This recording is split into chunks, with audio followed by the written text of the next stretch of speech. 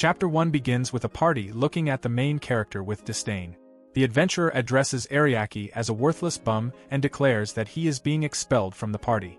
Ariaki internally repeats the idea of being kicked out, wondering if the hatchlings are finally ready to leave his nest. The main character is Mahama Ariaki, 18 years old, an adventurer serving in the Granheim Kingdom, although becoming one was never his choice, but rather something forced on him. Ariaki stands and asks if this is what they want, stating that he will gladly leave. The man erupts angrily, questioning who Ariaki thinks he is and reminding him that he is being expelled from the appointed hero Vivia's party. Ariaki narrows his eyes and reflects on Haranoa Vivia, a man recognized by the holy sword Langris and considered the strongest hope for defeating the Demon King. Vivia demands Ariaki's attention, but Ariaki continues to ignore him, thinking about how Vivia possesses the skill Paladin, the very embodiment of a hero. A female adventurer tells Ariaki to stop disrespecting Vivia, and another male adventurer supports her words. Ariaki continues his internal thoughts as the woman adds that they only allowed him into their group because he came from the same village. The woman is Delia, a brawler who fights by strengthening her body with magic. Her skill-blessed fist is an unblockable technique. The man adds that the hero's decision is final. This man is Elga, known as the Shield of the Kingdom due to his immeasurable stamina and immense magic resistance granted by the skill giant's protection. Another woman dismisses Ariaki entirely, calling him useless. This is Palala, a mage whose magical power is said to surpass that of a legion of demon kings, making her humanity's trump card. She possesses the skill arch-wizard. Vivia agrees loudly, taunting Ariaki and calling out his arrogance. Even when Vivia threatens that Ariaki will have to beg for forgiveness, he becomes more irritated when he realizes Ariaki has once again stopped listening to him. Vivia raises his voice in anger, demanding attention. A voice speaks from behind them, stating that the time has come and that she has long awaited this moment, attributing it to God's will. Ariaki turns toward the voice and recognizes Alicia, the great Saintess. In this world where recovery magic has faded into obscurity, she stands as a legend who has mastered revive. Her name and divine beauty extend far beyond the kingdom's borders. Vivia laughs and mocks Ariaki by pointing out Alicia's supposed frustration with him. Ariaki glares at Vivia and thinks to himself that not many people could claim that even the great Saintess would wait to witness their banishment. Alicia avoids Ariaki's eyes the moment she sees his gaze, leading Ariaki to conclude that she truly despises him. He wonders what could have caused her to feel this way, especially given how long they have known each other. Ariaki recalls their childhood, when Alicia used to follow him around silently, too shy to speak even a single word to him. Everything has changed since then. This group used to be made up of his friends from their shared hometown of Littend. Their long history together was one of the reasons Ariaki continued to accompany them on their journey. Yet now they all seem to hate him. There had been another reason he traveled with them as well. Ariaki asks why he is being expelled. Vivia responds by saying that Ariaki truly does not understand, that it is because he lacks a unique skill.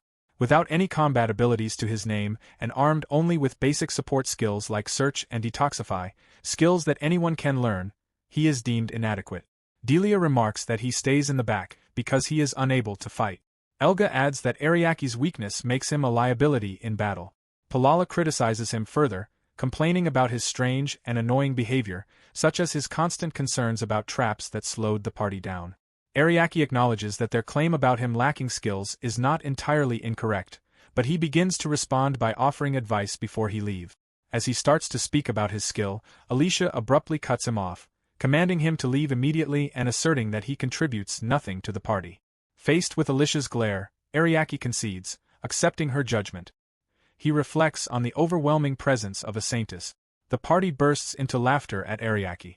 Vivia emphasizes that even the great Saintess wants him gone and orders him to leave immediately, calling him an eyesore.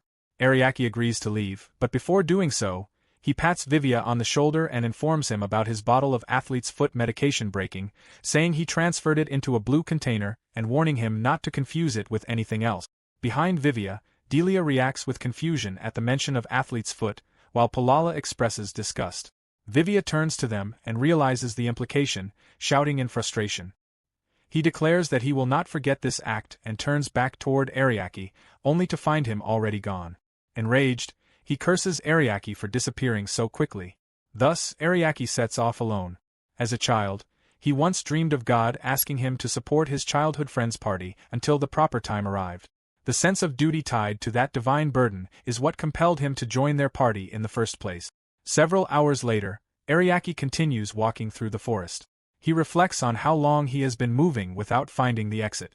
After leaving the party, Ariaki decided to travel to the town of Alti, a small town he had visited before, known for its kind residents. He thinks he could enjoy a peaceful life there now that he is free from his former responsibilities. The journey will take more than a month, and even something as simple as item management feels different when done alone. Ariaki wonders whether his former companions will truly be all right. He had constantly lectured them about preparation and inventory management, yet they remained hopelessly disorganized. He questions whether they can even read maps properly, though he reassures himself that map reading is a fundamental skill they should at least be able to manage. Spotting the forest's edge, Ariaki shields his eyes from the sunlight as he steps out among the trees. Taking in the view, he tells himself that there is no longer any point in worrying about them. As he watches birds fly across the sky, he considers the possibility that traveling alone might not be so bad after all. Ariaki recalls the dream he had as a child. It had always been a burden, a curse. In that dream, he heard a voice calling his name and demanding his attention. The voice instructed him to support his friends until the proper time arrived. The young Ariaki questioned the identity of the speaker, only for the voice to proclaim itself as God and warn him to watch his language. Ariaki was told he must understand. He had to protect Vivia and the others until the destined moment came. The young boy protested, saying he did not want to. In response, the entity stated that if he refused, his friends would certainly die young, lamenting how unfortunate that would be. In this way, God took advantage of Ariaki's inherently kind nature. Returning to the present, Ariaki admits to himself that if he managed to save their lives, he has no grounds to complain. The worst part was the foolish skill God granted him, backup. He reflects on its capabilities: enhancing equipment, manipulating temporal speed, accelerating recovery, guiding through dungeons. His powerful unique skill can achieve all this and more. It is a hidden force that operates entirely from the shadows. Normally, unique skills appear clearly when analyzed, but whenever Ariaki is examined with analyze or similar abilities, only an extensive list of diverse skills is displayed. To an untrained observer, he merely appears to be a jack of all trades. Because of this, he conceals his true power and uses conceal to hide the presence of his highest level abilities. Though it is an extraordinary skill, no one ever notices it. Such is the peculiar, complex nature of the unique skill Ariaki received. Ariaki thinks about how he never expected his companions to actually expel him before he had the chance to explain his unique ability. It is too late to dwell on it now. In his mind, Ariaki imagines that his friends have finally left the nest. Even if they resent him, he has always watched over them like a guardian. Suddenly, he realizes something and concludes that he must have been too overbearing. They expelling him means they are going through a rebellious phase. Accepting this idea, Ariaki decides that he must grant them their independence. His friends have finally grown capable of walking their own path, and he should take pride in that. Besides, he reassures himself, they still have the reliable, but his train of thought is interrupted when he hears a strange voice pleading for someone, anyone, to help. Startled, Ariaki recognizes that the voice is able to pierce through his magical barrier. He questions who this could be and whether the being is even human, given its ability to break through his defenses. The voice cries out, stating that lifting the curse placed upon it is impossible, and begs for death instead. Ariaki is baffled that a voice would suddenly reach out from nowhere only to ask him to kill it. He refuses and states that the voice must find someone else, but the voice continues desperately, pleading before the pride of the dragon folk is lost. Ariaki does not trust this situation and prepares to close the communication channel, reasoning that the dragon folk are far too proud to beg a human for anything. He thinks back to the voice filled with agony but maintains that he cannot assist a stranger seeking death. As he gathers his belongings, he adds that if the voice had asked to be saved instead, that would be a different matter entirely. At that moment, Ariaki freezes as the voice suddenly shifts and cries out a new plea, begging him to save him. Ariaki smirks, deciding that the latest plea is all he needed to hear. He considers how strange it is that the voice managed to connect with him a second time using such little power. The mention of the dragon folk might not have been a lie after all. Determining the direction the voice came from, Ariaki leaps off a cliff. He crashes through several branches during the descent but lands without injury. He notes to himself that he hardened his body to prevent harm, but such protection does nothing for his clothes or the leaves, leaving him looking disheveled. He admits he is not the athletic type and laments the tear in his outfit.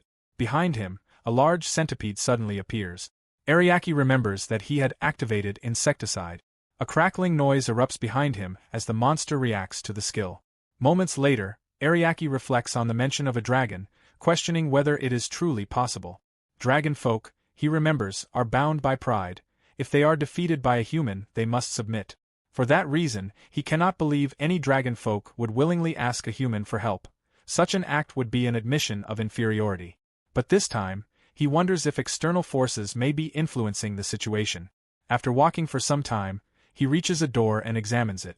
He determines that it is a barrier weakened by tremors. The voice he heard, did it really originate from within? Dead bodies lie scattered before the unopened barrier. Ariaki speculates that they were bandits who attempted to break through the barrier in search of whatever lay beyond, only to fail and die. He considers that he could force his way through but worries such an act could harm the surrounding wildlife. Viewing the situation as a nuisance, he resigns himself to finishing it quickly. Suddenly, a man appears behind him and questions his urgency. The man activates an orb, causing corpses nearby to rise as zombies. Ariaki identifies the orb as the necromancer's jewel, capable of controlling the dead. The man, apparently a surviving bandit, boasts that he stole it and now plans to use it for his own gain. With the power of zombies, he claims he no longer needs to resort to thievery. Ariaki remarks that such behavior is typical of a small-time criminal, which enrages the man. The man proclaims he will turn Ariaki into a zombie as well and revels in his belief that his undead horde makes him unstoppable. Ariaki raises his hand and activates a powerful spell. He questions whether the bandit has finished talking and then dismisses him, unleashing Restore. A torrent of shimmering lights rains down upon the zombies, erasing them instantly. The bandit is stunned, unable to believe that all the zombies were eliminated so effortlessly. He demands to know what Ariaki is. Ariaki responds by stating that, according to his companions, he is merely dead weight, and that he was expelled from the hero's party. Chapter 2 begins immediately after Ariaki finishes defeating all the zombies. The surviving man refuses to believe that someone considered dead weight could use such powerful abilities. Ariaki clarifies that what he used was not attack magic but the skill Restore, which returns its targets to their original state, turning the zombies back into dust. The man protests that he has never heard of such a skill. Suddenly, a zombie grabs him. Ariaki watches as the man is overwhelmed, warning him that even zombies will turn on their master when hunger drives them. The man panics, trying to fight them off. Ariaki states that the man is merely experiencing the fate he deserves for greedily relying on the necromancer's jewel and attempting to assume the role of God. The man is terrified by Ariaki's glare before being consumed beneath a pile of attacking zombies. Ariaki turns away, acknowledging that he has no time to deal with this any further. Examining the barrier before him, Ariaki wonders how to pass through it. He inspects the walls, the roof, and the ground, concluding that a dungeon likely lies beyond the sealed door. He decides to use metamorphosis, a skill that allows the user to alter their physical form. Ariaki transforms into a mole and evaluates the transformation with satisfaction. With that, he begins digging beneath the barrier and soon emerges on the other side. His plan worked, he successfully entered. Ariaki returns to his human form and notes his surprise that the barrier does not extend underground. Nobody would expect someone to dig beneath such a massive stone door, or possess the ability to turn into a mole. He imagines the original designer never predicted such a method. Summoning a light, he prepares to move deeper in. Before him stretches an expansive interior filled with columns and branching corridors.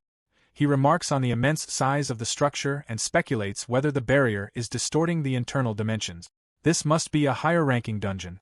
In this world, adventurers are categorized by ranks ranging from E to S, determined by their capabilities and the level of monsters they can defeat. Most adventurers fall within B rank or lower. A-rank adventurers are expected to aid in defeating the Demon King. Only a rare few are S rank, such as Vivia and Alicia, the great Saintess. Ariaki, meanwhile, is a C rank, remarkably average. Ariaki reflects on how inaccurate that ranking is for him. Not entirely inaccurate, he admits, but the ranking system itself is flawed. It places excessive importance on combat ability, making it impossible for support specialists to achieve high rank. He does not particularly care about his own rank, but if he had the chance, he would reform the entire system. After walking through the dungeon for some time, Ariaki notices two gargoyle statues.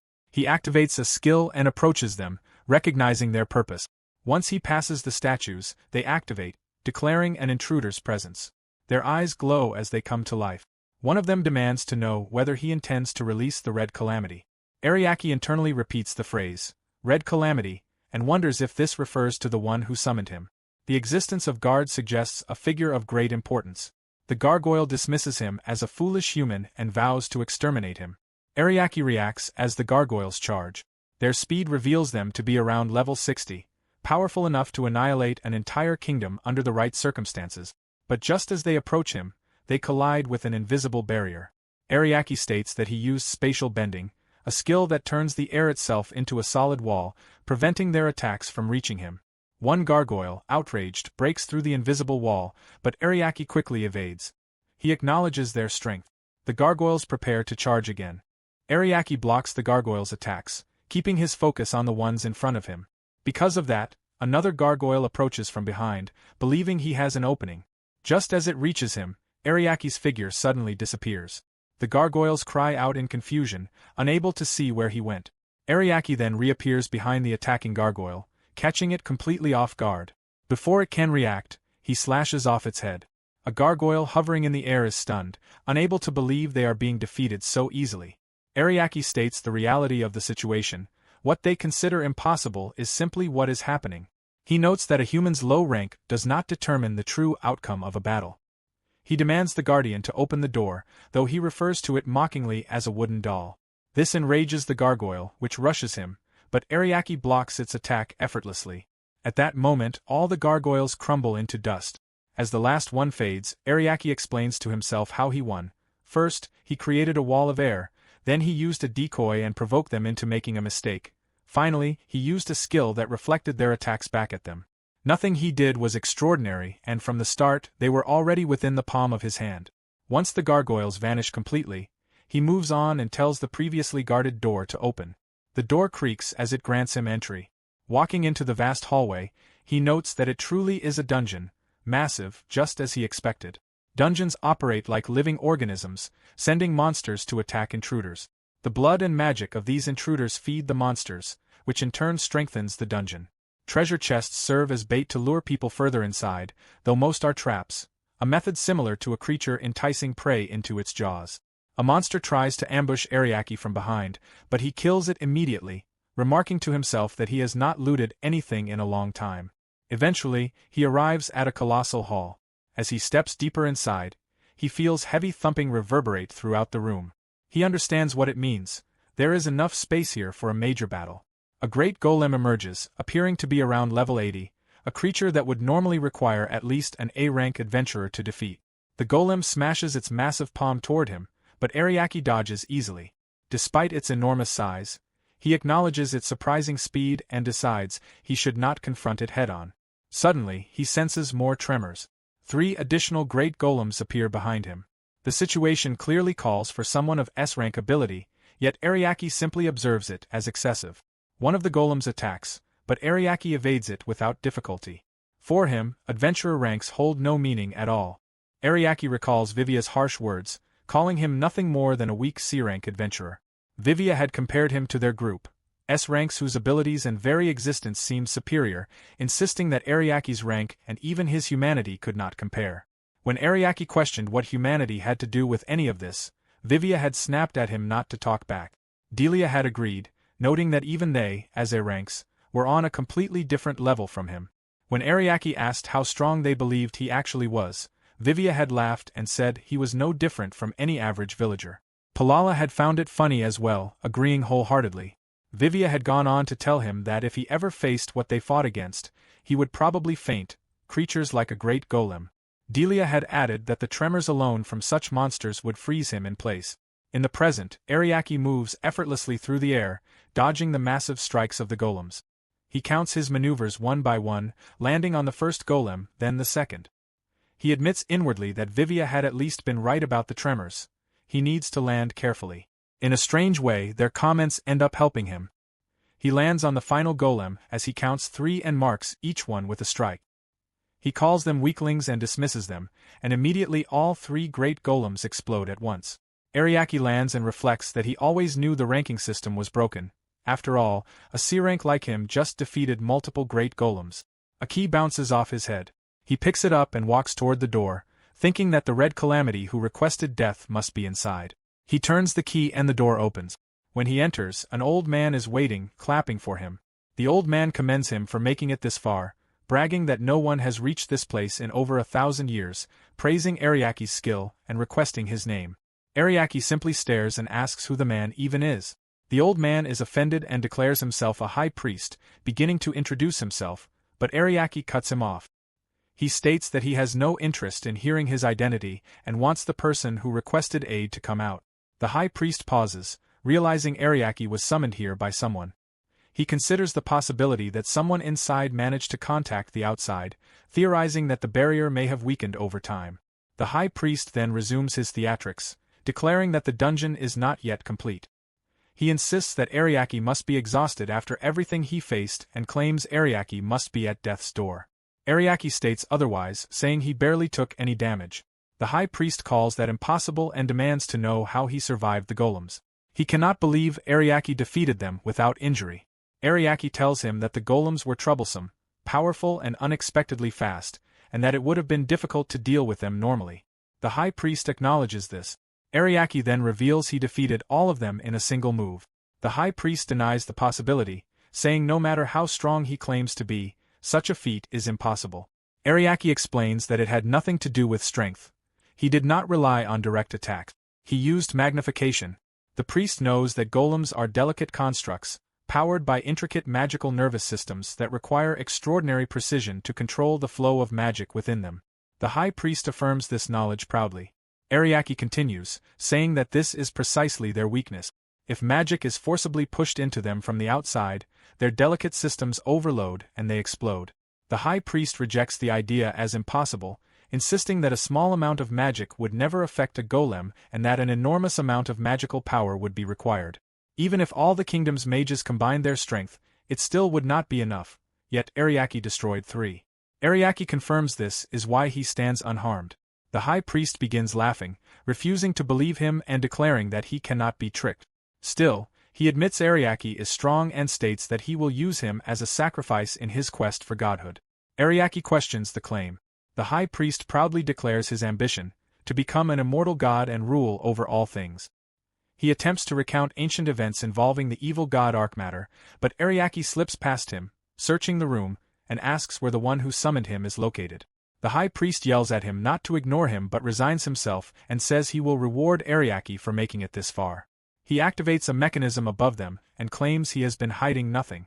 To achieve godhood, he requires a magic reservoir, which is essential to the ritual, and he intends to show it. Ariaki looks up, eyes widening. Suspended above him, encased in crystal, is a girl. The high priest announces that she is the daughter of the Expelled dragon. Chapter 3 opens with Ariaki quietly taking in the sight of the girl sealed inside the crystal. He identifies her as a Expelled dragon girl, yet finds it hard to believe. The high priest bursts into triumphant laughter, reveling in Ariaki's shock. He boasts about his plan to use the dragon folk girl to achieve godhood, calling himself a genius and demanding admiration, only to recoil in irritation when he notices the look of disgust in Ariaki's eyes. Ariaki condemns him for imprisoning her for so long, declaring that what he has done is unforgivable regardless of her race. He mocks the priest's claim to genius and dismisses him as nothing more than a worthless criminal. The high priest, enraged, demands to know how Ariaki dares call him a criminal over what he considers an insignificant dragon girl. Ariaki counters that her identity does not matter. Locking away any girl like this is simply wrong. He remarks that perhaps this idea is too difficult for someone like the priest to understand, which only fuels the priest's fury. The high priest lashes out with magic, declaring his intent to kill Ariaki. Ariaki activates his shield and lets the incoming attack strike him head-on. The high priest laughs wildly, confident that his magic surpasses anything Ariaki can defend against, until he suddenly feels a sharp sting across his cheek. As he cries out in pain, Ariaki appears before him, disappointed. He had expected the priest to have grown stronger by using the girl's power, and is underwhelmed. The priest screams in disbelief, unable to understand why Ariaki is unharmed, and accuses him of continuing to insult him. In desperation, he pulls the crystal-encased girl toward himself, threatening her safety and declaring that if Ariaki resists, she will suffer. Ariake points out that killing her would undermine the priest's own plans, but the priest insists he would keep her alive, though he openly speculates about the consequences of absorbing all her magic, casually mentioning that her limbs might rot away. Ariake labels him a monster. After a moment's thought, Ariake announces that he will not attack the priest directly. The high priest mocks this declaration, but Ariake explains he will prove it by nullifying his own magic and skills so as not to endanger the girl further. Without his abilities, he will be unable to attack. Satisfied, the priest prepares to kill him, only for the crystal container behind him to suddenly wobble, then fall and shatter. The priest screams as his arm is injured by the collapse. Ariake observes that the crystal is surprisingly sturdy. The high priest panics, unable to comprehend why the crystal fell. He insists he had sealed it securely with magic. Ariake reminds him that he had announced he was nullifying his own power, and in doing so, nullified everything around him as well. The priest rejects the possibility as absurd, claiming that nullifying another's magic is impossible. Ariake promptly kicks him aside and declares that he is here for the girl. The high priest tries to recover his confidence, taunting that Ariake should give up because the crystal is incredibly durable, only to become horrified when he notices that Ariake has already shattered it by hand. The priest yells in panic over the destruction of the key to his ritual. Ariake gently lays the girl down, stating that with the high priest's magic nullified, breaking the crystal was trivial. The high priest, frantic, demands to know what Ariake is doing, shouting about his ambitions for godhood and how much he needs the girl for his ritual. Ariake seizes him by the face, warning him to stop referring to her as a thing. He binds the priest and orders him to be silent. Ariake finishes binding the high priest, then moves to the dragon girl resting on the ground. He taps her cheek to rouse her, observing her slowly open her eyes. Her frail condition is obvious, and though she recognizes the voice that rescued her and attempts to express gratitude, her words are cut short by violent coughing. Ariake decides to analyze her condition and snaps his fingers, confirming his suspicions about her weakened state. However, before he can speak further, she abruptly pushes him away. Though acknowledging that he saved her, she insists she has no reward to give, calling herself a worthless dragon. Ariake answers that he did not come seeking a reward. When the dragon girl notices the bound high priest, outrage overtakes her as she recognizes the man who imprisoned her for 1,000 years and stole her birthrights. She attempts to stand in fury, only to collapse again, coughing from exhaustion. Ariake urges her to take it slow, but she calls herself pathetic, claiming she is useless without her dragon birthrights. Upon hearing this, Ariake asks what these birthrights are. She states that because she dragged him into this situation, she owes him an explanation. She describes the 4 birthrights required to be worthy of the dragon race: long life, self-renewal, destructive power, and dominion over the skies, gifts bestowed upon dragons. The high priest sought to ascend to godhood by taking these powerful birthrights from her. Ariake realizes the priest's ambition had not been exaggerated.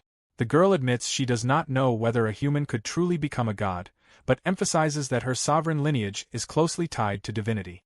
Ariake, startled, begins to connect the dots, and she confirms his suspicion. She is of the royal dragonfolk bloodline, the youngest daughter of the Dragon King. She explains that she is considered a failure, her birthrights weak from the start. Unable even to maintain a dragon form, she was exiled from her homeland in disgrace, then captured and stripped of her birthrights. Ariake realizes she has carried this pain for 1,000 years. She laments that her birthrights, though weak, were still hers. Without them, she is no longer a dragon. Desperate and overwhelmed by shame, she clutches Ariake's clothes and begs him to end her life rather than let her continue living in such a state. Ariake responds by flicking her forehead, startling her. Though she protests, he notes that her reaction means she's returned to her senses. She argues that she has been clear-minded all along, but Ariake reminds her that he refuses to help anyone commit suicide and that she should recall what she originally asked of him. Tearfully, she remembers asking to be saved. Ariake places his hand on her head, assuring her that this is exactly why he came. Though comforted, she insists that even though she has been freed, her birthrights will not return, and even if they did, she would still be weak. After a moment of thought, Ariake asks whether she would mind if he tried something. Confused, she demands to know what he means. Ariake pushes aside the high priest's throne, assuring her not to worry. He states his intention to restore her birthrights and release her from the curse that has weakened her.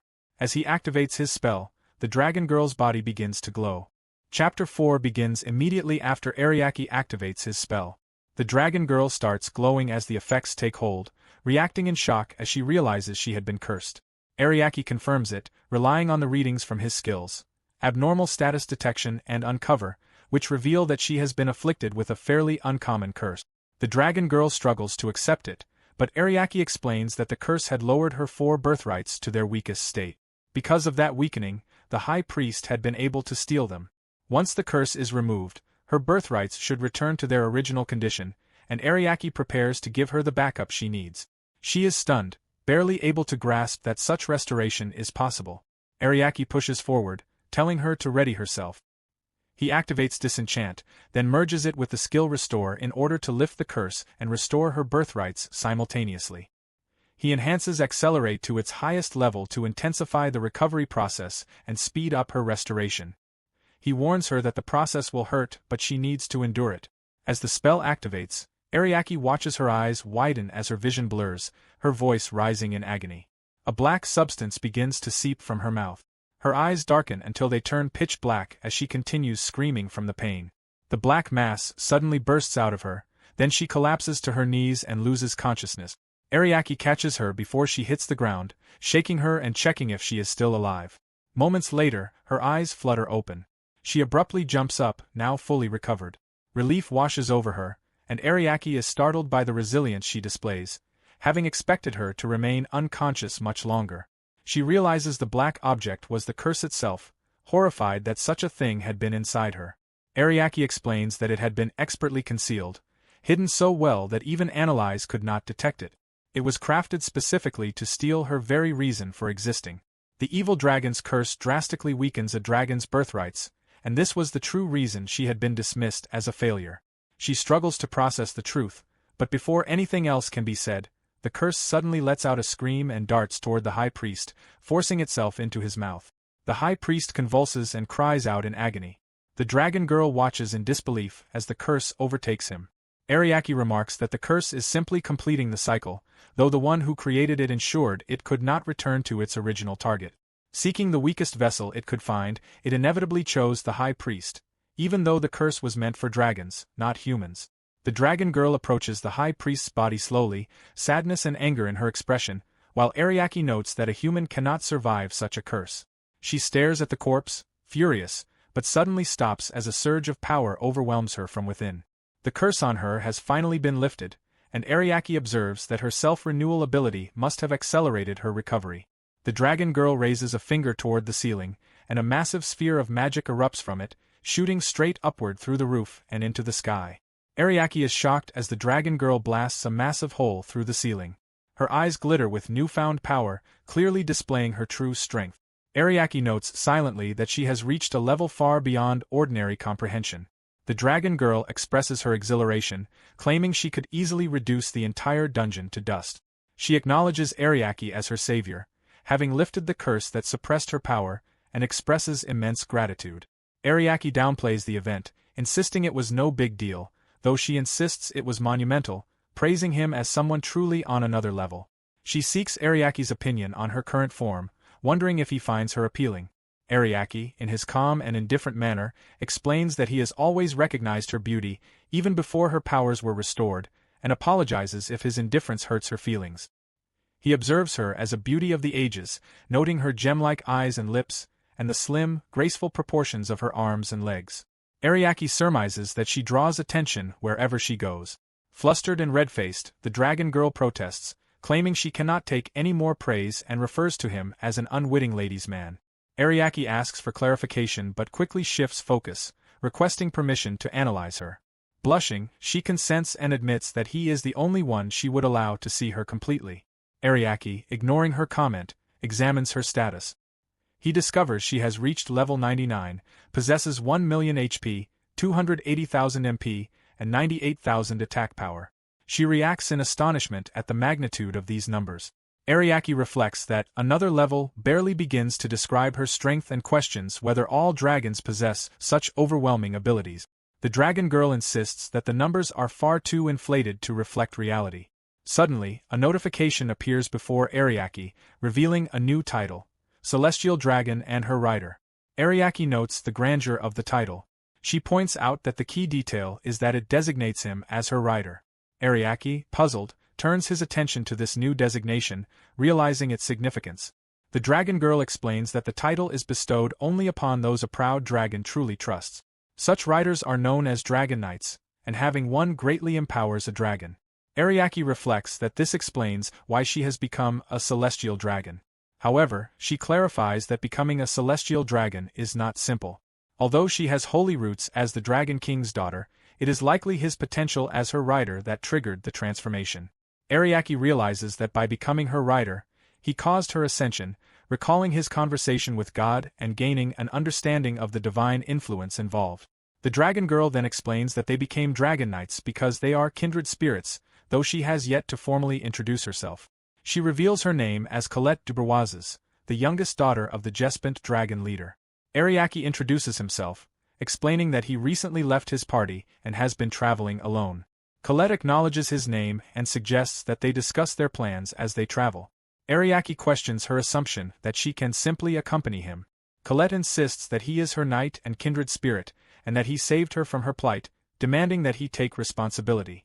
Ariake tells her not to whimper like a lost puppy and suggests she should return home. Colette counters that she was banished and cannot simply go back.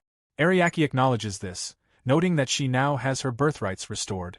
Colette reflects that the evil dragon's curse likely originated from someone in her village who sought to remove her from the line of succession. Returning there would be too risky.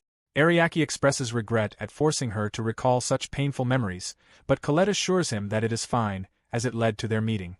She asks to accompany him, and after some thought, Ariake agrees, stating that she may stay as long as she wishes and that, as her rider, it is natural for them to travel together. Colette beams with happiness, expressing her delight at being able to stay by his side. Ariake observes that traveling with such a beautiful dragon girl will make him stand out, causing Colette to squeal in delight and praise him. Ariake offers his hand to Colette, affirming that they will do their best together. Colette agrees enthusiastically, declaring that they are destined to accomplish great things, as her dear dragon knight. Chapter 5 begins with Ariake traveling toward the next town, accompanied by the dragon girl, Colette. To pass the time, Ariake recounts everything that has happened to him so far. Colette becomes angry upon hearing his story, incredulous that his old party would dismiss him despite all he had done for them, as he was the reason they could function as a party in the first place. Ariake tells her to calm down, expressing that he is content simply knowing they can now stand on their own and survive without him. Even the way they sent him off brings a faint smile to his face. Colette wonders why he would smile over such a thing, but Ariake reflects that helping them avoid untimely death is enough to make him happy. Colette comments that he is far too kind and asks if there were any female members in his party. Ariake confirms there were 3, prompting Colette to vow that she will not lose to them and will prove herself. Ariake notes to himself that dragons are truly emotive. Meanwhile, in a tavern after kicking Ariake out, Vivia slams his cup on the table and laughs, recalling how miserable Ariake looked when leaving. Delia agrees and mentions how irritating he had been. Vivia remarks that as long as Ariake is present, there is nothing to worry about. Alicia, staring out the window, muses that a party without a hero can hardly be called a party.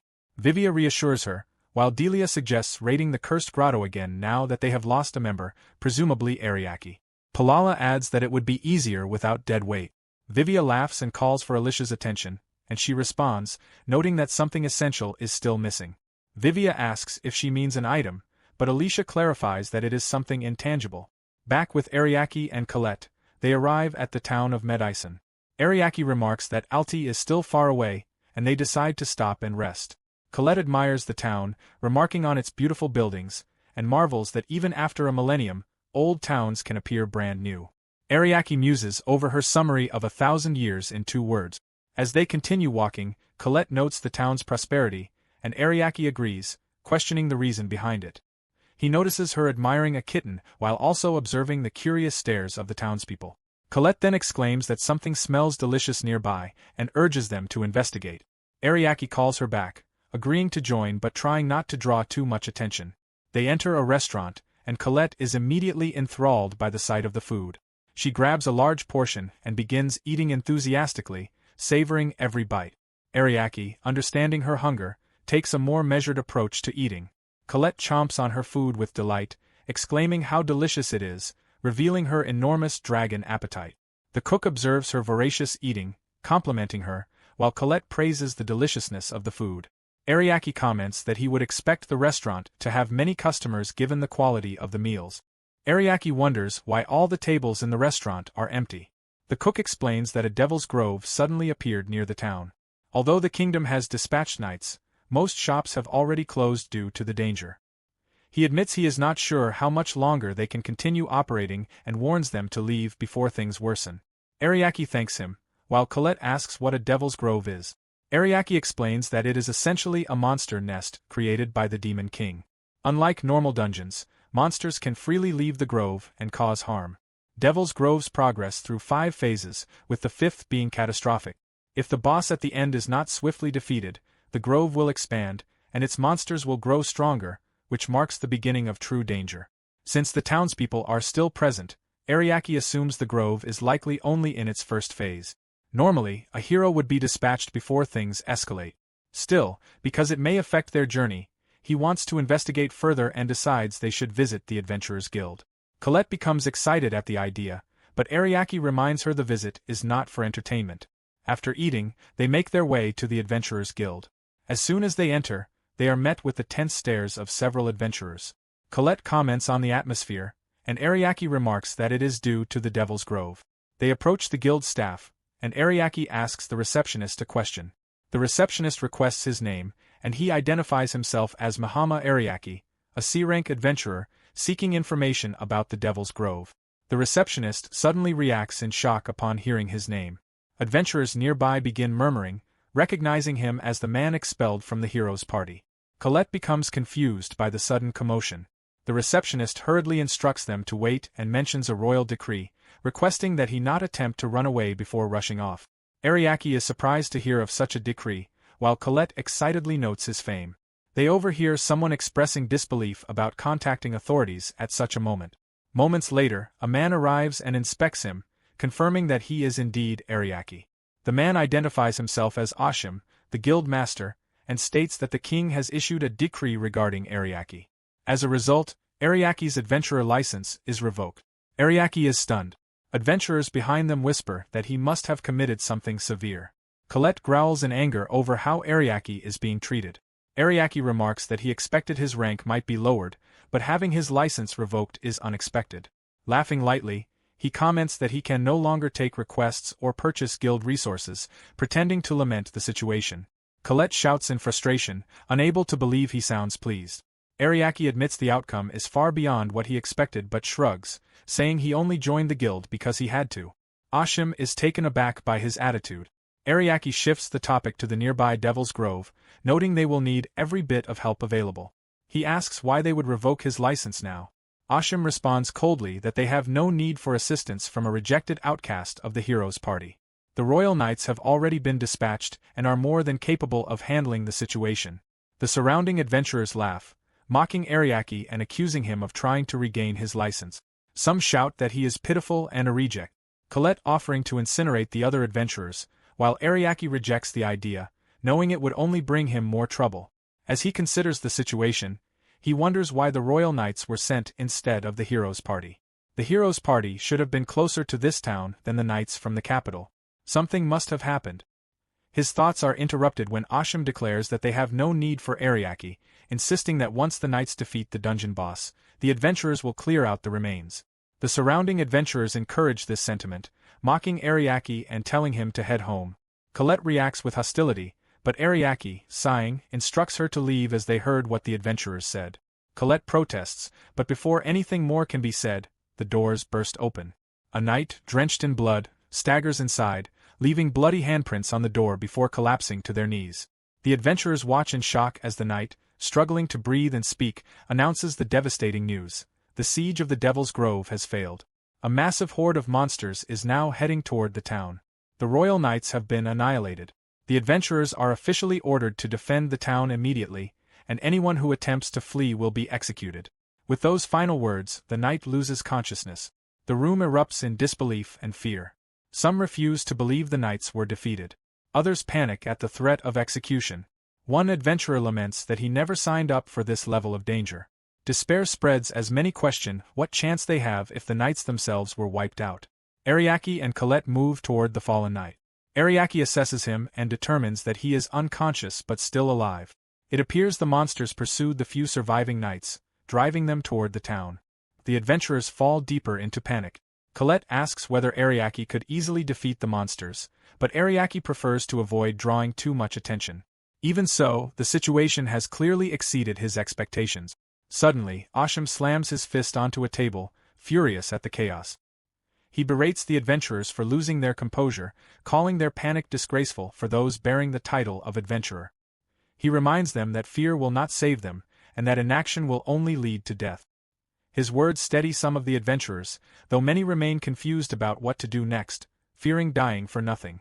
Watching this, Ariake notes that at least someone is still fulfilling their responsibility.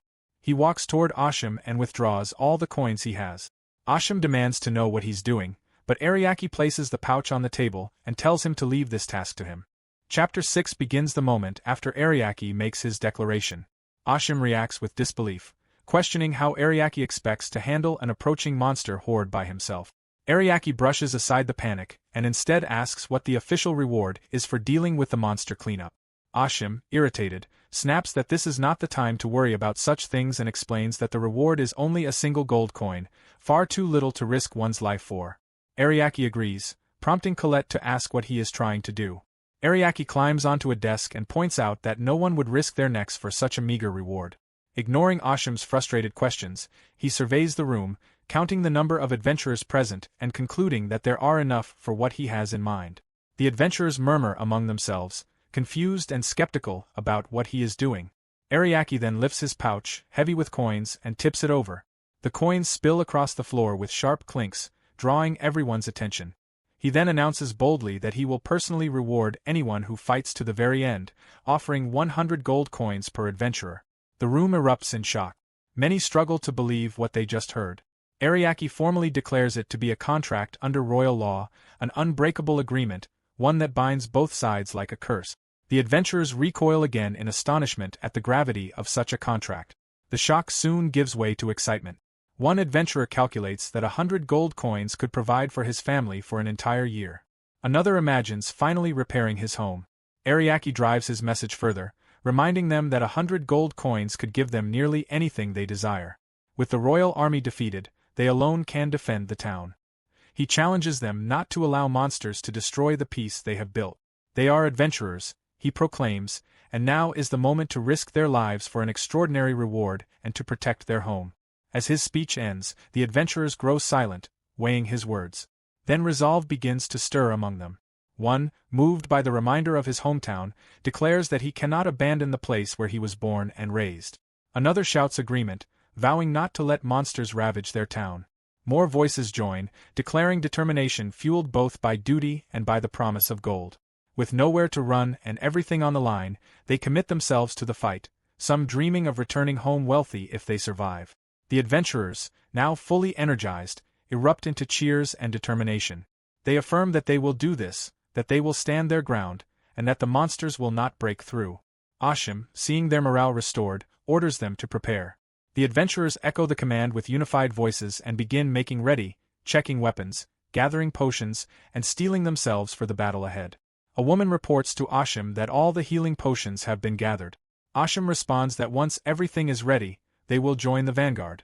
As he turns, Ariake approaches and asks if preparations are going well. Asham steps toward him and expresses his gratitude, admitting that none of this would have been possible without Ariake. He praises Ariake's speech, and Ariake acknowledges the compliment. Asham remarks that with Ariake being only C rank, and with his license revoked, he had assumed no one would listen to him. Yet now Ariake appears almost awe-inspiring. Asham wonders aloud if Ariake is truly the incompetent person rumors describe. Colette immediately reacts with hostility, scolding the guild master for suggesting such a thing. She reminds him that he also insulted Ariake earlier, calling him a money-hungry brute. Asham panics and says he regrets his earlier remarks, but Ariake stops Colette, pointing out that he himself willingly offered the money. Colette growls, but Ariake explains that his plan worked because people cannot survive without money, and those in power have a responsibility to compensate them properly. Expecting them to risk their lives for a single gold coin is absurd. Colette beams and praises Ariake's reasoning. Asham then asks how Ariake obtained so much money in the first place. Ariake replies that he simply saved it. Asham shouts in disbelief at the amount, but Ariaki reminds him that the hero's party regularly undertakes high-ranking quests. Asham considers this and admits it makes sense. Even so, he questions why Ariaki is helping a town he has no personal connection to. Ariaki asks if Asham knows the restaurant with the green roof nearby. Asham says he does. Ariaki explains that they serve excellent shellfish pasta, and it would be a shame if he could never eat it again. Asham laughs and agrees that such a loss would be terrible. He promises that if they make it back alive, he will use the reward money to treat Ariaki. Ariaki groans as Asham slaps him hard on the back, pointing out that the money in question belongs to him. After some time, a woman calls out to Asham that everything is ready. Asham says he is on his way.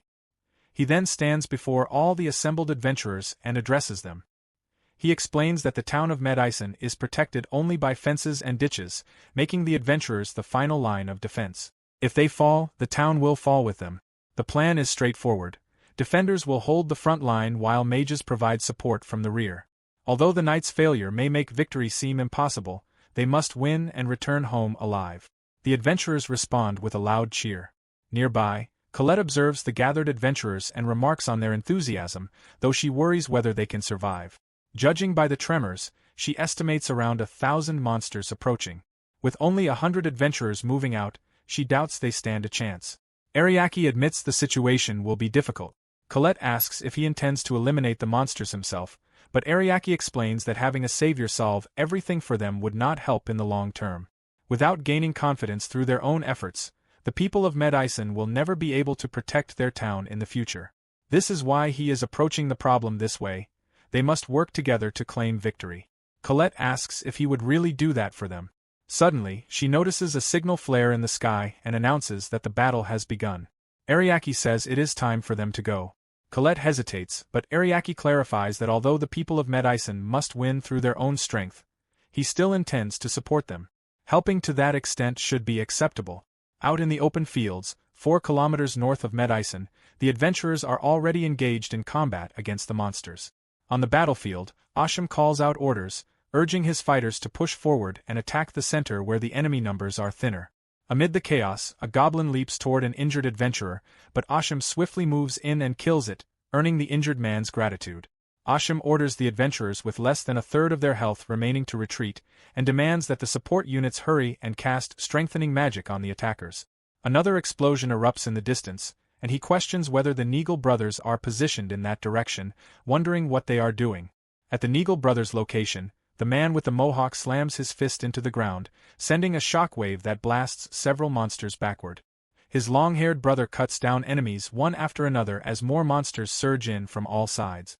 Surrounded, the mohawked man curses the relentless advance, while the long-haired brother warns him that one of their healers has run out of mana again. The mohawked fighter reacts with frustration. A monster suddenly slashes across the mohawked man's shoulder, causing his brother to shout out in alarm.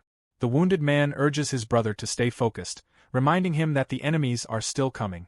The long-haired brother blocks another monster's strike, trying to protect them both. The mohawked man yells at the adventurers nearby, demanding to know why they are hesitating. He urges them to attack, warning that if they fall at this point, the town will be lost. He commands them to fight with everything they have. In the midst of the chaotic battle between the monsters and the adventurers of Medaisen, one adventurer rushes to Asham to report that a third of the left flank has collapsed, and the Neagle brothers have taken severe injuries as well. Asham reacts with frustration and urgently orders the remaining stock of healing potions to be distributed, insisting that the line must not be breached.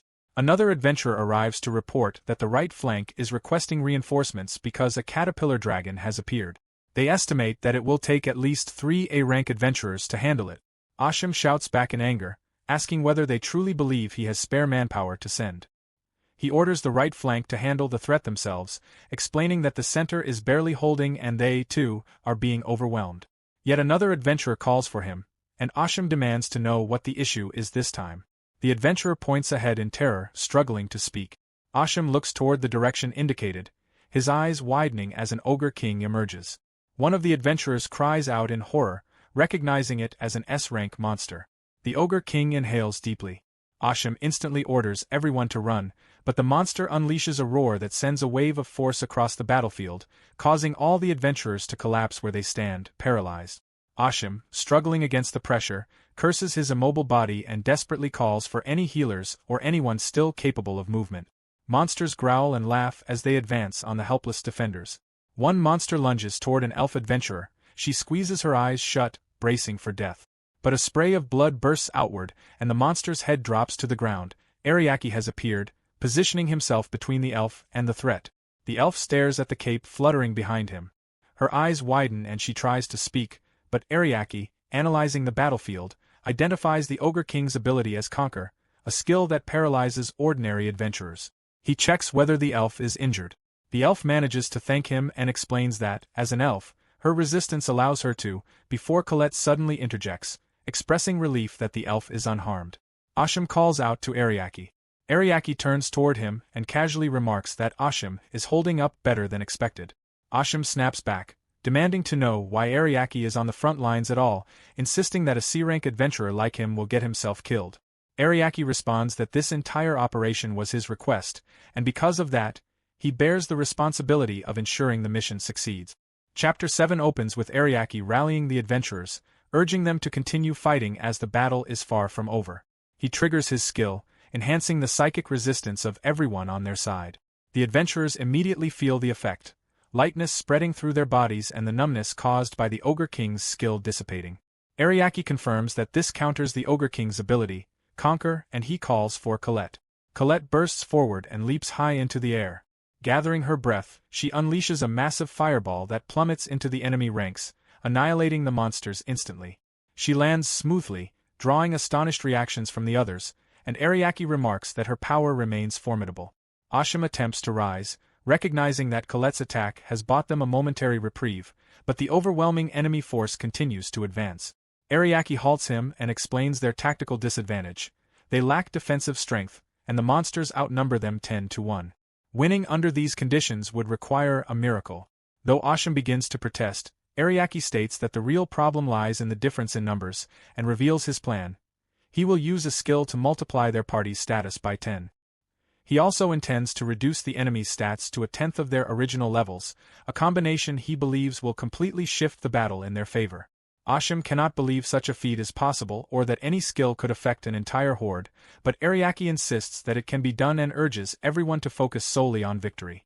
Steeling himself, Ariake silently activates his passive skill, Party-Wide Net, extending its effects to all adventurers within range.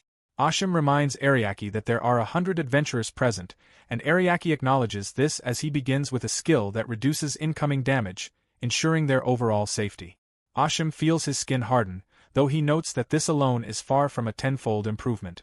Ariake responds by continuing the sequence of enhancements. He activates agility to increase everyone's speed, then boosts evasion, causing the adventurers to feel exceptionally light on their feet. Ariake proceeds with a 4th buff, a divine blessing that frequently nullifies incoming damage. The 5th buff heightens the chance of enemy attacks missing. Cheers rise from the adventurers as each new enhancement empowers them further, some marveling at their sudden strength and the advantage it grants them. But Ariake does not stop. He applies a 6th buff, damage ratio down, prompting shocked reactions from those watching. The 7th buff increases resistance to abnormal status effects, leading Ashim to cry out in exasperation at how invulnerable Ariake seems intent on making them. Ariake pushes on, casting the 8th buff, attack power increase, followed by the 9th, an increase in attack ratio. The 10th adds a poison effect to their strike. The 11th restores their status when attacking.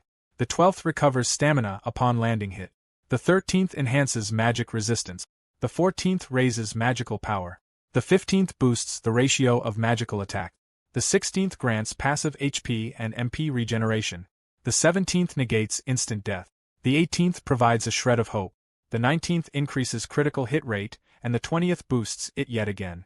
The adventurers count 20 buffs in disbelief. Ariake considers debuffing the enemy next, but finds the list too long, so he simply reverses the effects of his buffs onto the monsters. The adventurers silently judge him for this shortcut.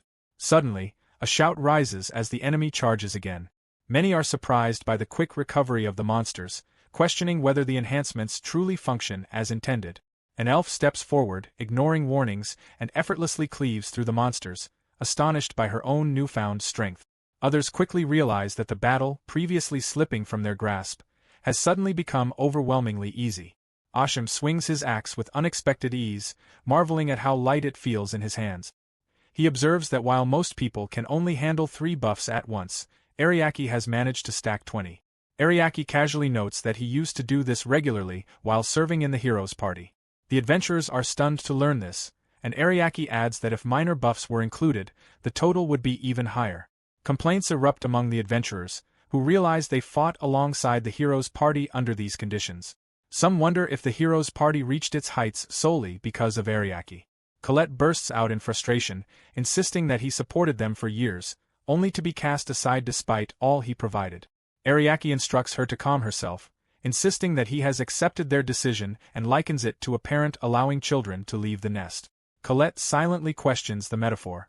Ariake reflects inwardly, hoping the hero's party is doing well, though he worries they still had much to learn. Colette notices how strangely he behaves whenever the topic of his former companions arises, and apologizes for bringing them up.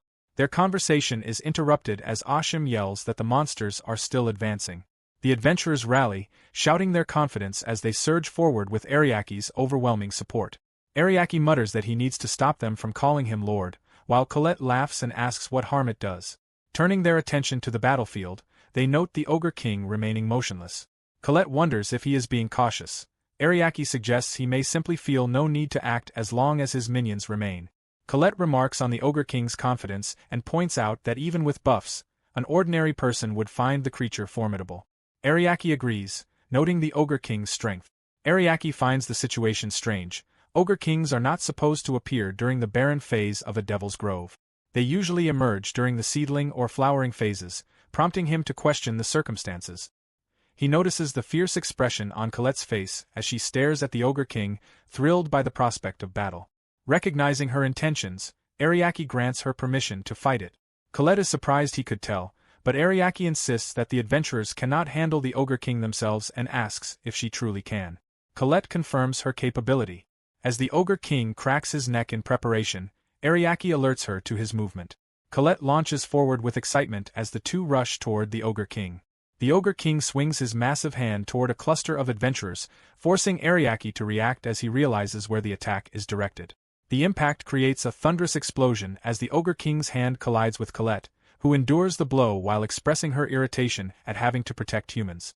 Ariake instructs an adventurer to leave the Ogre King to him and Colette and to focus on handling the remaining monsters. Colette announces her own title boldly, though Ariake objects to her imposing such demands on the adventurers. The Ogre King increases the pressure of his grip, causing Colette's body to tremble under the strain, but she pushes off and escapes. The Ogre King exhales sharply once more, drawing Ariake's annoyance, and Colette agrees. She leaps into the air and strikes the Ogre King in the face, telling it to silence itself. While Colette distracts and engages the Ogre King directly, Ariake concentrates, his eyes flashing as he invokes a rapid sequence of spells. Partial reinforcement, limb destruction, paralysis, enhanced musculature, armor penetration, binding, increased attack power, and heightened critical damage. With the spells complete, he delivers a powerful kick to the Ogre King's legs. The blow destabilizes the massive creature, sending it crashing to the ground. Adventurers gasp in awe at how easily the pair has toppled such a towering foe, and Colette shouts her admiration for Ariake's skills. But the moment is cut short as the Ogre King suddenly seizes Colette and hurls her to the ground with brute force. Ariake cries out for her, realizing the situation has taken a dangerous turn. Ashim panics, assuming Colette faces death, but Ariake clarifies that his concern lies elsewhere. Ashim, confused, asks what he means. Their attention shifts as Colette rises to her feet, furious and unbroken. She declares that she will not allow the Ogre King to escape alive and vows to demonstrate her true strength to Ariake. Ariake accepts her resolve, reminding her that he is her Dragon Knight, and together they will reveal the full extent of their power. Chapter 8 opens with Ashim cutting down a monster, clearing out the remaining small enemies. An adventurer reports that both flanks have successfully cleared their sectors. Ashim orders the news relayed to the central forces, then turns toward Ariake to announce that their side is finished. All that remains is the Ogre King. Before he can say more, the Ogre King releases a powerful huff, followed by a thunderous roar that echoes across the battlefield. The adventurers brace as the familiar force rattles them, and Ashim curses as the disruptive effect washes over them again. Ariake and Colette stand firm. Colette dismisses the Ogre King's display as its only trick and urges that they bring the fight to an end. Ariake, however, remains cautious. Though Colette is undeniably strong, her curse was only recently lifted. While he is relieved she now bears the title of Celestial Dragon, he knows that does not guarantee her full power has awakened. He also worries about the potential dangers her abilities could pose to her own body. Ariake casts a full suite of buffs onto her: Ogre Exploit, increased attack power, Focus, Monster Exploit, enhanced critical rate, binding effects, and a mark for certain demise. Colette reacts in frustration at the sheer number of enchantments, questioning whether Ariake doubts her capabilities. Ariake admits that old habits linger, particularly his tendency to be excessively protective of her. Colette responds with a confident smirk, declaring that if this is how he expresses affection, then it only strengthens her resolve. Ariake shields his eyes as an overwhelming surge of power erupts from Colette. He senses something deep and resonant awakening within her, a force welling up from her core. Dragons with a rider are capable of drawing on the strength of their dragon knight, enabling them to reach their true potential. Ariake encourages Colette to use his power freely if she truly is a celestial dragon, activating the skill Final Gambit. A flash of blinding light bursts from Colette's body as she transforms, revealing her true form, the Jespant God Dragon. The watching adventurers freeze in shock, their eyes wide and their mouths falling open as Colette's massive dragon form looms before them. Inside Ariake's thoughts, he reflects on the nature of Final Gambit. Though the skill affects only the chosen target, it temporarily restores the being's innate abilities. He had anticipated that the skill would allow Colette to access her true powers without suffering adverse effects.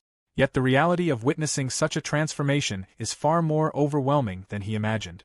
For the first time, he beholds what it truly means to be a celestial dragon.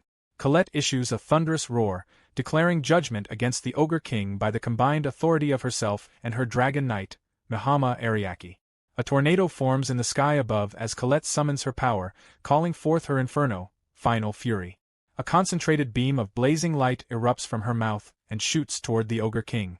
Upon striking its target, the blast unleashes a massive shockwave of air and magic that sweeps across the battlefield. Adventurers, and even Ariake, shield their eyes as the blinding radiance surges outward. Colette's beam of light strikes the Ogre King directly. The adventurers stare in disbelief, realizing the Ogre King has been completely disintegrated. Ariake looks upward just as a final flash of light appears in the sky, signaling Colette's return to her human form. She begins to fall, but Ariake catches her before she hits the ground. He acknowledges her efforts, and Colette, exhilarated, revels in the overwhelming sensation of the power she unleashed. The adventurers watch them, awestruck, realizing they have just witnessed the way true heroes fight. Even Ashim, now seated on the ground from exhaustion, asks whether the battle is truly over. Ariake confirms that the boss has been defeated and that the Devil's Grove has officially been cleared. A flare suddenly erupts in the distant sky, a signal from the central forces indicating their success in eliminating the remaining monsters. The adventurers erupt in shock and celebration, calling it a miracle. Ariake disagrees, declaring that their victory was not born of miracle or fate.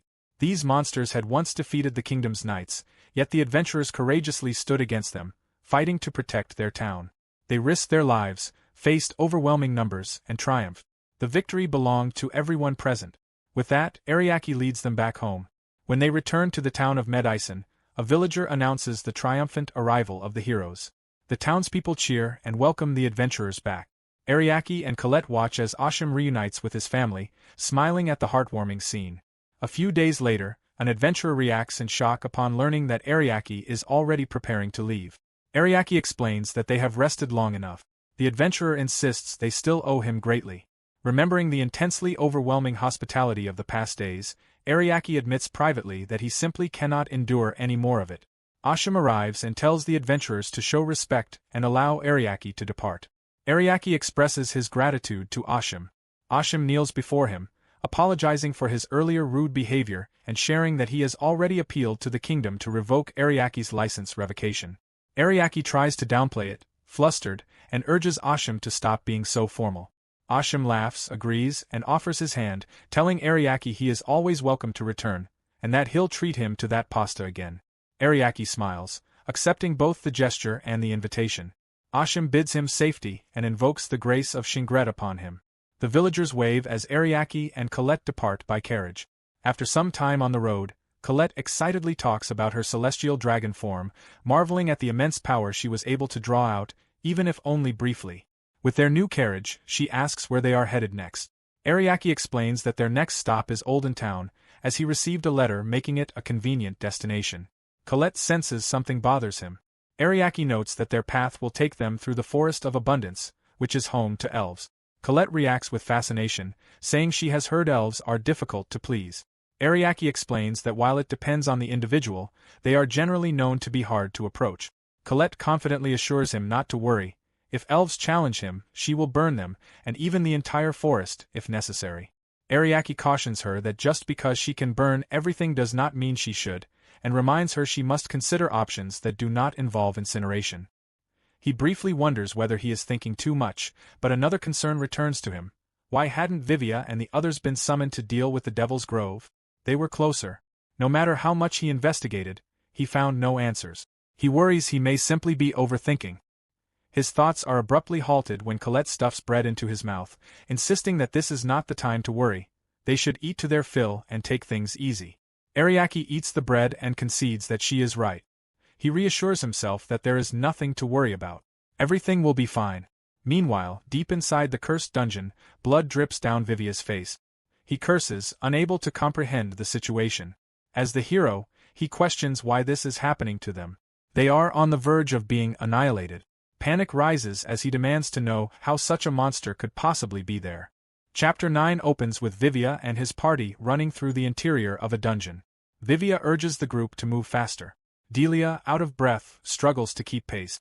Elga tries to inform Vivia that Palala and Alicia have fallen behind, but Vivia dismisses the concern and orders everyone to continue running before they are overtaken. A massive snake suddenly appears behind them and lunges toward Vivia. He narrowly evades the attack but slams into a wall. Elga steps in front of him with his shield raised.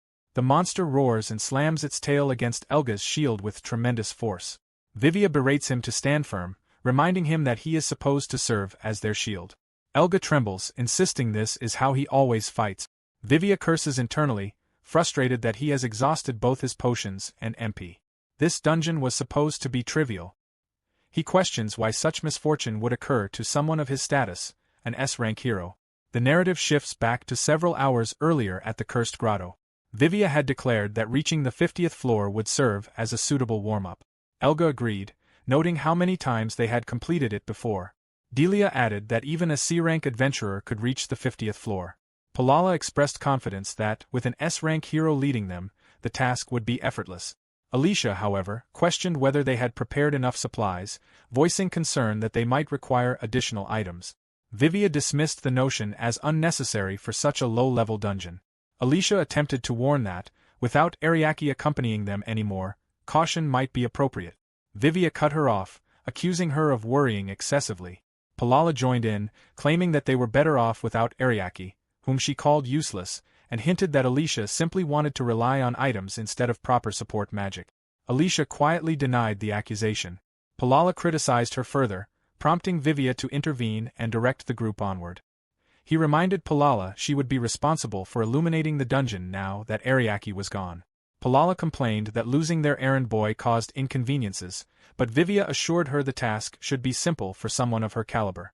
Palala blushed at the compliment. Vivia remarked that exploring without Ariaki would be enjoyable, and Delia strongly agreed. Vivia pulled Delia close and told her he was counting on her as well, to which she eagerly affirmed. Vivia privately enjoyed how easily the affection-struck girls responded to him, noting Alicia as the only one who remained difficult to influence, yet confident that she too would eventually fall for him.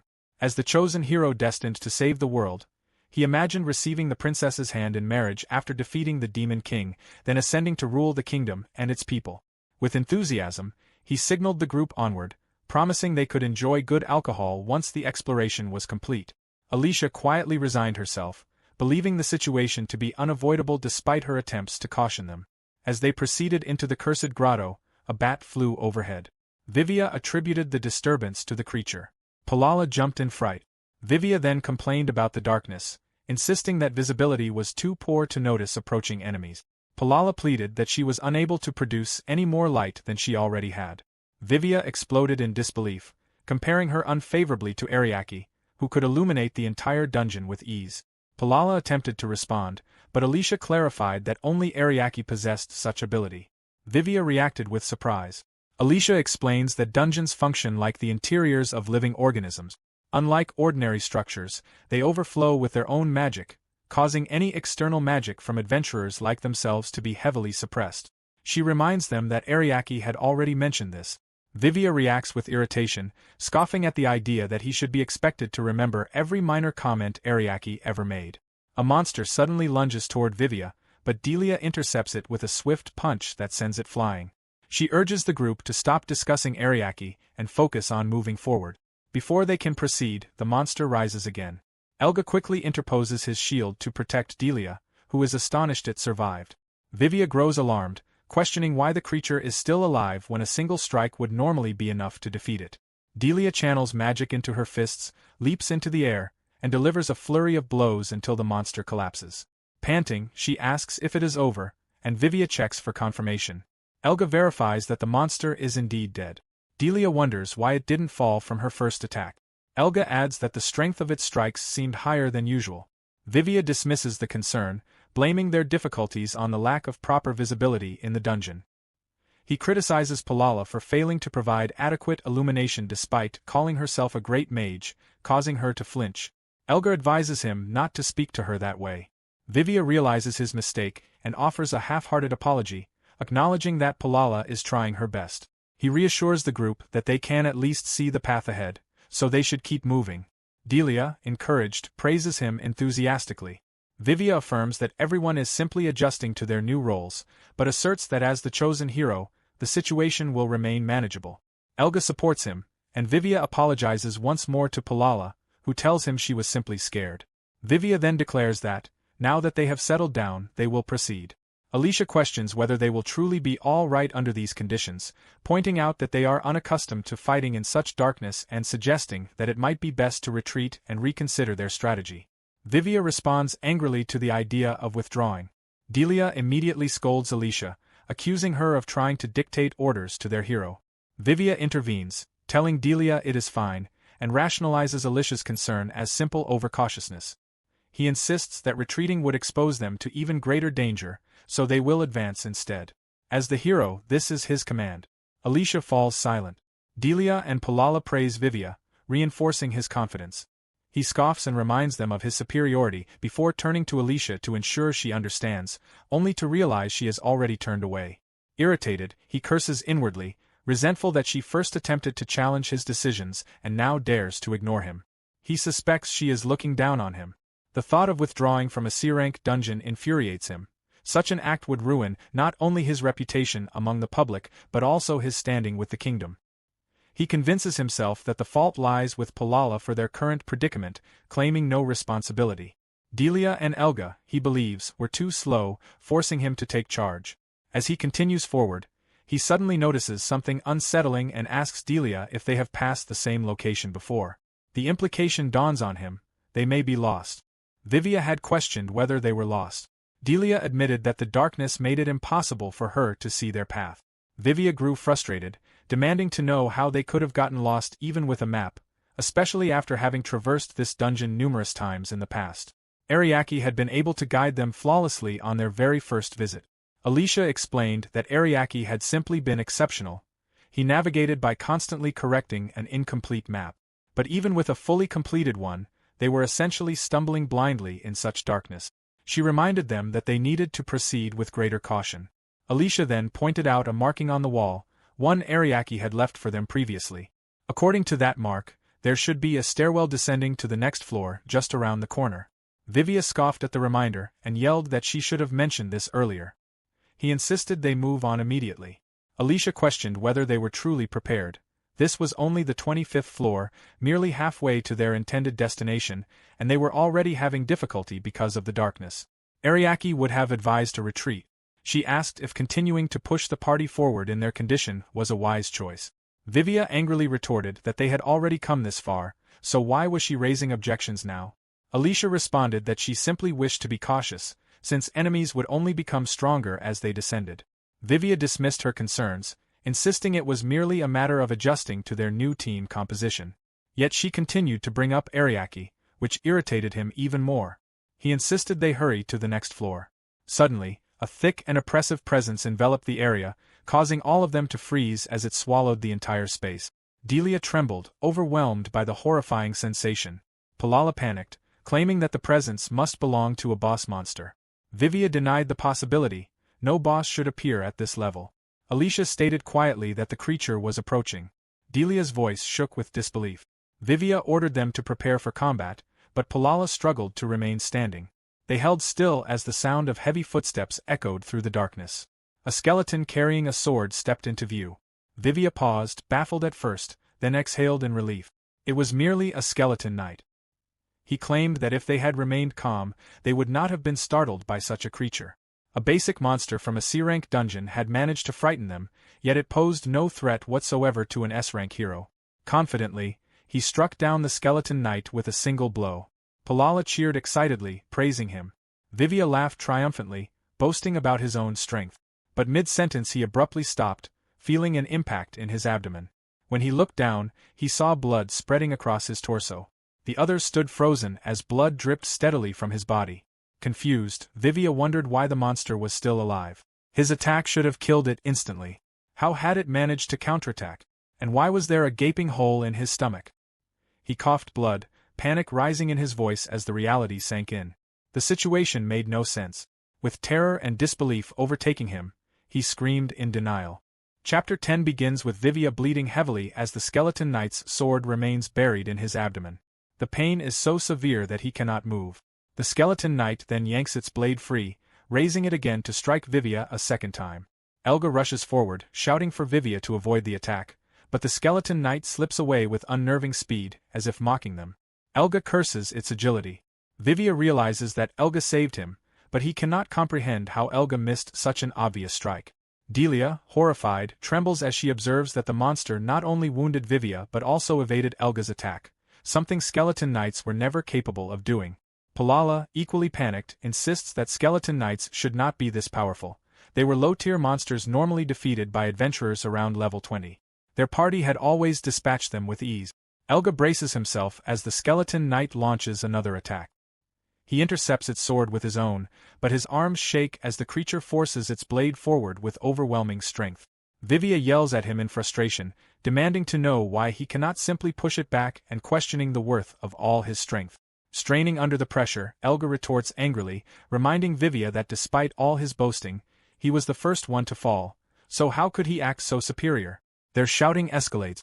Delia interrupts, insisting they are obstructing her. She leaps in and unleashes her so-called, unblockable, finishing blow.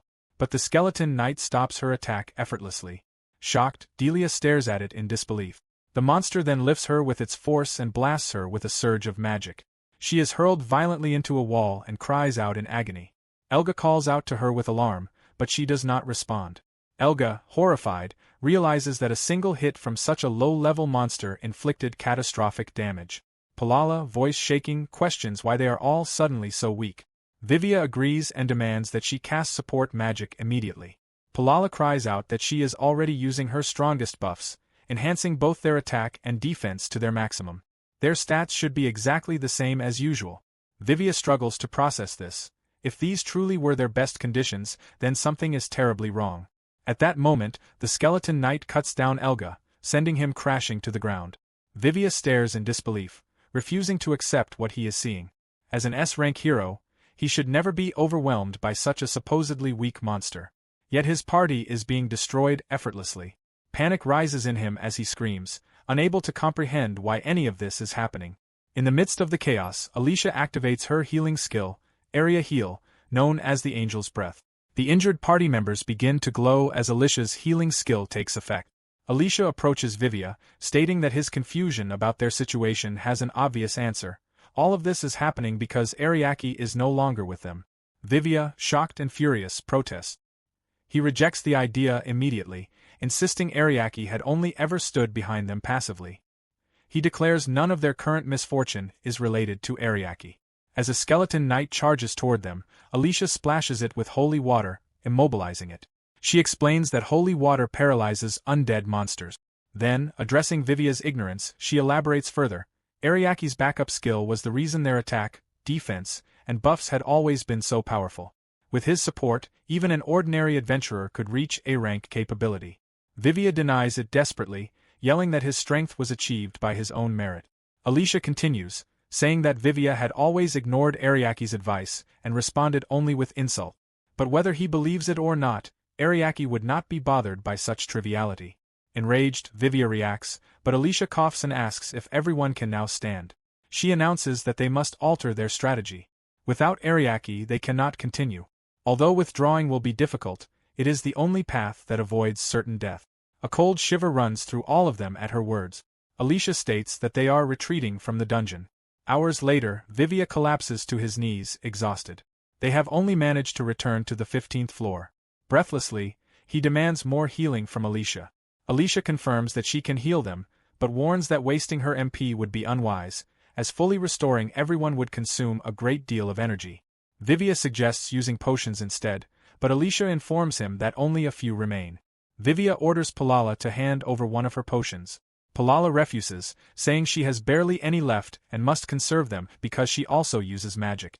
Vivia accuses her of not having used magic at all. Palala defends herself, saying she has been conserving it as a precaution, since her MP exceeds 10,000. Vivia turns to Alicia, asking whether Palala is telling the truth. Palala protests loudly, demanding why her MP should be questioned. Alicia sighs and explains that since confirming combat readiness is necessary, she can say Palala's MP is nearly depleted. Palala is stunned. She tries to argue, but Alicia cuts her off, pointing out the diminishing brightness of Palala's light spell. Delia comments that their surroundings indeed appear darker than before.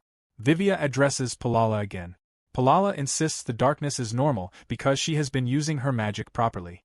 Alicia asks if Palala now understands. Her supposed 10,000 MP was only possible thanks to Ariaki's backup skill. Palala rejects the claim, calling it a lie. Alicia explains that Palala, too, failed to heed Ariaki's words. Palala laughs in disbelief, accusing Alicia of lying out of spite. She grabs Alicia by the neck, yelling that Alicia is only acting superior because she had scolded Palala in the past. Elga tries to intervene. Alicia replies that her strength came from Ariaki's support. Therefore, the true arrogance lies in Palala's attitude. Palala snaps and swings her fist at Alicia, shouting angrily as Elga calls for her to stop. Suddenly, a suffocating black aura engulfs the area. A booming voice commands silence, outraged that mere insects have disturbed its slumber. Vivia freezes, declaring that this cannot be happening. Realizing what the presence is, he cries out in horror. Fenrir, a monster from the 99th floor, has appeared before them. Chapter 11.1 opens with the hero party staring upward in terror at Fenrir. The massive beast fixes its glare on them, dismissing them in its mind as insignificant intruders creating noise. Saliva drips from its open jaws as it prepares to devour them. Vivia trembles, recognizing the creature as the hellhound Fenrir and wondering if this is where everything ends. He recalls that Fenrir is supposed to be a floor 99 boss and questions why it has appeared on this level.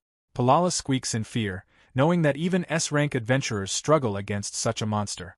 She urges the group to flee, but Vivia stops her, warning that acting carelessly would guarantee their deaths. Grinding his teeth in frustration, he curses their situation. Their former party would have had the strength to confront Fenrir, but in their current state, escape is their only option, though even that will be difficult against this foe. Determined, Vivia decides they need a decoy. He looks at Alicia, noting that she is an S-rank adventurer like him and essential because of her healing abilities. Elga can still be used as a shield, and Delia will be needed once her injuries finish healing. With this calculation in mind, he turns toward Palala, who is still trying to insist they escape quickly. Before she can finish, Vivia strikes her in the stomach, causing her to collapse with a pained groan. Delia calls out to him as he rummages through Palala's belongings, while Elga angrily demands to know what he is doing. Ignoring them, Vivia takes several vials from Palala, accusing her of hiding resources. He claims he will use them for their escape. Elga retorts that this is no moment to abandon an ally, but Vivia shouts back, insisting they are going to find help and that this is their only viable action. When Elga questions whether they are simply leaving Palala behind, Palala, gasping, looks up in pain. Vivia asserts that they are not abandoning her, arguing that she has exhausted her magic and the others will survive better without her. If they fail to escape, he reasons, there will be no chance of rescue. Palala weakly calls his name, but before she can continue, Delia unexpectedly agrees with Vivia, stating that seeking help is necessary. Palala stares at her in disbelief, unable to accept Delia's stance. Vivia quietly leans into Palala and tells her to endure until help arrives, though inwardly he smirks, planning to let her buy them time until she dies. Vivia turns to Alicia and tells her they are leaving, but Alicia does not respond immediately. After a moment, she refuses, declaring that she will stop Fenrir herself. She begins casting a spell. Vivia, stunned, questions her actions, but Alicia completes a barrier spell that encloses herself and Palala, cutting them off from the others. She urges the rest of the group to go. Seeing the barrier, Vivia sweats as he realizes it will buy them time to escape. He turns back to Alicia, acknowledging her decision and telling her to hold out until help arrives. As he flees, he curses inwardly that even the Saintess could have been useful to him, but escaping takes priority. Sacrificing the two behind him is, in his mind, an acceptable price for survival. As he continues running, Delia calls out to him to wait, while Elga clicks his tongue in frustration before both eventually begin fleeing as well. Palala cries out after the fleeing party, demanding that they stop and questioning whether they are truly abandoning her. Alicia begins preparing an attack spell while Palala strikes desperately against the magic barrier, insisting that they are supposed to be allies. Furious and betrayed, she unleashes curses, swearing twice and vowing never to forgive them, proclaiming she will curse them all to death. Fenrir steps closer to Palala and questions whether she genuinely believes she has the time to cast such curses, causing her to recoil in fear. Alicia comments that Fenrir makes curses sound easy, and Fenrir responds with a rough grunt, stating that curses are indeed simple for him. Alicia, pouting, remarks that this situation is unfortunate, yet she finds herself unable to feel motivated without a certain person present. Palala screams at her in disbelief, demanding to know how she can stand there and talk so casually, and insisting that she does not want to die. She urges Alicia to do something, but Alicia abruptly silences her, causing Palala to flinch again. Alicia tells her to be quiet and to focus on her fear, stating confidently that she has no intention of dying today. Fenrir tilts his head, noting the determination in Alicia's eyes. He wonders aloud whether it is the desire for revenge against her cowardly companions that drives her, or whether she believes she is destined to save the world. Alicia repeats his suggestions: revenge, saving the world, and dismisses them both, declaring that she cares nothing for such things. Fenrir narrows his eyes at her. Alicia states that she has only one reason for fighting. Her eyes sparkle as she passionately declares that she merely wants to see Ariaki again and shower him with affection. Both Palala and Fenrir utter sounds of confusion. Palala questions the meaning of this declaration, unable to understand Alicia's sudden romantic behavior. Alicia fidgets, cheeks reddened, telling Palala not to make her say too much. Her heart pounding, she announces that Ariaki is her beloved, and she proclaims him to be the world's one true hero. Palala bursts out in shock, unable to comprehend how someone she believes to be a useless, skill-less fool could possibly hold such a status. Alicia immediately raises her staff toward Palala, offended by her insult and reprimanding her rudeness. Alicia begins explaining to Palala that her assumption about Ariaki lacking a unique skill is wrong. Palala stutters in confusion, insisting that this was what the appraiser had concluded. Alicia replies that, in her view, Ariaki's very existence is a unique skill in itself. Fenrir watches the exchange silently, prompting Alicia to turn toward him and apologize before politely asking if he could allow them a few moments to continue their discussion. Palala calls out to her in disbelief. Fenrir responds that he does not mind, finding the situation quite interesting, which leaves Palala stunned. Alicia thanks Fenrir and resumes her explanation. She tells Palala that she searched through tomes all across the land, and one answer stood out among them: the god of buffs. She believes this is Ariaki's true unique skill. Palala repeats the term in confusion, trying to understand what kind of skill that could be, then abruptly freezes as a vague memory surfaces. Alicia explains that the term comes from a fairy tale that dates back over 1,000 years. Palala might recall hearing it as a child when the elderly women of their village recited such stories. The narrative flashes back to their childhood, when the entire hero party, still young, listened to an elderly woman tell a tale. She spoke of a future in which a hero would appear to save the world, and when that time came, he would be served by a god capable of providing countless forms of support.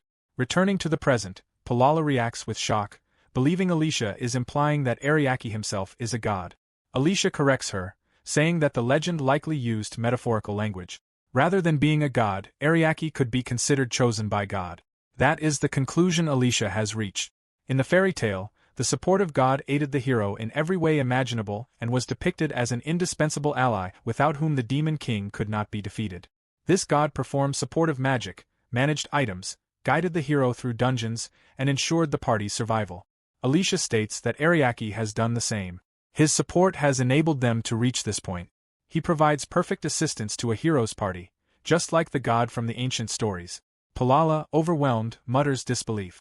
Alicia looks directly at her and asks whether she understands. Their strength was not truly their own. It was Ariake's. Without him, they struggled against something as simple as a skeleton knight. This dungeon has made that truth painfully and unmistakably clear. Palala hesitates, unsure how to respond, trying to say that if this is true, then they are just, when Fenrir abruptly interrupts, asking whether their conversation is finished. Palala trembles at his voice. Alicia glances at him and tells Palala that their time is up. She expresses satisfaction that she managed to convey the greatness of her beloved Ariake.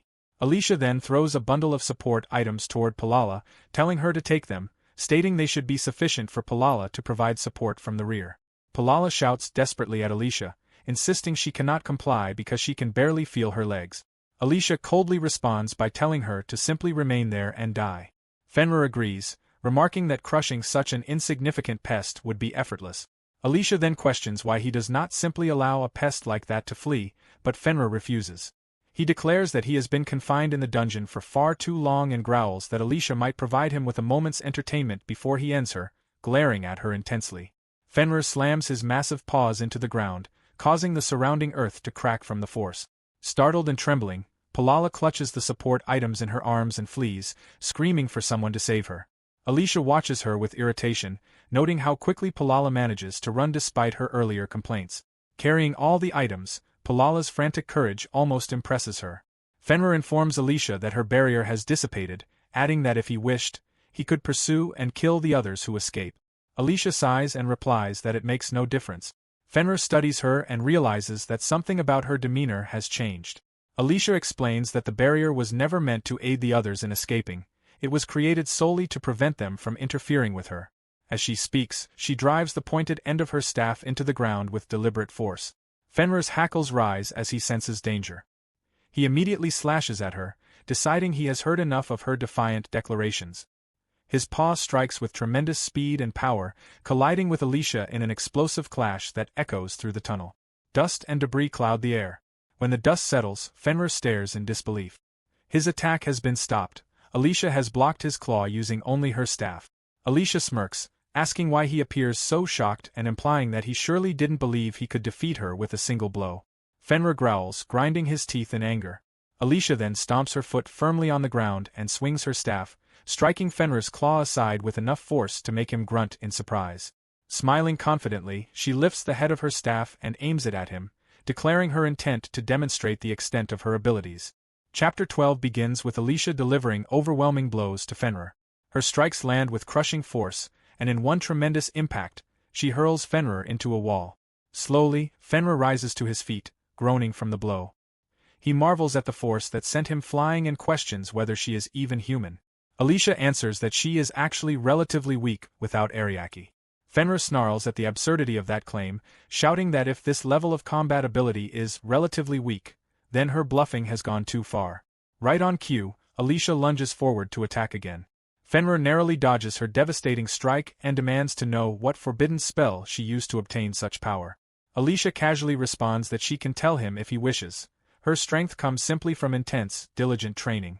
Fenrir cannot accept this and accuses her of lying, insisting that humans have limit. Alicia repeats that she trained a lot. Fenrir refutes this, stating that her power far exceeds what any ordinary training could achieve. Alicia shouts back that she has heard enough from him. She became this strong through her own blood, sweat, and tears. She trained so fiercely she nearly vomited. No, she actually did vomit from the effort. Fenrir, bewildered, asks why she strove to achieve such immense power. Alicia replies with fervor that it is because Ariake told her to grow stronger. Fenrir reels in disbelief, exclaiming that everything seems to revolve around that man. Alicia giggles and adds that becoming stronger would allow her to stand proudly beside Ariake without embarrassment.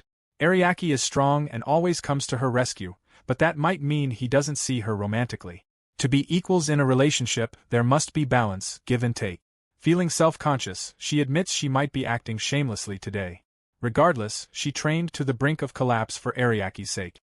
Fenrir comments that although she is hailed as a great Saintess, she claims Ariake surpasses her. Alicia confirms this emphatically, adding that she finds the title of Great Saintess annoying. She wants Ariake to recognize her as Alicia Lundebrook, the woman, not as a saintess. Fenrir then asks whether Ariake has any interest in her at all, noting that Alicia seems more like his disciple. Alicia insists they are simply in the early stages of their relationship.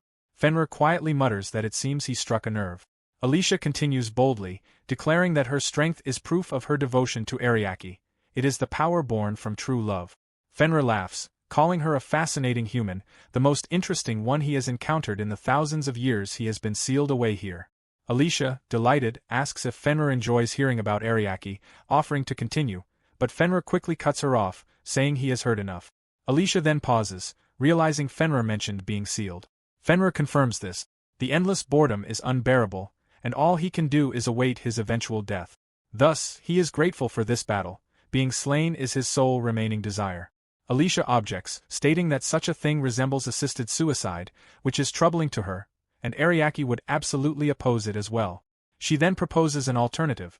If she wins, Fenrir should grant her one wish. She asks what he thinks of that arrangement. Fenrir accepts, stating that although he has decayed with time, he is still Fenrir of the 10 Saints, and he will honor such a promise. Alicia thanks him and declares that she will now crush him with everything she has. Fenrir replies that such an outcome is exactly what he hopes for.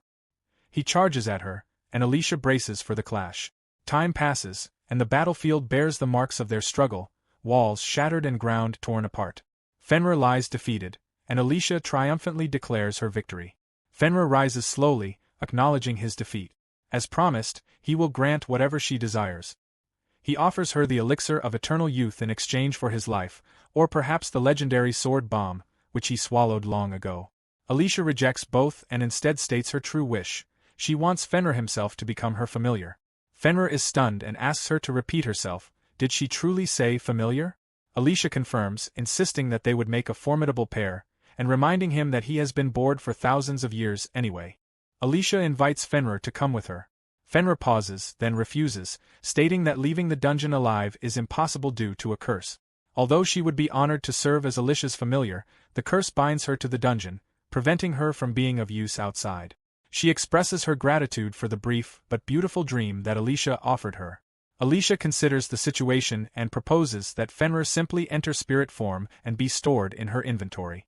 She reasons that Fenrir's curse only prevents her from leaving the dungeon alive, and that being stored as a spirit would classify her as dead. Fenrir panics at the suggestion, questioning what would become of her physical body. Alicia reassures her, explaining that she can revive Fenrir within 2 to 3 hours thanks to her revitalization magic. Fenrir reacts in shock at the mention of revitalization magic, acknowledging that only a select few possess the ability to wield such a spell. She doubts Alicia's capability, but Alicia confidently insists, recalling that Ariake always praised her healing talents and reminding herself that the method of using the item box this way was his idea. She attributes the possibility of success to both his ingenuity and her own magic. Fenrir accepts the plan. Her life or death no longer concerns her. She simply feels grateful to have met a human like Alicia. She expresses a desire to meet Ariake as well, should the revival succeed.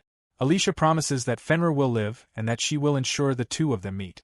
Fenrir, declaring her identity as one of the 10 Saint Beasts, pledges to support Alicia and Ariake, more so even than she once aided the previous heroes. Exhausted, she prepares to rest. Alicia cheerfully states that she will speak with Fenrir again soon and plans to find a spacious, secluded location where she can perform the resurrection. Before falling asleep, Fenrir corrects Alicia on a misunderstanding. She is female, and she possesses the ability to take human form if she is ever able to walk outside again as Alicia's equal. Alicia is shocked to discover that Fenrir is a girl who can transform into a human. She tries to shake Fenrir awake, but realizes she has already fallen asleep. Flustered, she worries aloud that this may be trouble. She hopes Fenrir will not be an attractive girl, fearing the complications if she meets Ariake, yet she also wants to proudly show him that she succeeded in making Fenrir her familiar. Despite her nerves, she convinces herself that everything will work out and feels that her opportunity has finally arrived. Several hours later, Alicia returns to their base and informs Vivia and the rest of the group that she is leaving the party. Vivia expresses relief that Alicia returned alive and tells her she does not need to leave the party. Alicia insists that she can no longer fight. In her thoughts, she recognizes that this incident finally gives her the excuse she needed to leave. As the great Saintess, she could not simply walk away under normal circumstances, but now she sees her chance. She believes it will take time to recover from her battle with Fenrir, leaving her with no choice but to step away. To her, this situation is the perfect justification. Alicia notices Palala resting nearby and wonders internally how Palala managed to escape as well. Elga acknowledges Alicia's decision but admits he wished she could stay for their next quest.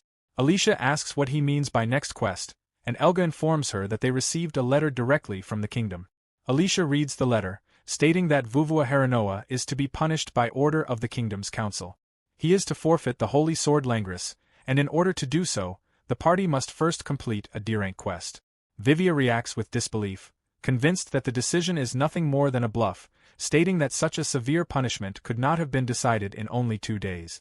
Palala counters that he should feel fortunate the penalty is not worse, insisting that a holy sword should not belong to someone who abandons his companions and that he should have expected consequences. Vivia grabs Palala in agitation, reminding her that she, too, left Alicia to fight alone and telling her to stop acting like a victim. Elga intervenes, telling Vivia to stop, insisting that what happened is already behind them and that their priority now is finding a new member. Alicia asks if they are already searching for recruit. Vivia confirms, explaining that the situation happened because they had no porter, so they intend to recruit someone strong. Elga adds that there is a man named Basta who is a skilled porter. Vivia, still worked up, insists that as long as they can replace the jack of all trades they lost, they can correct their mistakes in the next quest. Palala narrows her eyes. Vivia continues, declaring that a D-rank quest will be extremely easy and that they will clear it so quickly that the council will be forced to apologize. Delia supports his statement. Alicia turns away and announces that she will be leaving. Vivia stops her briefly to say he will leave her position open, and that she can return once she has recovered. Alicia smiles, wishes them farewell, and closes the door firmly behind her. Walking through the forest, she eventually bursts into laughter and shouts with joy to herself. She celebrates the fact that she can finally return to Ariaki's side, noting that she has run out of materials related to him. Although her return took longer than expected, she is now on her way back to him. She clutches her Ariaki doll and declares her intention to stay by his side forever. Soon after Alicia's departure, Ariaki saves the town of Medicine. He still remains unaware of the punishment imposed on the hero's party. At present, he has entered the Forest of Abundance. Colette marvels at its vast, beautiful expanse and expresses confusion at the sight before them. Blocking their path is a group of elves aiming their drawn bows at the carriage. Colette asks Ariaki what they should do. Ariaki considers their options as a new trial begins. The elves blocked Ariaki's path, identifying him as Mahama Ariaki. They introduced themselves as the proud guardians of the forest and stated that High Lord Hayes sought an audience with him. They ordered him to follow them quietly, warning that they could not ensure his safety if he resisted. At the leader's signal, the elves aimed their bows at him. Ariaki noted to himself that this was a harsh way to treat visitors and questioned what would happen if he refused to comply. The elves declared that he would be taken by force, and arrows were released in his direction. Colette immediately intervened, breathing fire that burned the elves' bows and arrows. With a wicked grin, she expressed her fury that they had dared to point weapons at her master and warned that she still had more flames to unleash. Ariaki stopped her, insisting that further action was unnecessary. He apologized to the elves for Colette burning their weapons and wondered what he could have done to provoke such hostility, since nothing came to mind. The leader dismissed his confusion, ordering him to be silent and labeling him a seed of calamity. She commanded her group to pull Ariaki and Colette from their carriage, and the elves rushed toward them. Ariaki responded with overwhelming physical force, using an iron fist to repel them. The leader recoiled in shock at his superhuman strength and questioned how much more damage he and the fire-breather intended to inflict on the forest. Ariaki demanded clarification about this calamity accusation. The leader refused to explain further, shouting that he had left them no choice and that they had a duty to protect the forest. The elves raised their hands and a powerful wind surged forth. Ariaki and Colette braced themselves as the wind intensified into the Wind Lord's barrier. The elves proclaimed that this was their strongest protective spell, warning that any attempt to escape would result in being torn apart. They declared that if Ariaki and Colette wished to live, they must kneel and surrender. Colette asked Ariaki whether she should blow the barrier away with her flames of love, but Ariaki refused. He explained that such an action would harm not only the forest but also the elf. He urged her to wait, but Colette was frustrated, finding it unreasonable to remain patient while they were being attacked so aggressively. Ariake maintained that something was off about their behavior. He noted that the elves seemed driven into a corner, their eyes bloodshot and their bodies exhausted, an abnormal state for elves. He considered allowing himself to be captured, but decided the elves were too unstable to listen. Instead, he chose to demonstrate that he had no intention of fighting. Reaching into the wind barrier, he immediately suffered deep lacerations as the slicing winds tore into him. His body was slashed repeatedly, soon covered in blood. The elves gasped in shock at the sight. The leader elf rushed toward Ariake, urgently ordering the others to cease their chanting. She approached him with visible anxiety, checking whether he was still alive and remarking that he had knowingly hurled himself into certain death. Ariake attempted to stand, explaining with difficulty that it was hard to adjust his own enhancements so that he would still incur injuries. He reassured her not to worry, insisting that he had buffed himself just enough to survive. The leader elf could not comprehend how he could speak so casually while blood streamed from his wounds. Behind him, Colette hurried to assist, scolding him for being far too reckless. Ariake maintained that he hoped the elves now understood he had no intent to battle them. With that settled, he asked whether they would finally discuss the so-called calamity that had befallen their proud people. The leader elf groaned in frustration. At that moment, another elf arrived, demanding to know what the leader was doing. Recognizing Ariake and Colette, the newcomer ordered the elves to halt their attacks immediately. The leader elf was stunned to see that the newcomer was Princess Sella. Confused, she questioned why the princess had come. Princess Sella lowered herself respectfully before Ariake and Colette, introducing herself as the younger sister of the Elven High Lord. She apologized for how rudely her people had acted, explaining that their devotion to the forest and adherence to tradition had clouded their judgment. She pleaded for Ariake's forgiveness. Ariake responded that he did not hold a grudge. The leader elf tried to stop the princess, insisting that it was shameful for her to bow to a human. But the princess commanded her to remain silent. She went on to state that Ariake the Wise and Lady Colette were heroes who had saved the town of Medaisen from the monster horde. She asked whether the elves had not heard the reports. The leader elf admitted that she did not trust rumors. Meanwhile, Colette whispered excitedly to Ariake that she was becoming famous as well, blushing at the thought. Ariake expressed surprise that even the isolated elves had learned of their deed. Princess Sella then explained that she herself had witnessed their actions with her own eyes. The elves stared at the princess in confusion as she recalled the event. She stated she would never forget the moment when, as an orc was closing in to take her life, Ariake charged forward to save her. Both Ariake and Colette gave her a puzzled look until Ariake realized who she was, recognizing her as the elven adventurer he had encountered previously. The princess confirmed this with amusement. Colette reacted in disbelief, while Princess Sella explained that she had grown quite skilled at disguising herself after repeatedly sneaking out of the forest. Hearing this, the leader elf immediately reacted, shocked that the princess had left the forest without permission yet again. Ariake muttered about her recklessness, prompting the leader elf to glare and begin expressing her gratitude reluctantly, only to be interrupted by Prince Sella, who insisted they must properly show their thanks and apologize by escorting Ariake and Colette to the elven village. The leader elf protested, insisting that Ariake and Colette were a source of calamity and should not be allowed to enter. But the princess fixed her with a sharp look and reminded her that Ariake had saved her life, yet the leader had responded by injuring him and attempting to drive him away. Forced to relent, the leader elf agreed to treat him with at least basic respect. Colette reacted with excitement at the prospect of visiting an elven village. The princess told Ariake she would guide him personally, while the nearby elves whispered among themselves anxiously. The leader elf instructed another elf to immediately inform High Lord Hayes that the Seed of Calamity was on his way to the village. As Ariake and Colette approached the settlement, Colette marveled at its beauty. Ariake, however, noticed that elves were shutting their windows at the sight of them. When they reached the river, Colette was surprised to see it filled with floating logs. Princess Sella explained that these were trees that had dried up and fallen, drifting downstream. Colette noted how many there were. The princess told them they would rest at her home for now. Later, Princess Sella served them a delicious meal, encouraging them to eat as much as they liked. Colette devoured her portion happily. The princess expressed her joy that they enjoyed the food. Ariake remarked that he never expected to taste the cooking of the elven princess herself. Sella told him that serving them was her way of showing gratitude, and she invited him to simply call her by her name. She blushed at the gesture. Ariake then asked why he was being referred to as the Seed of Calamity and what had happened to the forest. The princess lowered her gaze and explained that everything began a year ago. One by one, the trees of the Forest of Abundance began to wither. Colette asked if she meant the logs in the river. Looking outside, Sella confirmed it. She added that the calamity's effects were far worse deeper within the forest.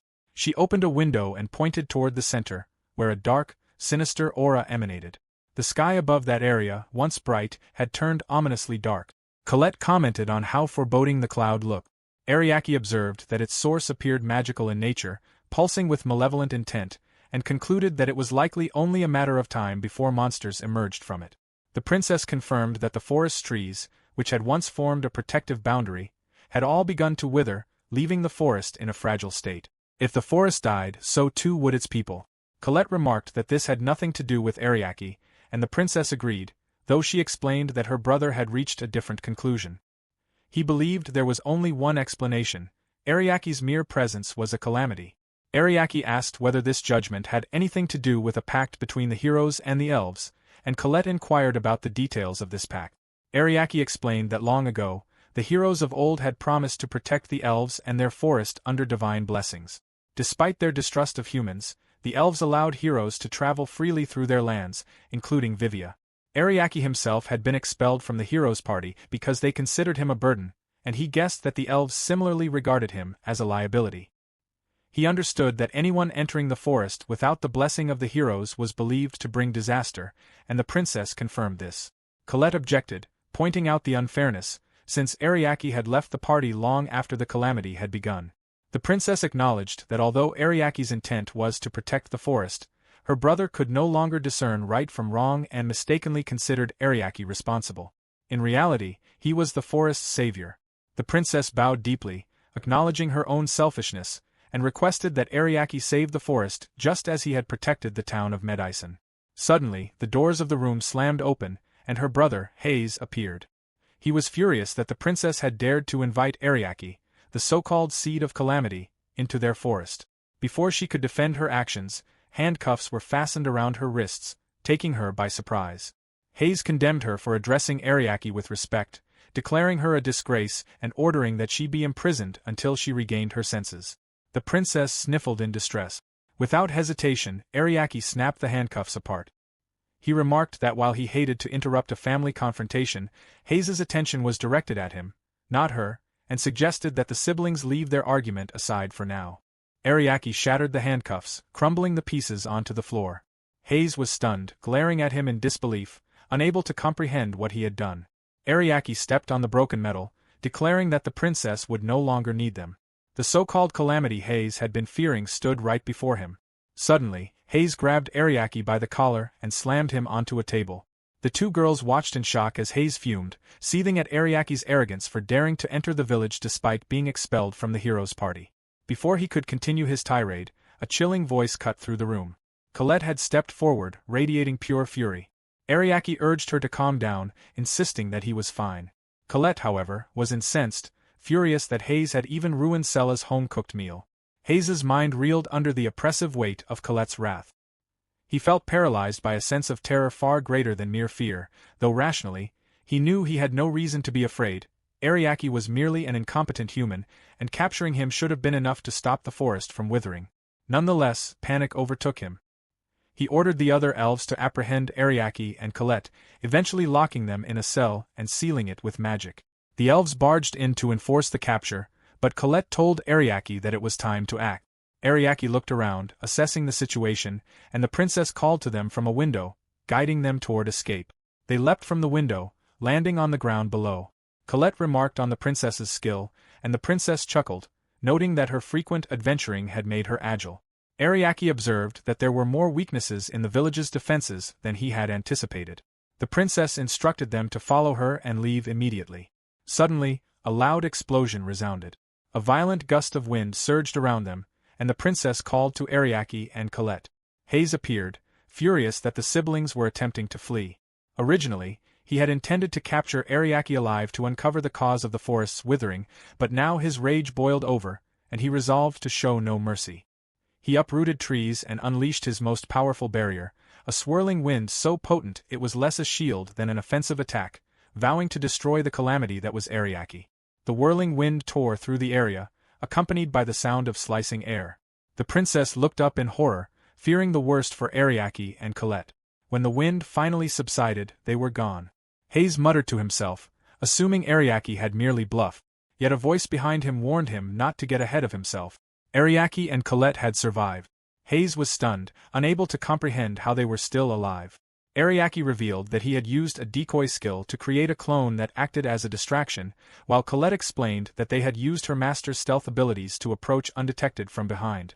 Previously, Ariake had endured the barrier's attack to negotiate afterward, but this time he used the decoy to eliminate the threat entirely. Hayes could hardly believe what had occurred. Ariake then told Hayes that he would comply, taking a spot in the jail as Hayes had demanded. Hayes had wanted to capture Ariake to stop the forest from withering, and Ariake agreed to facilitate this plan. Hayes lamented that it was unfortunate Ariake was still alive, but he restrained him with handcuffs anyway. Colette questioned the decision, and Ariake explained that it would make communication with Hayes easier. Ariake asked Hayes whether the forest's withering would cease now that he was imprisoned. Hayes confirmed that it would, explaining that the cells reflected all magic used within, making interference with the outside world impossible. Once Ariake was locked away, the calamity should subside. Ariake advised Hayes to observe for himself and draw his own conclusions rather than relying on rumors. Hayes instructed Ariake not to speak, asserting control as if Ariake were beneath him. He commanded his elves to take Ariake and Colette away, and they complied without question. Later, deep within the forest, they arrived at a prison shaped like an egg, suspended in midair. Colette was taken aback by the floating structure, while Ariake marveled at the sophistication of elven magic. Excited to explore the interior, he urged Colette to move forward. Colette, skeptical, noted that it did not feel like a prison, but she nonetheless held onto the bars as they entered. An elf reported to Hayes that Ariake, the so-called calamity, had been securely imprisoned. Satisfied, Hayes dismissed the elves and allowed them to retire. Colette was surprised to find Princess Sella inside the same cell, who explained that she had attempted to aid Ariake and Colette's escape. Allowing her to remain free alone would have caused bad publicity. Colette acknowledged this, apologizing for involving the princess, but Sella insisted she was happy to spend her life with Ariake. Colette understood this and realized she could not waste time attempting a breakout. Ariake warned that the cell nullified physical attacks, surprising Colette with his insight. He explained that he could discern the type of magic being used and advised against testing it, as doing so would only make matters more difficult. Colette questioned whether magical attacks could be used instead, suggesting that Ariake invert the prison's energy absorption to his advantage. Ariake assessed the prison and noted that it could no longer accommodate more magical energy without collapsing.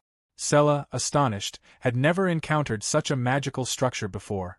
Colette praised Ariake, but he insisted that they wait, believing that patience was the key to resolving their predicament. A week later, Hayes surveyed the forest and was shocked at the destruction. Countless trees had withered and animals had perished. The elves whispered in horror, noting that the forest was consumed by malice. Though rain had delayed the spread for a day, the devastation made them question whether capturing Ariake had truly been wise. Hayes demanded that they dispose of the rot and purify the forest immediately, warning that if the corruption spread further, the malice would intensify. He ordered the royal guard to reinforce the barrier and follow him. Internally, he cursed himself. It had been a week since Ariake's capture, yet there was no sign of recovery. Hayes reflected on his tenure as High Lord. Blessed by the forest spirit, he had devoted himself to enriching the forest of abundance. In the decade of his leadership, no calamity like this had occurred. In fact, the forest had thrived due to a reduction in logging, empowering the elves and strengthening their people. But in the past year, unprecedented withering had begun. Hayes recalled being warned that if the forest rejected him, he was unfit to rule. He knew this was not true. The forest had accepted him until now.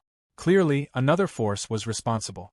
No matter the number of skills or measures required, Hayes vowed to uncover the true cause behind the corruption.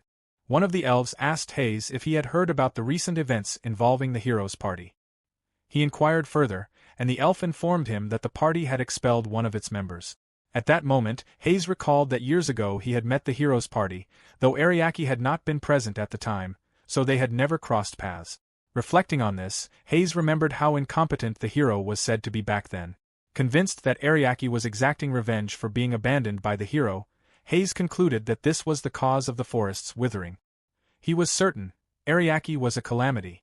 Hayes recalled Ariake's earlier words, warning him not to look away and to come to his own conclusions.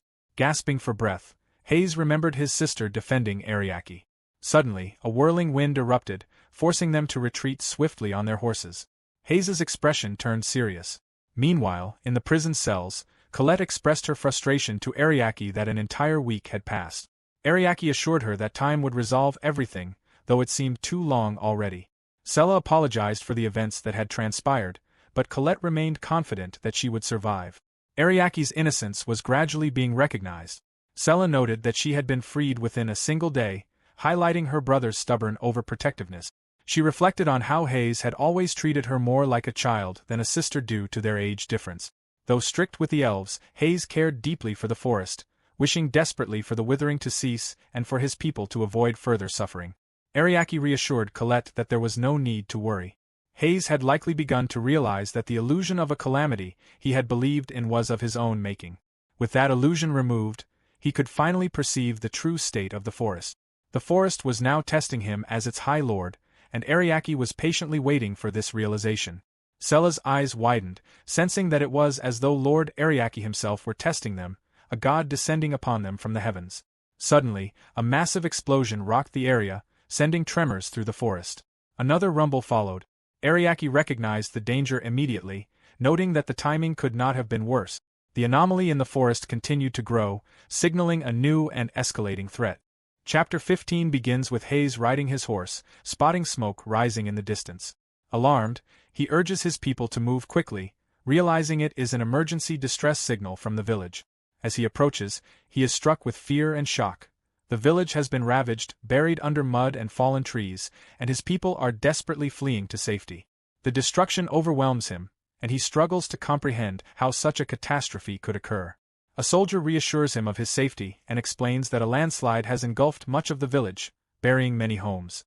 Hayes anxiously inquires about the villagers, learning that rescue efforts are underway but limited by insufficient manpower. Panic spreads through the crowd, and Hayes's thoughts immediately turn to Sella, whom they have yet to find. The urgency of the situation grows when an elf informs him that a baby is trapped beneath the rubble, prompting immediate action. Despite the danger, villagers plead for him to give evacuation orders as the risk of another landslide looms. Hayes is torn between saving those trapped and ensuring the safety of others, while dark thoughts of failure creep into his mind. He blames himself, feeling rejected by the forest spirit. Recalling Ariake's words to face reality with his own eyes, he realizes that surrender is not an option. Accepting his role as the village leader, Hayes resolves that no one will be abandoned. Rescue of their fellow villagers becomes the highest priority, with soldiers instructed to clear homes and evacuate the elderly and children first. Hayes witnesses the villagers working together and sets aside concerns about the spirits, focusing on saving lives. He rescues the baby trapped under debris, holding her tightly, when a sudden landslide erupts nearby. Panic surges as he realizes the magnitude of the danger, and he contemplates using his strongest magic to stop it. Yet he recognizes that even his power is insufficient to halt the overwhelming force. Apologizing silently to the villagers and to Sella, Hayes prepares to face the disaster. At that moment, Ariake appears and questions why he is giving up. Hayes opened his eyes fully when he realized who had spoken. Looking up, he saw Ariake standing before him. Ariake immediately began casting a spell toward the incoming landslide, combining time stop, gravity manipulation, and force repulsion. He synthesized the skills and sustained them continuously. As the spell took effect, the massive flow of earth and debris gradually slowed until it stopped entirely. Hayes gasped as the landslide began to recede, and the surrounding villagers cried out in astonishment, calling it a miracle. After some time, the atmosphere shifted into relief and celebration. The villagers rejoiced, shouting that they were saved and still alive. Hayes returned a baby to her mother, who tearfully thanked him for rescuing her child. Observing the devastation around them, Hayes questioned Ariake, stunned by the number of skills he had activated at such a large scale and wondering what he truly was. Ariake prepared to respond, but Sella arrived, exhausted and breathless, demanding to know what had happened. Hayes rushed to her side to confirm her safety, relieved when she reassured him. With tears forming in her eyes, she called out to him, but he insisted that explanations could wait, as rescuing those still trapped was the priority. Sella resolved to help as well. Colette arrived soon after, stomping in frustration at being left behind.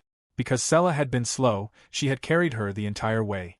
Ariake thanked her, and Colette noted that she had wondered why he had broken out and run ahead, only to discover that he had already resolved the crisis. Ariake insisted that the landslide had been headed directly for him and that he had only protected himself, claiming he had not saved anything. Hayes rejected that notion, declaring that Ariake had unquestionably saved their village. He stated that once the rescue was complete, the entire village would express their gratitude. Sella called out to her brother warmly, and Ariake smiled, telling Hayes he would look forward to that. He then pointed out their limitation, questioning how many days it would take to clear the massive sediment. Embarrassed, Hayes told him to be quiet, insisting that it was not the time to worry about such things. In response, Ariake cast a spell on Hayes and the nearby villagers, maximizing their muscle enhancement. Hayes began to glow, stunned by the sudden surge of power. A villager effortlessly lifted a massive boulder, marveling at his newfound strength. Ariake explained that he had ensured everyone present received the enhancement, urging them to hurry and finish clearing the debris since he was in a rush. Hayes and Sella could only stare at him in disbelief, overwhelmed by what he had just done.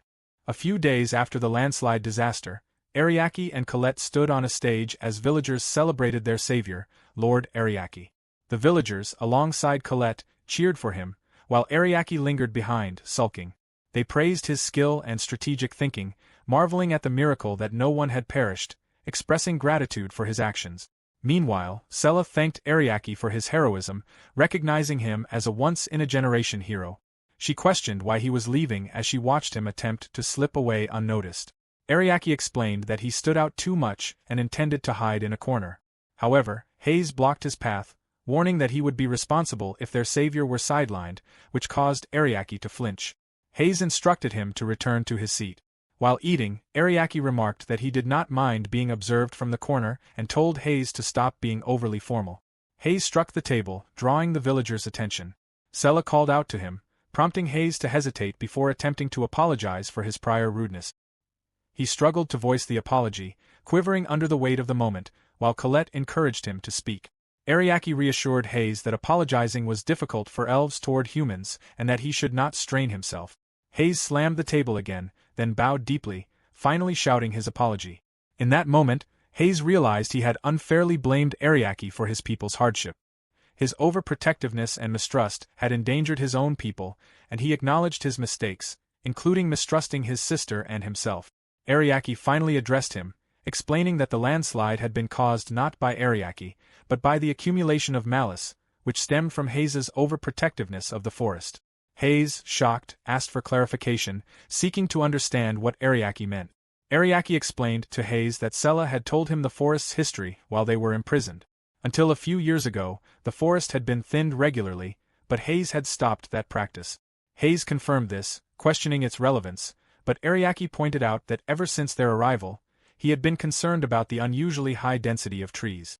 In an elven forest, each tree must be properly pruned, but Hayes's decision left too many trees uncared for.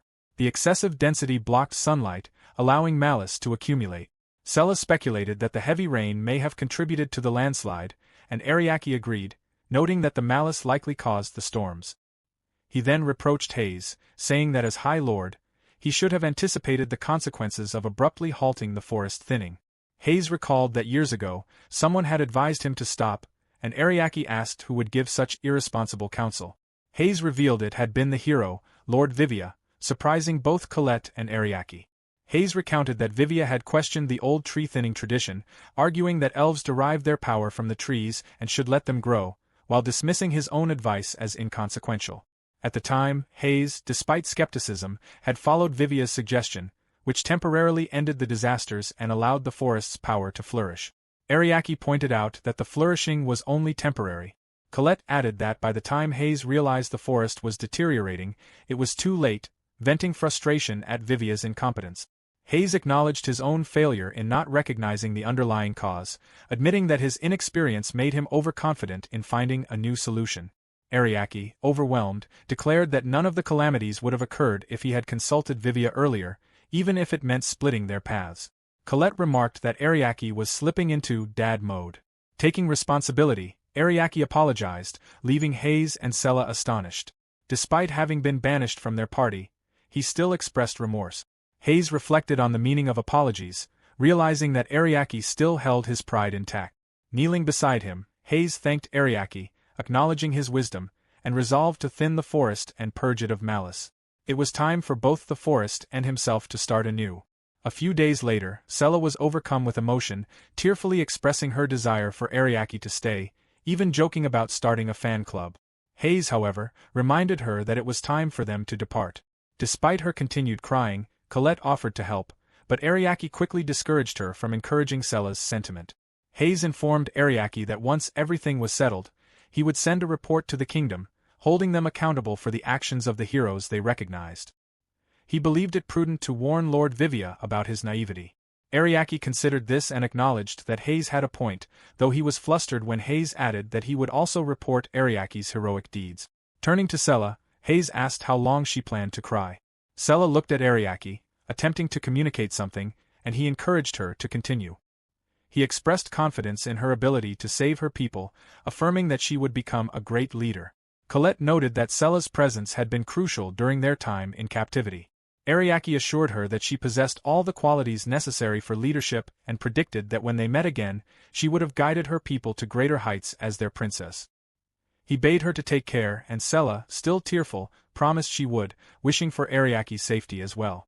Colette and Ariake then departed, leaving Hayes and Sella waving after them. Meanwhile, in Lakshmi City, a girl was seen reading a notice on the guild wall about the heroes' party recruiting new members. Excited, she recognized this as her chance to prove her worth. At the same time, the heroes' party had indeed begun recruiting new members. Alicia stretched her arms wide, expressing how pleasant it was to travel on her own. She picked up her doll and reflected that the journey would be even better if Ariake were with her, then hugged the doll tightly to her chest. Finra glared at her, feeling slighted that she claimed to be traveling alone despite having made him her familiar, finding her attitude cold. Alicia immediately corrected herself, explaining that she meant traveling alone together with her companion. Finra asked whether she was sensing traces of the one she loved in this area. Alicia confidently affirmed that her Ariake radar had definitely detected something. Although there was no one present, she sensed lingering traces of immense power, something that reminded her of Finra, an existence beyond humanity. She speculated that it might be a dragon, but Finra denied that possibility. Alicia brushed it off, concluding that regardless of what it was, they were clearly on the right path, and urged them to hurry onward. Finra sighed at the audacity of being commanded so casually, especially by someone addressing a wolf in that manner. At the same time, back in town, Vivia crushed a sheet of paper in his hand in a fit of anger. He raged over the fact that no one was coming, as they had not held a single interview that day. He questioned why they had even rented the room in the first place, and whether the recruitment notice had truly been spread. Delia tried to stay positive, pointing out that they had at least attracted some interest the other day. Vivia snapped back, calling all potential applicants useless, low-level failures. He vented that those imperial fools were forcing him to take on a ridiculous D-rank quest just to get his sword back. While he considered the quest itself trivial, he insisted they needed a healer to replace Alicia. Elga explained that rumors about Vivia's punishment had already spread, which was why so few people were willing to come. Vivia cut him off sharply, saying he did not need Elga's commentary, blaming the situation on their inability to make a proper flyer. He also complained about the new recruit, saying the man was terrible and that he had only allowed him to join because they needed someone to handle menial labor. He insisted again that they did not need any men and told them to make sure that was written clearly on the flyer. Just then, someone entered the room, drawing everyone's attention. It was Basta, whose specialty was working as a porter. Basta reported that he had finished organizing everyone's baggage. Without even looking at him, Vivia casually acknowledged the job well done and referred to him as the new kid. Hesitantly, Basta questioned whether he should really have joined, pointing out that he was a man, and that they had just stated they did not need any men. Delia hurriedly denied that, insisting that they did, in fact, need Basta, while privately thinking that they needed him mainly to handle their work. Elga also agreed, noting that they would be in serious trouble without Basta, while thinking to himself that Vivia would explode if they lost yet another member. Vivia smirked and told Basta not to worry, saying that as long as he did his job properly and kept his mouth shut, he would still be better than the previous person they had. Suddenly, loud voices echoed from outside. Someone was calling out for Palala, complaining that she had been acting too independently lately. Another voice shouted at someone to stop following her, while a man responded that there was no reason not to, since she appeared to be alone. Palala angrily insisted that she had already said she was not alone and told them to find someone else to harass. Delia glared toward the disturbance and demanded to know where Palala had been. One of the men remarked that Palala had a cute little friend with her. Vivia grinned, assuming that Palala had brought in some applicants and praising her for it. Palala immediately denied that, beginning to protest that the men were just troublemakers, but her words were cut off when one of the men suddenly recognized Vivia. The man realized that the person before him was the hero Vivia, and his companion reacted in disbelief, excited by the idea of seeing him in person. Hearing this, Vivia stood proudly, basking in the attention, telling them not to get too excited and affirming that he was indeed the great hero Vivia. The man then stifled a laugh, recalling that Vivia was the fool whose holy sword had been confiscated by the council. The men burst into laughter at that remark. Vivia recoiled in shock as the man continued, still laughing, recounting how Vivia had abandoned his party and fled from the cursed grotto, finding the story far too amusing. The other man went on to add that even the great Saintess had grown tired of Vivia. Just as Vivia was about to explode, Elga restrained him, realizing that if he lost control, someone would die. Elga urgently shouted for Vivia to stop, warning him not to start a fight with civilians. The man then coldly remarked that compared to Vivia, Ariake was far more impressive. At the mention of Ariake's name, Palala snapped in anger, questioning why they were bringing him up. The man turned toward her and asked if they had not heard about the battle in the town of Medaisen. Elga responded, assuming they were referring to the incident where the royal knights supposedly eliminated the Devil's Grove.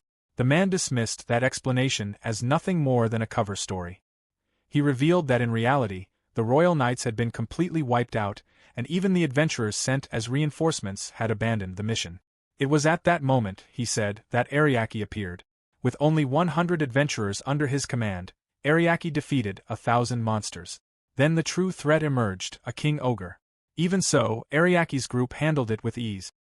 Hearing this, Vivia froze in disbelief at the mention of a king ogre, immediately rejecting the story and insisting it was a lie, claiming Ariake was incapable of such a feat. The man cut him off, asserting that it was the truth.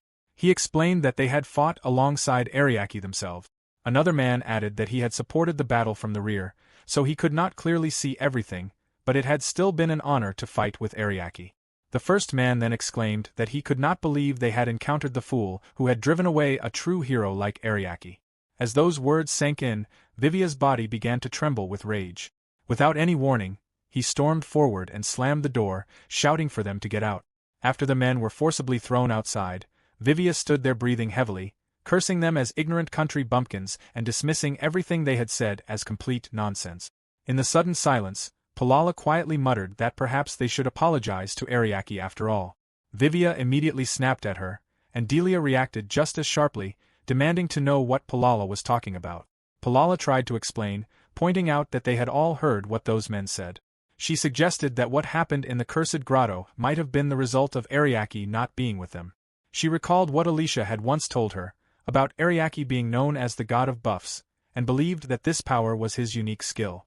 Palala continued, adding that Alicia also believed something important about Ariake. Before she could finish, Vivia suddenly grabbed Palala by the collar. He snarled that he did not care what she believed, but he would never lower himself to apologizing to Ariake, and warned her never to say such a thing again. He then released her, letting her fall hard to the floor. Vivia went on, mocking her, accusing her of wanting to run off and grovel before Ariake after hearing those stories. He told her that if she wanted to apologize so badly, she could go do it on her own. Basta hesitantly called out to Vivia as he rushed over to Palala. Vivia coldly added that someone like her would never be able to travel alone anyway. Basta knelt beside Palala and asked if she was all right. Palala reassured him that she was fine and stated that she would not be leaving the party. Delia let out a nervous breath of relief, saying that was good, since Palala was their friend. Palala then smirked faintly and muttered that one day, Vivia would get what was coming to him. Basta stared at her, confused by her expression. At that moment, a knock sounded at the door. Vivia instantly bristled, assuming it was those same men again, and angrily thought that they would not understand until he taught them a lesson. Growling, he threw the door open, only to be met with a bright and cheerful voice greeting him warmly. The girl expressed her delight at seeing him again after so long, smiling radiantly. Vivia frowned, trying to place her face, then recognized her as Lorelei. She confirmed it happily and peeked past him into the room, reacting with surprise and excitement at seeing everyone gathered together. Delia was taken aback and greeted Lorelei in return, recognizing her immediately. Elga also smiled, commenting that it was good to see her again and noting how well she looked. Lorelei cheerfully replied that she had just returned from a long quest and had heard they were staying there, so she decided to stop by and say hello. Basta introduced himself politely as the party's porter. Lorelei reacted with visible excitement upon hearing this, realizing that he must be a new member of the group. She quickly apologized for failing to introduce herself properly and stated that her name was Lorelei Canelia, a cleric. In the past, she had served as a temporary member of the heroes' party. Basta echoed the word temporary in confusion, prompting Lorelei to explain that Lord Vivia had only wanted a healer for a limited time during his grand quest to defeat a behemoth, and by chance she had been chosen for that role. She then wondered aloud about Ariake and the great Saintess, asking where they were now. Delia hastily explained that many things had happened and that neither of them was present anymore, which was why the party was currently searching for new members. Vivia declared that it did not matter how many people were in the party, as long as he was there, they could accomplish anything. Lorelei reacted enthusiastically, saying that this was exactly the Lord Vivia she remembered. Her eyes sparkled as she spoke about how she still reminisced every night about the moment when Vivia defeated the behemoth with a single swing of his holy sword, calling it a truly miraculous sight. Hearing her praise, Vivia smirked proudly and reflected on how impressive he truly was. Lorelei eagerly agreed and added that it was not just him. She also loved watching Delia obliterate dozens of orcs with her powerful fists. Delia's face flushed red as she laughed bashfully. Lorelei continued by praising Elga, recalling how he held back the enemy without breaking a sweat. Elga responded with pride, affirming that it was only natural. Lorelei then cheered about Palala as well, praising her incredible magical attacks. Palala scratched her head shyly, brushing it off as nothing more than her having a talent for magic. Lorelei concluded that the time she had spent with all of them was truly a blessed experience. However, she clarified that she had not come only to exchange greetings. She had heard that they were recruiting healers for their party, and if the position was still open, she wished to apply. Without any hesitation, everyone immediately accepted her. Vivia claimed that they had dozens of candidates to choose from, but that Lorelei was perfect for the role. Lorelei reacted in shock and disbelief, overwhelmed by the honor of being chosen among so many applicants and expressing how happy she was to be able to accompany Lord Vivia once again. Hearing this, Vivia grinned, satisfied that this was how a hero was meant to be treated. Delia agreed, remarking that a single mistake hardly mattered.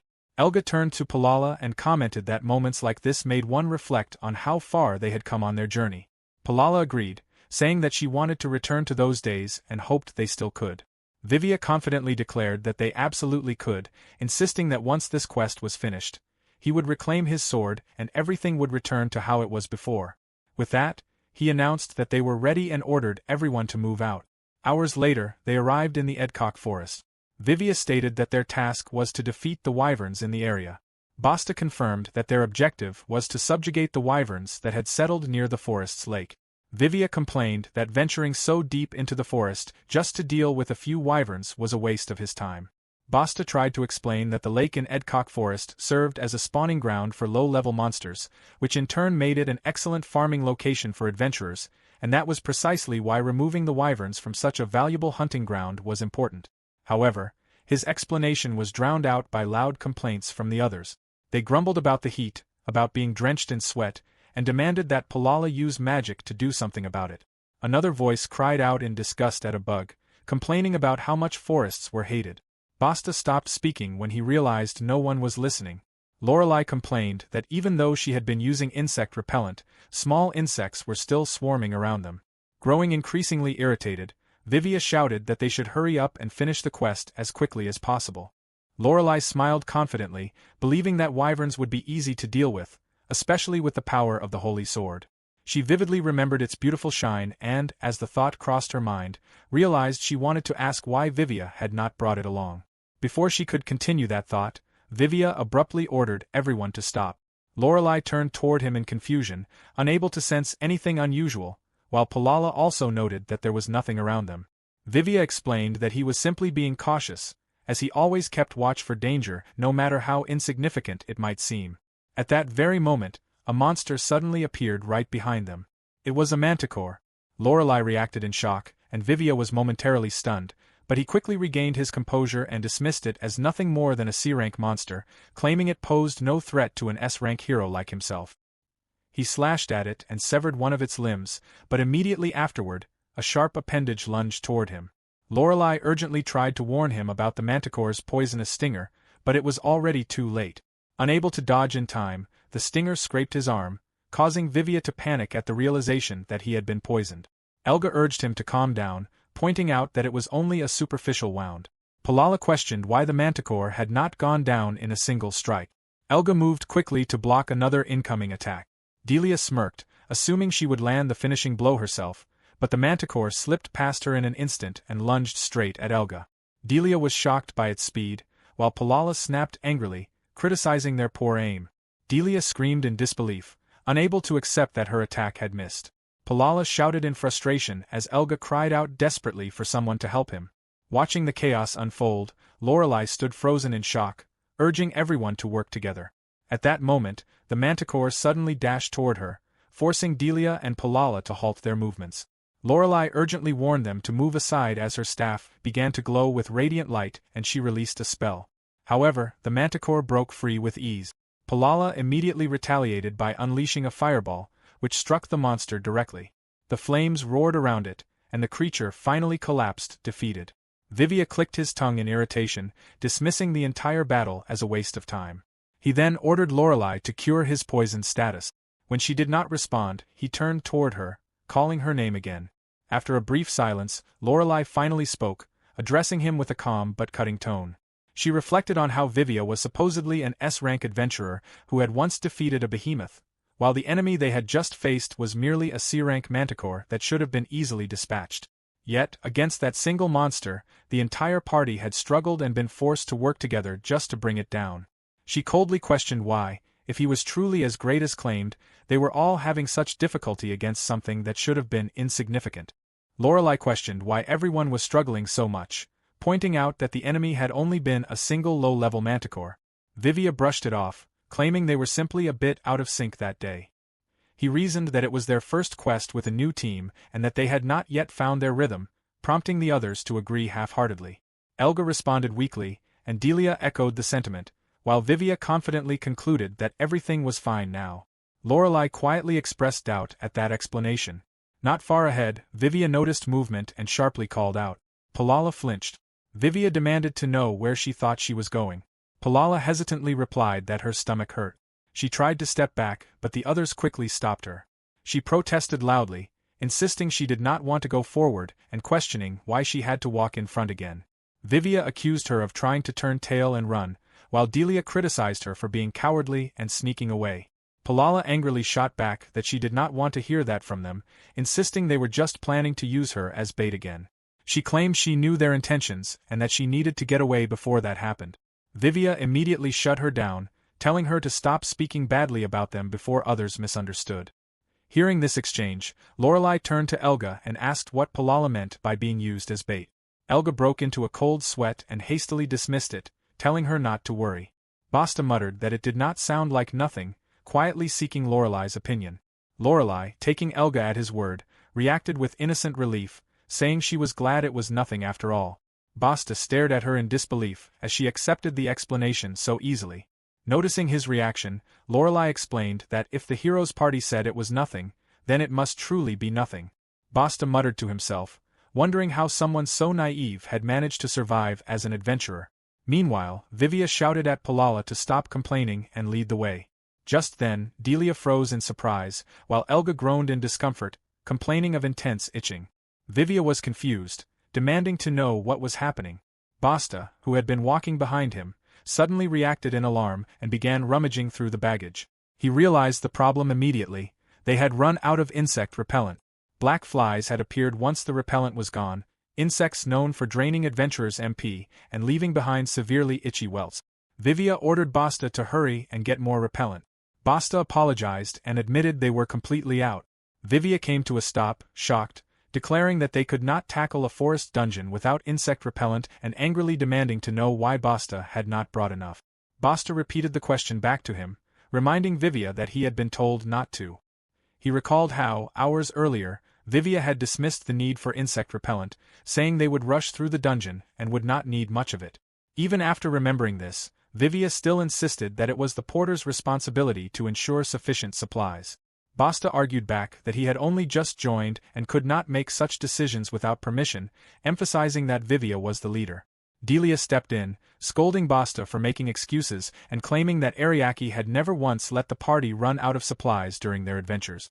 Basta was stunned by that statement, finding it impossible to believe that someone could go through quests without ever running out of items. Vivia insisted that it was true. Basta countered that there were limits to how much anyone could carry, and while overpacking was common, he had never heard of a porter so exceptional that they never ran out of supplies. Hearing this, Vivia was momentarily taken aback. Lorelei quietly added that, now that she thought about it, she had never heard of such a porter either. Vivia turned sharply toward her in shock. Lorelei calmly explained that running out of items was an unavoidable risk on any expedition, which was why both the leader and the porter had to prepare carefully together. The success or failure of an adventure often depended on having the right supplies. She elaborated that the leader made the final decision on what to bring based on the quest's difficulty and the party's overall strength, and that behind every capable porter stood a competent leader. She then questioned whether Vivia had not made such decisions before. If Vivia had been so capable that they had never once run out of items in the past, then why had he failed this time? Vivia was left speechless by her question. After a brief pause, he brushed it off, insisting that such things simply happened and came with the territory.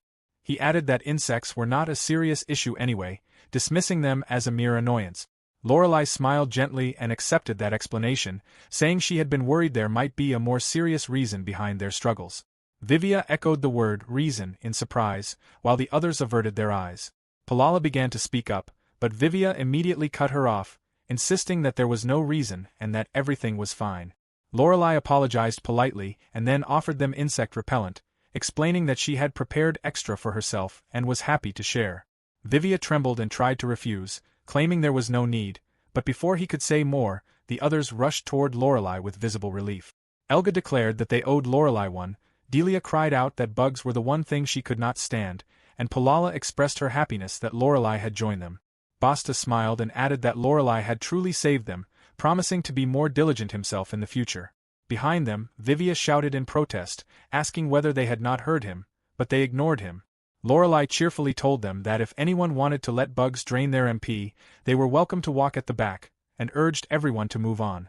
Vivia shouted again for them to stop, then grumbled in frustration before finally relenting and allowing them to use the item. Moments later, they finally located their target. Everyone concealed themselves behind trees and quietly observed the wyvern. Basta softly confirmed its presence. Lorelei agreed and suggested that they stay hidden and carefully plan their strategy. However, her suggestion was cut short when the others suddenly began moving forward. She was stunned, wondering why they were all charging in at once. Vivia smirked and questioned why they should waste time planning when they could simply take it down quickly. Delia announced that she would open with her special move this time, while Palala remarked that whoever struck first would have the advantage. Elga added that they had already held a quick meeting before setting out, so everything would be fine. With that, Vivia declared that it was time to go. Lorelei and Basta were left speechless. Lorelei quickly spoke up, insisting that she did not agree with this plan. The four of them turned to her, puzzled. Lorelei pointed out a fundamental rule of adventuring: one must always account for the unexpected. She explained that their earlier discussion had only covered a basic attack order and had not taken into account terrain, weather, stamina, or unforeseen variables. They might only see a single wyvern now, but there was always the possibility that others were nearby, or that it could call for reinforcements. She asked what they would do in that situation, emphasizing that there were far too many factors they had not yet considered. Vivia began to reply, stating that as the hero, he would handle anything unexpected that occurred, but Lorelei cut him off. She then challenged him directly, asking why, if that was the case, he was going into this battle without a proper strategy this time, especially when in their previous quest they had devised a clever and well-thought-out plan. The others looked at each other in confusion. None of them remembered planning such a strategy. Delia seemed unsure, Elga admitted he did not recall it, and Palala also felt the same. Seeing their confused expressions, Lorelei firmly insisted that they truly had used a strategy back then. She explained that there was an important rule for adventurers: only a proper strategy allows a party to reach its full potential. Simply relying on raw strength was not enough to complete quests safely and efficiently. By using a plan that combined everyone's strengths in attack, defense, and support, the party could achieve the best possible result. Delia was surprised by this idea, wondering if Lorelei meant that strategy was more important than strength. Vivia reacted defensively, feeling as if his status as a hero was being questioned. Lorelei clarified that she was not looking down on him at all, but merely stating common sense. She pointed out that the reason their party had been praised in the past was precisely because of their clever strategies. That was why it felt strange for them to act so recklessly now. Vivia was caught off guard by this, surprised that people had praised their strategy. Palala was also confused, as she had never heard such praise before. Lorelei was shocked by their reactions and brought up the famous battle against the behemoth. Even Boston knew about that fight, as it was widely known. Lorelei explained that behemoths are initially weak to cold, but once pushed into a corner, they change form and their weakness shifts, making them extremely dangerous. However, during that battle, the party had immediately used the correct support magic the moment the transformation happened. They had already prepared for that change, showing sharp observation and careful analysis. It was because of this that the battle ended in just a few hours, and that reputation was what inspired Basta to want to join the heroes' party. After that fight, the party became known as master tacticians, and Lorelei believed the praise was well deserved. Delia and Palala slowly began to understand. Lorelei then looked to Vivia, expecting his agreement. Vivia broke into a cold sweat and awkwardly agreed outwardly, but inside he was panicking. He realized that there had been no strategy created by him at all. In truth, everyone had simply rushed into battle, while all the support planning had been handled by Ariake. At that moment, memories flooded Vivia's mind. During the behemoth fight, Ariake had been the one giving instructions, calling out when attacks stopped working, predicting enemy behavior, and telling Alicia exactly when and where to cast defensive magic. His predictions had come true again and again, protecting the party at critical moments. Even in the chaos of battle, Ariake had calmly guided everyone step by step. Vivia snapped out of his memories and tried to deny it to himself, insisting that he was the one who fought and that Ariake had no achievements of his own. He convinced himself that Ariake was useless. However, Lorelei then pointed out that, as far as she remembered, Ariake had handled all the preparations by himself. He had explained the entire strategy beforehand and continued to advise everyone throughout the battle. Only then did Lorelei realize that Ariake was no longer with them. That realization ignited Vivia's anger. He lashed out, demanding to know whether Lorelei believed that Ariake's departure was the reason the party had fallen into such a miserable state. Chapter 18 begins with Vivia completely consumed by rage. He angrily accused Lorelei of believing that the party had become worthless because Ariake had left. Delia repeated the word pathetic in shock, while Lorelei immediately realized her mistake and hurried to apologize, explaining that the words had slipped out unintentionally. Elga looked at Vivia and noticed that his entire body was shaking. He asked if Vivia was all right. Suddenly, Vivia screamed at the top of his lungs, tears streaming down his face as he collapsed to his knees. Lorelei bluntly pointed out that even a beginner adventurer would not scream like that in front of an enemy. Delia quickly told Lorelei to stop talking, blaming her for making things worse. Elga tried to comfort Vivia, patting his back and telling him he had done well. At the same time, Palala burst out laughing. She mocked Vivia for breaking down and crying because of Lorelei, calling him a useless and clumsy hero who now needed everyone else to comfort him. She said that crying on the ground suited trash like him, and claimed this was his punishment for abandoning her in the grotto. Hearing this, Vivia cried out even louder. Elga snapped at Palala, asking why she was attacking Vivia when he was already down. Delia agreed and cursed Palala for her behavior. Palala fired back, saying that all of them were just as guilty because they had joined Vivia in abandoning her.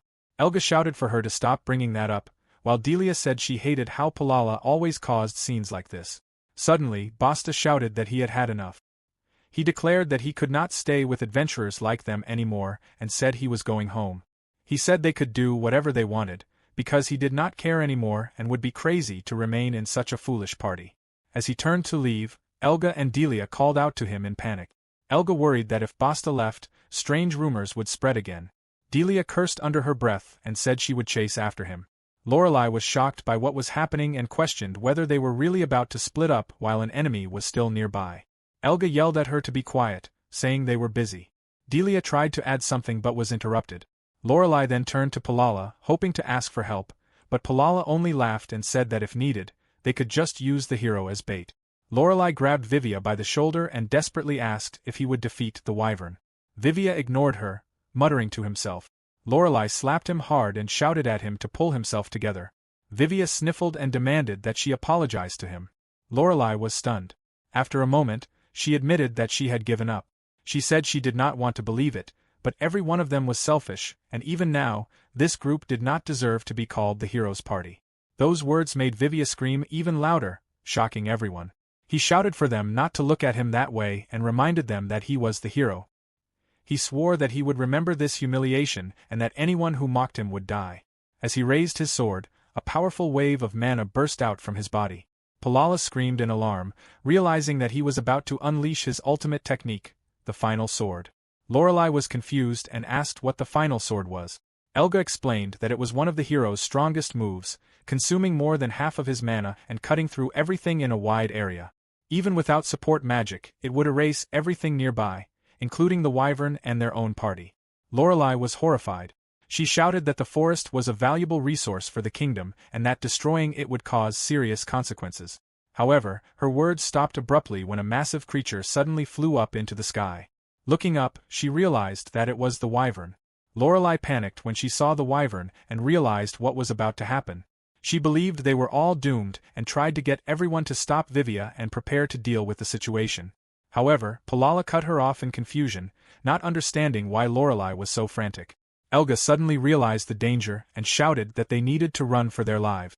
Without hesitation, Palala and the others sprinted away, leaving Lorelei behind in shock. At the same time, Vivia screamed again and unleashed the final sword. Lorelei stood frozen, unable to believe that this was supposed to be the hero's party.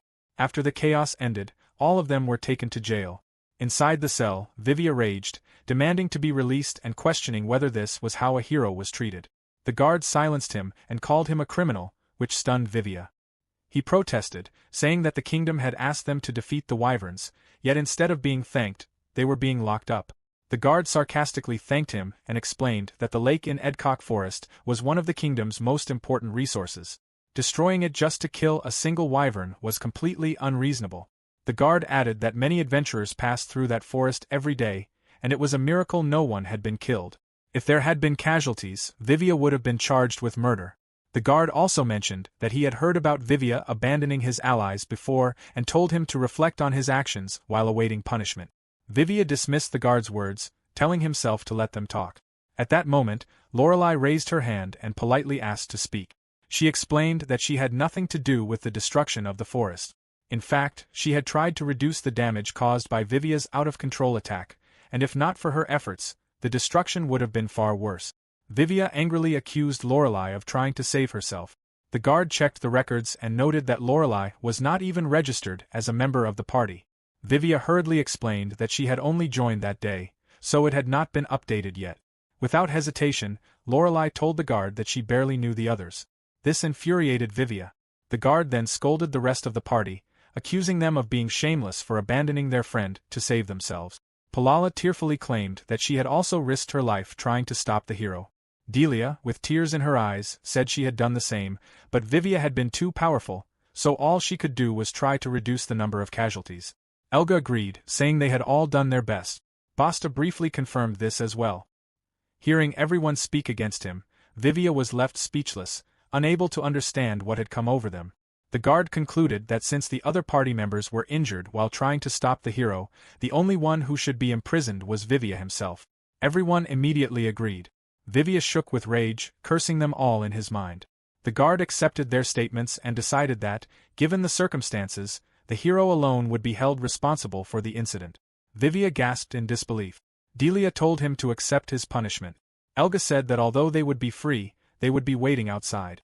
Palala reminded him to reflect on what he had done. Basta simply said goodbye. Lorelei smiled at Vivia and wished him well as she left. Vivia, filled with anger, swore in his heart that he would never forgive the others. Before anything else could happen, a calm voice suddenly came from outside the cell, questioning what all the noise was about. The guard turned around and froze in shock. Without hesitation, he bowed deeply and apologized, saying he should have welcomed the visitor properly. The man told him not to worry. Vivia immediately realized who the visitor was and widened his eyes in disbelief. Standing before them was Werdok, the Chancellor of the Granheim Kingdom. The Chancellor greeted the members of the heroes' party and expressed his pleasure at meeting them, even though it was their first encounter. Palala and Lorelei were stunned that someone so important had appeared in such a place. The Chancellor calmly explained that he happened to be nearby on official business and that their imprisonment seemed to be a mistake. He ordered the guard to release them immediately. The guard hesitated, mentioning the ongoing investigation and suggesting at least keeping the hero detained. The Chancellor repeated his command firmly, leaving no room for argument. The guard quickly obeyed and opened the cell. Everyone stepped out in confusion. The Chancellor then addressed Vivia directly, calling him the hero chosen by the Holy Sword and saying there was something important he wanted to discuss. He added that he did not wish to talk in such a place and suggested continuing the conversation over a meal. Vivia's mood instantly brightened at the thought. The Chancellor laughed lightly and assured him that a grand feast had already been prepared at the royal capital for him and his party. Elsewhere, Ariake and his group arrived at the town of Olden. Colette was amazed by how beautiful the town looked. Suddenly, water splashed over Ariake, soaking him. An elderly woman apologized, explaining that she had been watering her flowers and got carried away. Ariake kindly told her not to worry. Colette complained while helping him dry off, and Ariake remarked that starting their visit like this felt like bad luck. Deep down, he felt uneasy and hoped nothing bad had happened to Vivia. As they walked through the town, Colette noticed how clean everything was, with no trash anywhere and flower beds lining the street. Despite this, she felt strangely uneasy. Ariake agreed, thinking the town was a little too clean and wondering where all the trash went. As they walked down a narrow path, Ariake noticed someone approaching, but the person quickly slipped into a nearby shop. Soon, Colette noticed a large crowd gathering around someone. Suddenly, people rushed forward in excitement, shouting the name of Lord Heinrich. Colette and the others were pushed into the middle of the crowd, completely surrounded. Ariake managed to slip out and found himself face to face with Heinrich. Heinrich noticed him and briefly questioned his presence, then quickly dismissed him as an ordinary traveler. He proudly announced that he would soon give a speech about a new policy to keep the city beautiful. For a moment, Heinrich felt as though he had seen Ariake somewhere before, but he brushed the thought aside and turned back to the crowd. After Heinrich moved on, Colette angrily complained about his arrogant attitude. Ariake responded calmly, saying he was actually curious. With a slight smirk, he suggested they stay and listen to what this so-called beautiful policy really was. In Chapter 19, Heinrich stood before the crowd and praised the people of the city. He thanked them for their hard work and loyalty and said he was proud of them. The crowd responded with loud cheers, admiring him and calling him compassionate and amazing. Colette felt overwhelmed by the noise, while Ariake calmly observed that such admiration was expected for a young noble like Heinrich. After the crowd settled down, Heinrich spoke again and claimed that the peace of the city was being threatened. He blamed poor people who avoided taxes and accused beastfolk in particular of being the cause of crime. He described them as dangerous because of their strength and nature, and promised to protect the citizens from them.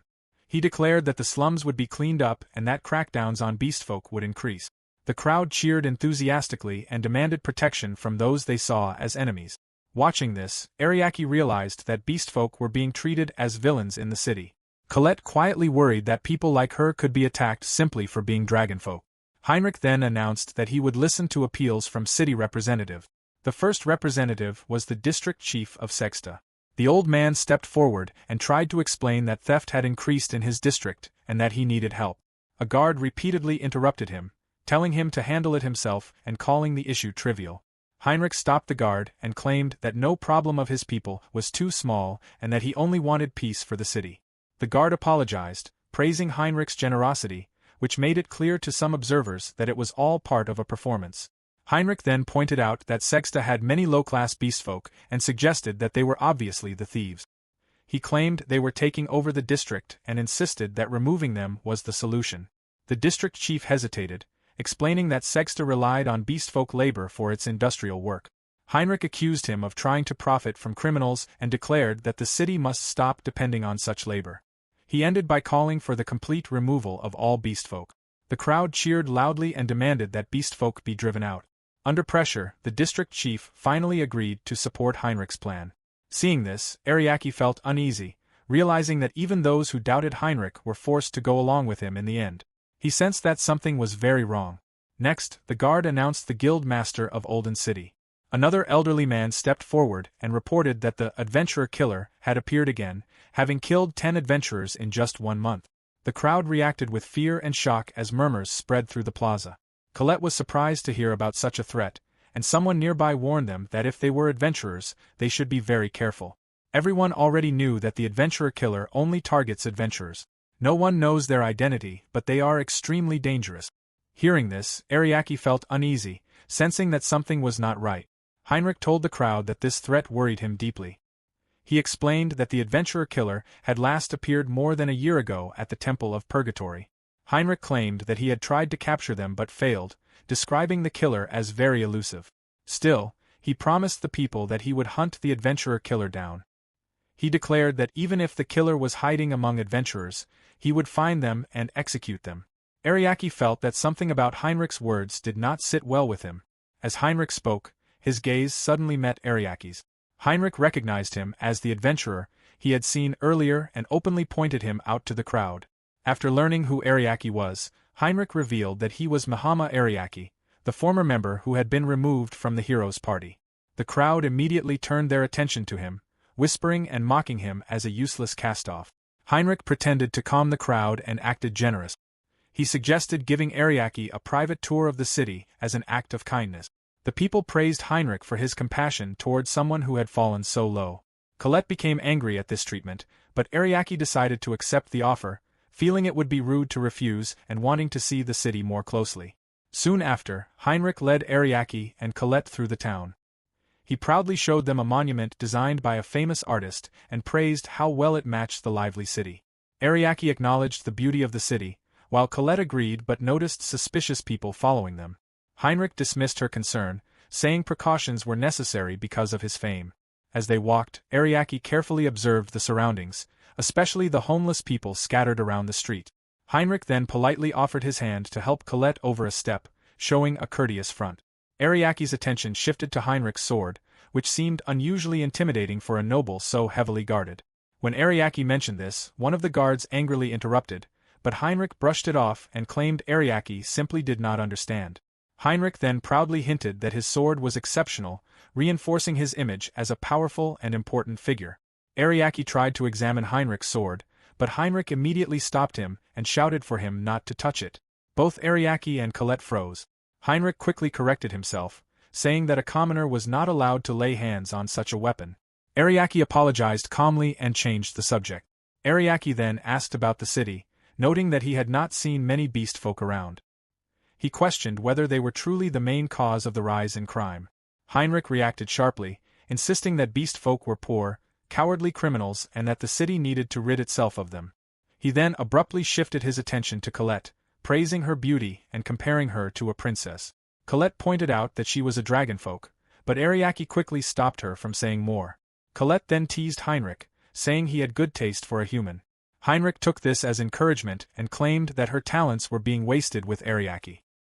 He suggested that she abandon him and stand by Heinrich's side instead, calling it the greatest honor possible. Colette laughed and then coldly warned Heinrich to keep his jokes to himself. Her sharp words shocked him.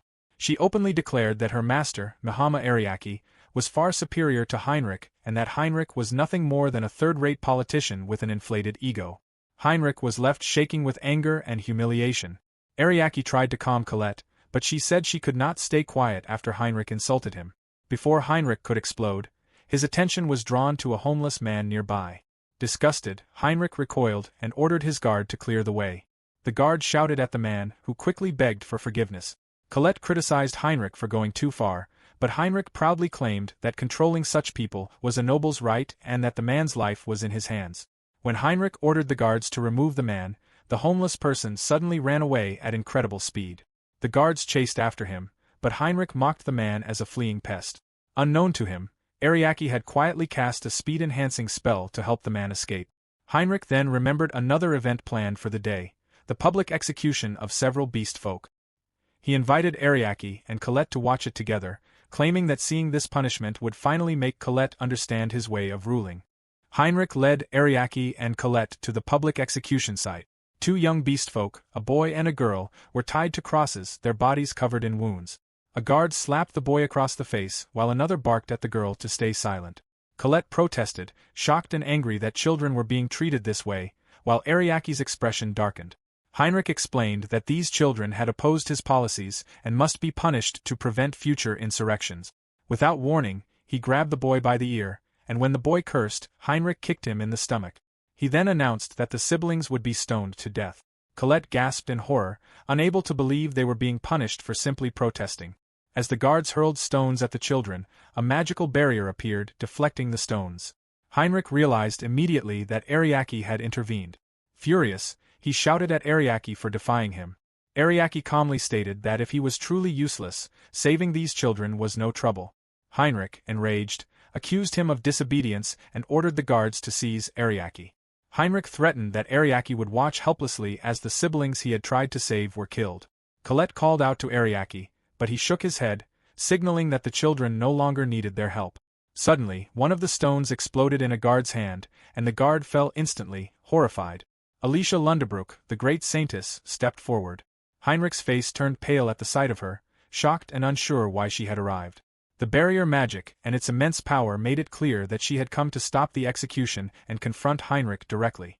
Alicia demanded an explanation in a strong voice. When Heinrich noticed her, his face turned pale. He immediately realized who she was, Alicia Lundebrook, the great Saintess.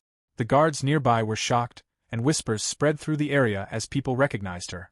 Alicia looked at Ariaki, who was being held down by two guards. He looked back at her calmly.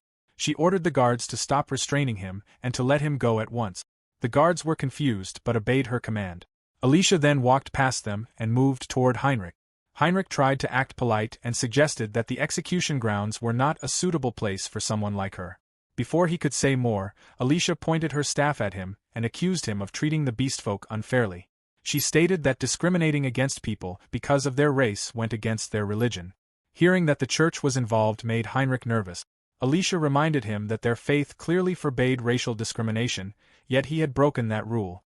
Heinrich looked around and tried to delay the situation, saying this was not the right place to judge him. People in the crowd began to whisper, noticing how strangely Heinrich was acting. He responded loudly, claiming that he was only punishing criminals and that the church had no right to interfere in how he ruled the beastfolk. Alicia took his reaction seriously and explained that she had already investigated the situation. She described how Heinrich had raised taxes on the beastfolk, taken their property, and punished anyone who resisted in cruel ways, including public executions. She explained that such harsh treatment for small crimes was clear discrimination and said the situation had become very serious. As the great Saintess of the Bridget Church, Alicia officially recommended that Heinrich be excommunicated, meaning he would be cast out of the church. The crowd was shocked by this announcement. People whispered in disbelief, knowing how serious excommunication was. Watching everything happen, Colette quietly commented on how emotional everyone had become. Ariaki explained that Brigitism was the state religion, followed by almost everyone in the country. Because of this, the church held great power. If Heinrich were excommunicated, he would lose all his authority. Realizing he had no choice, Heinrich quickly took back his earlier claims and ordered the guards to free the beastfolk prisoners. The guards immediately released the children. Relief spread through them as siblings rushed toward each other, happy to be reunited. The young girl cried as she hugged her brother tightly, unable to hold back her emotions. Alicia walked toward them, relieved that she had arrived in time. The two children immediately recognized her as the great Saintess. Without wasting a moment, Alicia healed their injuries, using her power to ease their pain. She reassured them that everything would be fine and that they would soon feel better. The children thanked her with grateful smiles. As Alicia finished, she noticed Heinrich trying to quietly leave the area. She stopped him at once, pointing out that he had not yet apologized to the two children. Heinrich reacted in shock, unable to believe he was being told to apologize. Alicia warned him that if he refused to repent, she would have no choice but to excommunicate him after all. Heinrich froze, his body trembling, and could not find the words to respond. Forced into a corner, Heinrich turned toward the two beastfolk children and apologized to them. Alicia accepted this and then demanded that he apologize to Ariaki as well.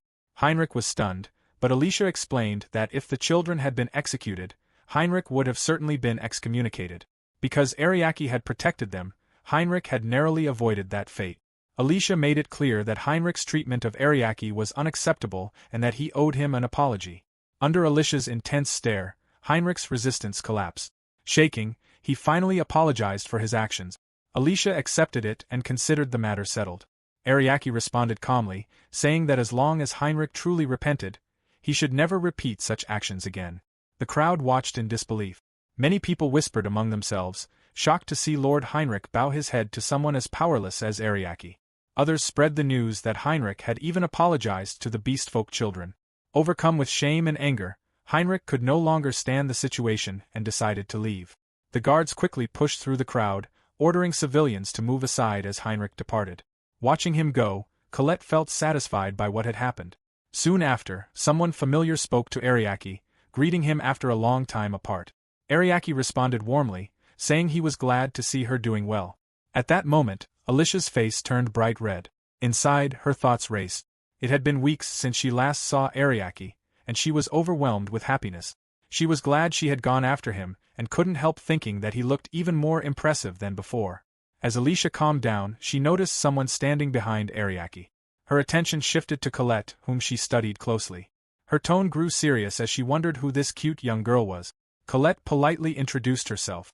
Inside Alicia's mind, emotions exploded. She thought Colette was adorable and couldn't believe that Ariake had already teamed up with such a pretty girl. She felt flustered and unsure of herself, realizing she might end up feeling left out. Her thoughts spiraled as she compared herself to Colette's small and gentle appearance. At the same time, Colette grew nervous under Alicia's gaze. She felt overwhelmed by Alicia's beauty and powerful presence, which seemed almost inhuman. Colette remembered her master mentioning a reliable companion, but she had never imagined someone like Alicia. Unsure of what to do, she broke into a cold sweat as the tension between the two girls quietly filled the air. Ariake asked Alicia whether she was traveling alone and what had happened to the others. Alicia quickly explained that she had left Vivia's party. Ariake reacted calmly but found it interesting that the church had sent her to the same place he was. At that point, Alicia's face turned red as she admitted the truth. She had actually been following Ariake. She explained that she also had church duties, so it worked out, and since she had just left the heroes' party, she hoped to join Ariake's group instead. Ariake seemed to understand and turned to Colette, checking whether she was comfortable with Alicia joining them. Both girls reacted with surprise. Inside Colette's mind, panic began to grow. Traveling with Alicia sounded difficult, but she feared that if she acted jealous or narrow-minded, Ariake might abandon her. At the same time, Alicia's thoughts were racing. She worried that Ariake asking Colette for permission meant the two of them were already very close. Trying to calm herself, she told herself not to jump to conclusions. Seeing Colette hesitate, Alicia decided this was her chance to act. She confidently presented herself, thinking that emphasizing her title and abilities would make her useful to the group. Even as she did so, she felt embarrassed for relying on her status. To Alicia's surprise, Colette reacted with pure admiration. She was amazed by Alicia's healing abilities and was especially shocked by her power to use revival magic, something extremely rare for humans. Colette's honest excitement caught Alicia off guard, and Alicia found herself swayed by her sincerity. At the same time, Alicia felt awkward, realizing her carefully planned move had not gone as expected. However, inside Colette's mind, the situation felt far more serious. She knew that no ordinary human should be able to use both advanced healing and revival magic. Alicia seemed almost unreal, like a character from a story. Colette worried that if someone so powerful joined the party, she herself would become unnecessary. Afraid of being left behind, she desperately searched for something she could offer that Alicia could not. Gathering her courage, Colette revealed her true background. She explained that she was the youngest daughter of the Dragon King. Though she was not a healer, she was a strong fighter and possessed the ability to breathe fire. As soon as she said it, Colette felt foolish for mentioning fire, worrying that she had exposed too much while having nothing else to offer. Instead of reacting negatively, Alicia responded with genuine excitement. She was impressed and pleased to learn that Colette was one of the legendary dragon folk. Having such a powerful fighter in the party made Alicia feel safe and reassured. Hearing this, Colette's eyes lit up. Alicia saw her as a worthy party member and had no intention of pushing her aside. Relieved and overjoyed, Colette eagerly accepted Alicia as an equal companion and looked forward to adventuring together. Alicia, surprised by how quickly things changed, realized that this meant she was truly welcome to join the party as well. Colette smiled warmly at Alicia, feeling truly happy. Inside, Alicia felt relieved as well. Colette let out a quiet sigh, realizing that she would not be pushed out of the party. From now on, she could continue traveling with her master. At the same time, Alicia shared a similar thought, feeling thankful that she would be able to stay with Ariake. She was glad everything had worked out and that she had been accepted into the party. Watching the two girls get along so naturally, Ariake found them both stubborn in their own ways and had not been sure how things would turn out. Seeing them smile together now, he relaxed and decided there was no need to worry after all. Soon after, the two beastfolk children approached and bowed deeply to Ariake and Alicia. They expressed their deep gratitude, knowing they owed their lives to them. The boy introduced himself as How of the Dog-Eared Tribe and explained that the girl beside him was his younger sister, Anne. He wished he could do more to repay them. Ariake brushed aside the praise and made it clear that the credit belonged to Alicia. However, and insisted that Ariake was the one who had saved them from execution. Alicia added that if Ariake had not acted first, she would never have arrived in time. Hearing this, How explained that while they owed their lives to the great Saintess, it was Ariake who had reached out to them when all hope was lost and had stood up to danger on their behalf. How swore he would never forget that kindness. Ariake accepted their gratitude modestly and shared the credit with Alicia, which made her sigh in mild frustration at his usual behavior. Ariake then asked what the siblings planned to do next. How explained that they intended to remain in the town and continue working as adventurers. Although Lord Heinrich still frightened him, there were kind people willing to help them, even if it had to be done secretly. He refused to abandon the town he loved just because of one cruel ruler. Alicia explained that Heinrich had only recently inherited his title after his father's death, which was why the church had taken so long to respond to his mistreatment of the beastfolk. Ariake quietly acknowledged this. Alicia reassured them that Heinrich would be punished for his actions and that the church would closely watch him from now on. Hearing this, the siblings were filled with hope. How grew excited, realizing that Heinrich would no longer be able to abuse his power freely, and smiled brightly, happy that they could return to adventuring without fear. How admitted that the threat of the so-called adventure killer still remained, but now they could finally live more peacefully. Colette commented that it felt like a happy ending. However, while the situation seemed calmer, Ariake remained thoughtful. He felt relieved knowing the church would monitor the town, yet he could not forget the dangerous look in Heinrich's eyes as he left. Sensing that there was still more to discuss, Ariake decided that he needed to speak with How and Anne again. Heinrich erupted in curses, his rage spilling over as he ranted about Miemai-chan. He burned with humiliation, furious that someone like Ariake would dare look down on a high-class noble such as himself. His anger twisted further when he recalled how Ariake had blocked the stones and defended the beastfolk, creatures Heinrich believed should be erased from the world. To him, their very existence was a sin, and he could not understand why anyone would oppose wiping them out. What enraged him most was that even the great saint had taken Ariake's side, declaring it her duty to formally recommend Heinrich's excommunication. The thought shattered what little restraint he had left. The idea that he, a noble, could be excommunicated filled him with murderous fury. He swore that those responsible would regret it, that they would pay with their lives. He imagined heads rolling as he vowed revenge, his breath coming out in harsh gasps after his violent outburst. As his rage cooled into calculation, he realized that the church would soon begin watching him.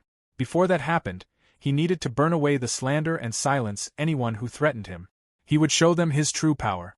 Gripping his sword, Heinrich reassured himself that even if he lost his noble standing, he still possessed this weapon, the one that had been given to him.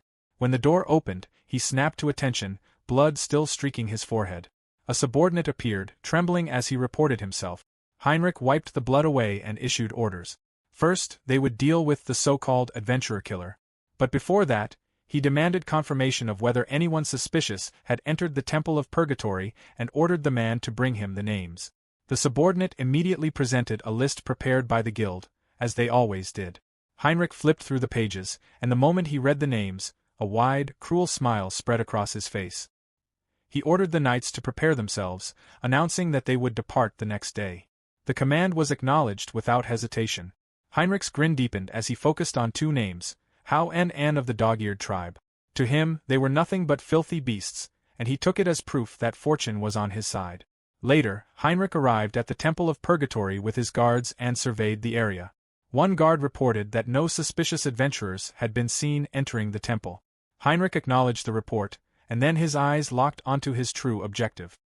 His lips curled upward in satisfaction as he gave the order to enter the temple, which the knights obeyed at once. Inside, two beastfolk adventurers lingered, uneasy about rumors surrounding the adventurer killer.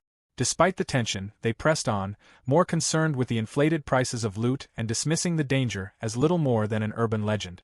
They decided to hurry and finish their business quickly. In that instant, a blade suddenly pierced one of them through the chest. A cold presence loomed behind him, having already marked them as prey. The victim froze, terror flooding his body as he realized the truth of the legend. Without mercy, the attacker stabbed again, this time through the leg, and laughed cruelly. There would be no rescue. His men ensured that no one would interfere. Any interruption would only spoil their entertainment. Summoning his last strength, the wounded man struck back, landing a punch on the attacker's face. But when he saw who stood before him, his body stiffened in shock. It was Heinrich. With a weary sigh, Heinrich acknowledged that now he truly could not let this man live. A savage smile spread across his face as he swung his sword, carving deep into the man's back. He laughed coldly, dismissing the dying beastfolk as worthless garbage. Embracing his role, he reveled in the title of adventurer killer. Even trash like them, he believed, could strengthen his sword. The more blood it drank, the more beautifully it cut. To cultivate the blade and refine his own skill, he had to keep killing. This encounter was nothing more than an appetizer. The real feast awaited him, the slaughter of the damned siblings. Elsewhere within the temple, the two children wandered through the oppressive corridors. The atmosphere felt even more unsettling than before. They decided to rest for a moment, and Hao soon volunteered to scout ahead while and stayed behind to wait. Hidden within the shadows, Heinrich watched them with a twisted smile. This was the opportunity he had been waiting for. With the sister alone, he prepared to strike. Heinrich resolved to make them suffer, imagining how he would torture the brother in front of the sister's lifeless body. In his mind, this would be the perfect punishment for daring to humiliate him. He raised his sword high, determined to feed the adventurer killer's cursed blade and deliver judgment himself, and stood frozen, her eyes wide as the blade closed in on her. At the last moment, Hao appeared from behind and drove a powerful punch into Heinrich's face. The blow sent Heinrich crashing to the ground, clutching his nose in agony. Heinrich struggled to his feet, stunned by the sudden reversal. As Heinrich tried to understand how he had been ambushed, the truth was revealed. The figure he had taken for and removed a robe, showing that it had been Colette in disguise all along. The real and had been hidden safely behind him the entire time. From the shadows, Mahama Ariaki stepped forward, remarking that the plan had gone better than expected, though he had still been uneasy about it. Alicia also appeared, praising Colette for her successful disguise. Heinrich turned in shock when he saw Ariaki standing there, and confronted him, declaring that he now understood both Hao's strength and Ariaki's skill. Hao urged Heinrich to give up, making it clear that Ariaki had already seen through his deception. Confusion overtook Heinrich as Ariaki explained how he had uncovered the truth. During Heinrich's speech the day before, he had specifically mentioned the adventurer killer, even promising the people that he would apprehend the culprit, even if they were hiding among adventurers. That wording had stood out. By singling out adventurers, Heinrich had unintentionally suggested that the killer could be anyone within their ranks, which made his statement suspicious. It was also strange that someone of Heinrich's status would personally carry out such dirty work. His year-long search, which had produced no results, should have damaged his reputation, yet now everything made sense. The hunt for the adventurer killer had been nothing more than a cover, allowing Heinrich to continue his killings without suspicion. Heinrich shouted in protest, insisting that none of this proved anything. At that moment, the two beastfolk attacked earlier appeared, alive. They stood as witnesses, having seen everything. It was undeniable that Heinrich was the adventurer killer. Alicia confronted him directly, stating that he had killed them. Heinrich reacted in shock, but Alicia calmly explained that she had revived them with her magic. There was no need for further proof. Colette then pointed out the sword Heinrich carried, noting its disturbing aura. It was a weapon that grew more wicked with every life it took, though its nature was difficult to detect while it was sheathed. Ariaki concluded that the sheath must have been specially made to hide the blade's sinister presence. Hearing all of this, Heinrich erupted in fury, screaming in outrage as his crimes were laid bare. Ariaki reflected that cornering a noble like Heinrich required a carefully laid trap. According to the plan he devised, Hao and the others had been used as decoys to draw Heinrich out. Alicia admitted that things had not gone perfectly, as they had lost sight of Heinrich along the way and failed to prevent casualties. She apologized deeply for that failure. However, the others reassured her that her actions had still made it possible to expose the killer. Alicia pointed directly at Heinrich, declaring him not as the adventurer killer, but as a criminal. The accusation drained the color from Heinrich's face. He recoiled in disbelief at being labeled a criminal and angrily demanded that someone arrest her instead. Alicia calmly informed him that she had already set up a barrier, ensuring that no one else could intervene. Stepping closer, Alicia began listing his crimes in cold detail: murder, violations of civil rights, assault, blackmail, and countless other offenses. Heinrich's attempts at excuses were meaningless. She declared him a disgrace to the nobility and stated that once the truth was fully revealed, he would lose everything he had. With the verdict clear, Ariaki ordered that Heinrich be taken into custody. The two beastfolk stepped forward, announcing that they would handle it. Meanwhile, Heinrich remained in a dazed state, muttering to himself as reality closed in. When Colette moved ahead, her foot struck something hard on the floor. A sword lay there, rattling ominously as if responding to Heinrich's thoughts. Under his breath, Heinrich muttered that they would all pay. At first, the others were confused by his murmuring. Then Ariaki suddenly stiffened, sensing imminent danger. Heinrich's eyes burned with madness as his rage boiled over, and he vowed to kill every single one of them. Ariaki shouted a warning, telling everyone to get down. In the next instant, the sword rose into the air on its own, dark energy swirling as it was drawn into the blade. Colette was knocked to the ground while the others braced themselves against a violent gust of wind. Heinrich seized the sword as flames erupted along its edge, the weapon fully awakened. Alicia recognized it at once as the demonic sword itself. Ariaki realized the situation had turned dire, and Alicia reacted in disbelief. A chilling laugh escaped Heinrich as he prepared to unleash the true power of his cursed blade. Chapter 22 opens with Heinrich losing himself to madness as he boasts about his demonic blade, a weapon he believes has devoured countless souls. Consumed by arrogance and rage, he declares that everyone who dares insult him will perish by its power. Ariaki tries to stop him, realizing that what Heinrich is wielding is not a sword at all, but something far more dangerous. In the next moment, a grotesque monster emerges behind Heinrich. Its slimy, gelatinous body slides into him, invading him from within. Heinrich screams in agony as cracking sounds echo through the chamber, his body being violently taken over. The creature's jelly-like mass swells larger and larger as it absorbs him. Heinrich's head dangles grotesquely from the monster's limb-like extensions, while his legs are swallowed into its writhing, soft body. The horrifying truth becomes clear. Ariaki identifies the creature as a mimic, a monster that disguises itself as an item and devours adventurers to grow stronger. Having consumed countless souls, this mimic has evolved far beyond its usual form. It is now a hell mimic. The monster launches an attack, smashing into the ground and sending rocks flying in every direction. Its tentacle-like limbs hurl debris relentlessly, forcing everyone to dodge. To make matters worse, its limbs begin multiplying rapidly, overwhelming the battlefield. The attacks grow faster and more unpredictable, pushing Ariaki and Alicia to their limits as they struggle to protect everyone.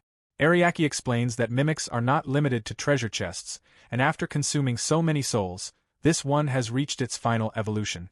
A hell mimic is classified as a SSS rank monster, a disaster-level threat capable of wiping out entire areas. The ground near them collapses as the monster slams its limbs down, releasing a massive shockwave. The floor cracks and crumbles, and the deafening impact leaves many adventurers unconscious. As the dust settles, it becomes clear that the shockwave has likely incapacitated most people still inside the temple. Observing carefully, Alicia notices that the monster's movements seem slightly sluggish, suggesting that it may not have fully absorbed Heinrich yet. That means there is still a small window of opportunity. Ariaki quickly checks on Hao, confirming that he can still move, and orders an immediate evacuation. Since they are on the lower floors, everyone must get out as fast as possible. Ariaki makes a decisive call. Alicia and Colette are to prepare for battle while the others escape. He does not intend to merely stall the monster, but to defeat it outright, with himself providing support from behind. Colette responds with confidence, while Alicia remains calm and determined, fully trusting in Ariaki's support. Together, they believe they cannot lose. Ariaki warns them not to separate, as his enhancements will not reach them if they stray too far. Both Alicia and Colette assure him they will stay close. Colette declares that she will show the true power of the dragonfolk. Understanding his limits, Hao resolves to help evacuate the remaining adventurers. He knows he would be useless against a monster of this level, but he can still save lives. Ariaki places a hand on his shoulder, reassuring him that he knows exactly what to do in a crisis and is a far better adventurer than he believed. Ariake entrusts him with reviving the fallen adventurers and ensuring everyone else escapes safely. Moved by those words, Hao's eyes shine with resolve. Ariake casts a spell to increase Hao's psychic resistance, and Hao rushes off to carry out his task. As the remaining adventurers flee, the monster appears to finish absorbing Heinrich completely, its presence growing even more ominous. With the evacuation underway, the 3 remaining fighters turn to face the Hell Mimic head-on. Heinrich's distorted, sinister laughter echoes from within the monster as his hatred fixates on one target above all else, Ariake. The mimic lunged toward them, its massive body surging forward. Ariake immediately warned them not to stray too far, explaining that if they did, his support magic would be delayed. They needed to maintain a tight formation. Both Alicia and Colette acknowledged his command at once. Ariake began casting multiple enhancement spells on Colette, granting her bursts of invisibility, speed, and evasion. He cautioned her that these buffs were extremely powerful but short-lived. She was not to overextend herself. After striking, she needed to pull back immediately. Colette admitted she did not fully understand, but agreed anyway, charging forward without hesitation. Turning to Alicia, Ariake informed her that Colette's buffs would expire in 45 seconds and instructed her to deploy a barrier before that happened. Alicia confirmed the timing precisely, planning to activate the barrier at 44 seconds. Colette rushed in with visible excitement, weaving through the mimic's tentacles at incredible speed. She quickly realized that the monster's sheer size made its movements predictable. Closing the distance, she delivered a powerful punch straight into its body. The impact caused blood to burst from the creature's mouth, and Colette was certain the hit had hurt it badly. She immediately turned to retreat. At that moment, a grotesque mouth opened at the exact spot she had struck, nearly swallowing her whole. Colette was shocked to see the monster grow a mouth where she had hit it, realizing that damaging it seemed to make it even more dangerous. Alicia grew frustrated at the realization that attacking the creature appeared to strengthen it. Ariake, however, remained composed and instructed Colette to continue baiting the monster in the same way. She followed his orders, drawing its attention and attacks. Ariake reasoned that the mouth would eventually disappear, meaning the monster was actually healing. Alicia agreed that there was little they could do to stop that regeneration directly. As the monster charged toward Colette again, Alicia warned her. Ariake calmly reminded them that, despite everything, it was still just a mimic. Colette continued dodging its attacks effortlessly, confident in Ariake's buff. She mocked the creature's inability to touch her, convinced that it had already shown its limits. Suddenly, the mimic shifted its focus and locked onto Ariake. In an instant, it dashed toward him.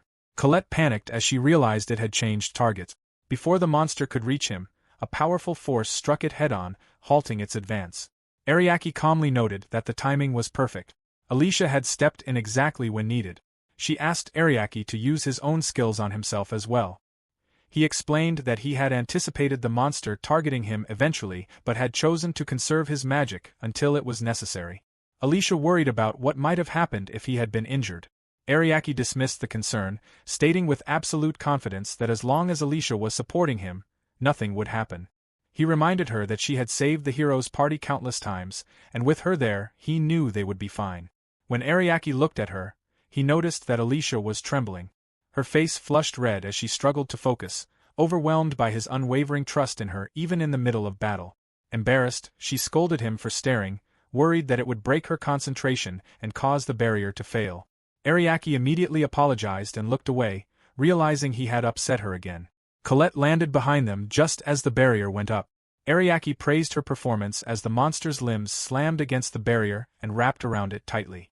With a moment of breathing room secured, Ariake calmly stated that they had some time before the barrier would collapse, enough for him to explain the monster's weakness. Both of them were stunned that he had already figured it out. Colette protested, pointing out that every time they hit the monster, it seemed to grow stronger. Ariake corrected her, explaining that the creature was actually being damaged, not empowered. What they were seeing was a trick. He elaborated that the tentacles around the damaged areas moved more slowly. While the mimic was highly resilient, it was undeniably weaker where it had been struck. The mouth that appeared was simply a deception designed to make it look stronger while buying time to recover. Mimics commonly rely on such deceptive tactics in combat. Understanding finally dawned on Colette, while Alicia added that even knowing this, the monster's regenerative ability was still extremely dangerous. After taking damage, it could fully recover within 10 seconds. Ariake acknowledged that fact, but pointed out that it was also the key to its weakness. If the mimic possessed such incredible healing, why would it bother hiding its wounds with a mouth? Colette quickly answered that it was to appear stronger, though Ariake wondered if she had really been listening. After thinking it through, Alicia proposed a theory. If they struck the same spot twice before it could recover, the monster might not be able to heal properly. Hearing that, Ariake allowed himself a confident smirk. At the very least, it was worth trying. Chapter 23 begins with Alicia realizing that the mimic must be attacked again before it has time to recover. Ariake agrees and concludes that they only have one viable strategy: multi-strike attack. Their overall damage output will not increase, but by striking repeatedly in rapid succession, they can prevent the monster from regenerating. By continuing the assault without pause, they can exhaust its energy. Colette reacts with confidence, while Alicia reminds them that wearing down an SSS-class monster is anything but easy. At that moment, cracks begin spreading across the barrier. Alicia warns that it will not hold much longer, leaving them with no choice but to act. Ariake agrees, and Colette eagerly prepares for battle. As the barrier shatters completely, the three of them launch forward at the same time. Ariake declares that they must finish the fight before the monster destroys the entire dungeon. Without hesitation, Ariake activates multiple party-wide enhancement spells, greatly increasing their speed, agility, and allowing them to strike multiple times in succession. The monster roars as the final battle begins. Colette immediately leaps into the air and delivers a rapid double strike, landing 2 blows in an instant. Before the mimic can fully regenerate, Alicia follows up with her own attack. Together, they keep striking continuously, giving the monster no chance to heal. Part of its body tears away under the relentless assault, confirming that their strategy is working. The multi-strike attacks are successfully suppressing its regeneration, just as Ariake predicted. Ariake then joins the offensive directly, jumping high and slamming his foot into the monster. As he moves in for another blow, the creature glares at him, but in the blink of an eye, Ariake vanishes from its sight. With lightning speed accelerating their movements and nimbleness closing the gaps in their attacks, Ariake observes that the monster is little more than a massive damage sponge. Still, even that can be dealt with. Colette charges again, unleashing a rapid barrage of punches. When a tentacle swings at her from behind, Ariake intercepts it with a perfectly timed kick. Alicia follows with a storm of simultaneous strike. Their coordinated assault pushes the monster closer to its limit. Ariake calls out that they are nearly out of time, and Alicia realizes that this means they have arrived at the decisive moment. The mimic suddenly roars and opens its mouth wide, expelling a jelly-like substance that splashes over them, soft and sticky. Confusion spreads, but Ariake explains that the creature can no longer maintain its tentacles. Its strength is failing. Encouraged, Colette cheers as they press the attack. Desperate, the monster turns and attempts to flee. Alicia panics at the sight of it escaping, and Colette reacts in frustration, knowing they were so close to defeating it. Alicia prepares to block the exit with a barrier, but Ariake stops her and orders her to keep chasing instead. Without waiting, he sprints after the wounded creature, leaving Alicia momentarily confused before she follows. The injured hell mimic bursts out of the temple, its torn body writhing through the air. Ariake and the others arrive right behind it. Ariake realizes the monster is likely trying to devour people outside to recover, but he informs it that all the adventurers have already evacuated, thanks to the beastfolk Heinrich once tortured. The monster growls in fury at the realization. Alicia panics, unsure how they will finish it now, but Ariake calmly reassures her. He had anticipated that the mimic would try to escape the temple. Turning to Colette, he asks if she is ready. With a confident smirk, Colette signals that she is more than ready and can finally fight at full power. Ariake raises his hand and initiates their final gambit, giving Colette permission to unleash everything she has. In an instant, Colette transforms into a dragon. Alicia watches in awe, overwhelmed by the sight. In her dragon form, Colette lets out a mighty roar, declaring judgment upon Heinrich and the Hell Mimic, alongside her dragon knight, Miemai-chan. In her dragon form, Colette unleashed her ultimate attack. A blinding white blast erupted from her mouth, completely engulfing the Hell Mimic. The beam tore through the sky, swallowing everything in its path and leaving nothing untouched. The others could only stare in shock. Alicia shut her eyes and shielded herself from the overwhelming impact. When the thick smoke finally cleared, a massive crater remained. There was no dust, no remains, and no trace of the monster. It had been erased completely. Moments later, Colette returned to her human form and collapsed forward. Ariake caught her before she hit the ground, letting out a weary sigh at how recklessly she had gone all out. Colette, however, was laughing, clearly exhilarated by the fight. Alicia hurried over, stunned by what she had witnessed. She realized that what she had seen was Colette's true form, and the revelation left her deeply moved. A dragon, powerful and beautiful, fighting alongside them. Alicia felt both admiration and determination rise within her. As the excitement faded, Alicia's expression turned serious. She looked at the enormous crater, fully realizing that they had truly done it. Together, as a party, they had defeated the Hell Mimic. Exhaustion washed over her after the intense battle, while Colette remained energized, still riding the thrill of victory. Alicia acknowledged that the battle had been incredible and credited Ariake for leading them through it. Ariake, however, dismissed the praise, insisting that his abilities were meaningless without his allies. Without their strength and resolve, they would have lost. Hearing this, both Alicia and Colette smiled. Alicia reflected that although tensions between the beastfolk and the townspeople still remained, at least the adventurer killer had been dealt with. Ariake, however, remained cautious. Whether it was the demonic sword or not, he believed Heinrich had not acted alone. Someone else must have been supporting him from the shadows. Alicia grew uneasy at the thought of a hidden mastermind, but Colette brushed it aside, insisting they enjoy the moment after solving the case. After returning to Olden Town as the hero who defeated Heinrich, Ariake was greeted warmly by the townspeople. Though grateful, he longed for a quiet and peaceful life and began looking for a way to slip away. Howe eventually found him and expressed heartfelt thanks on behalf of the beastfolk for saving them. Ariake tried to leave unnoticed, only for the townspeople to realize he was disappearing mid-celebration. From a distance, Howe could clearly see him fleeing the overwhelming hospitality of the town, amused that even a legendary hero could be chased off by gratitude alone. The people of Olden Town were truly something else. When confronted, Ariake insisted that the victory had not been his alone and that everyone's efforts had made it possible. Howe accepted this humbly, honored just to have played a part. At that moment, and stepped forward and handed Ariake an item. It was the Bell of Dawn. If Ariake ever found himself in trouble, ringing it would cause every member of the dog-eared tribe to rush to his aid. Through this gift, Howe declared that their entire tribe swore unconditional loyalty to Ariake and wished to serve him in gratitude. Ariake was taken aback by the declaration and tried to refuse, but seeing their sincerity left him at a loss for words. Faced with their heartfelt resolve, he finally relented, though he insisted he did not plan to ever use it. That was more than enough for Howe and Anne, who smiled brightly in return. Before parting ways, Ariake gently patted their heads and reminded them to stay safe. Tears welled in their eyes as they said goodbye, marking the end of their journey together. Not long after, as Ariake wandered through the town, someone called out to him. Alicia had finally caught up, breathing heavily from running. Ariake asked where she had been and whether they were leaving soon. With a gloomy expression, Alicia explained that the church had contacted her and that she would have to leave the party for a while. The church officials wanted to speak with her in person. Ariake remarked that it sounded troublesome. Alicia insisted that she would return very soon, then vented her frustration, blaming Ariake for the situation. The church wanted to formally thank him for what he had done, and as a result, she now had to give a face-to-face report.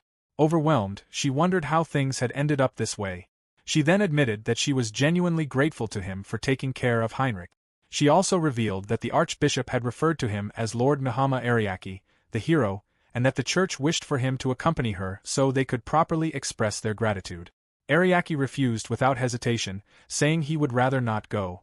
Alicia laughed softly, having expected that answer, knowing how much he disliked standing out. Ariake noticed how happy she seemed and realized it had been a long time since he had seen her like that. When Alicia asked if he had said something, she quickly brushed it off and said she would be leaving now. She reassured him that she had already informed Colette, so there was no need to worry. As she was about to go, Ariake called out to her and told her to stay safe, offering her a small, gentle smile. Alicia's face flushed bright red. She quickly turned away, shouting that she would be back as soon as possible, tears spilling from her eyes as she ran off. Watching her leave, Ariake let out a quiet sigh. Suddenly, a woman appeared behind him. She greeted him softly, introducing herself as Fenrir. Ariake remained silent as she giggled, explaining that she was Alicia's attendant. She remarked that she now understood why Alicia had never introduced them before. She hinted that Ariake should be wary of the true mastermind behind the recent incident. Before he could respond, Fenrir suddenly kissed his cheek. She wished him well and vanished into thin air, leaving Ariake completely stunned. Regaining himself, he muttered that he still had a long way to go. Some time later, Ariake and Colette boarded a wagon as it began to move. Colette joked that it felt like they had needed to plan an escape just to leave the town. Ariake quietly noted how well Alicia had hidden. When Colette asked about their next destination, Ariake answered that they were heading to the marine city of Belta. From there, they would need to cross the sea to reach Alti.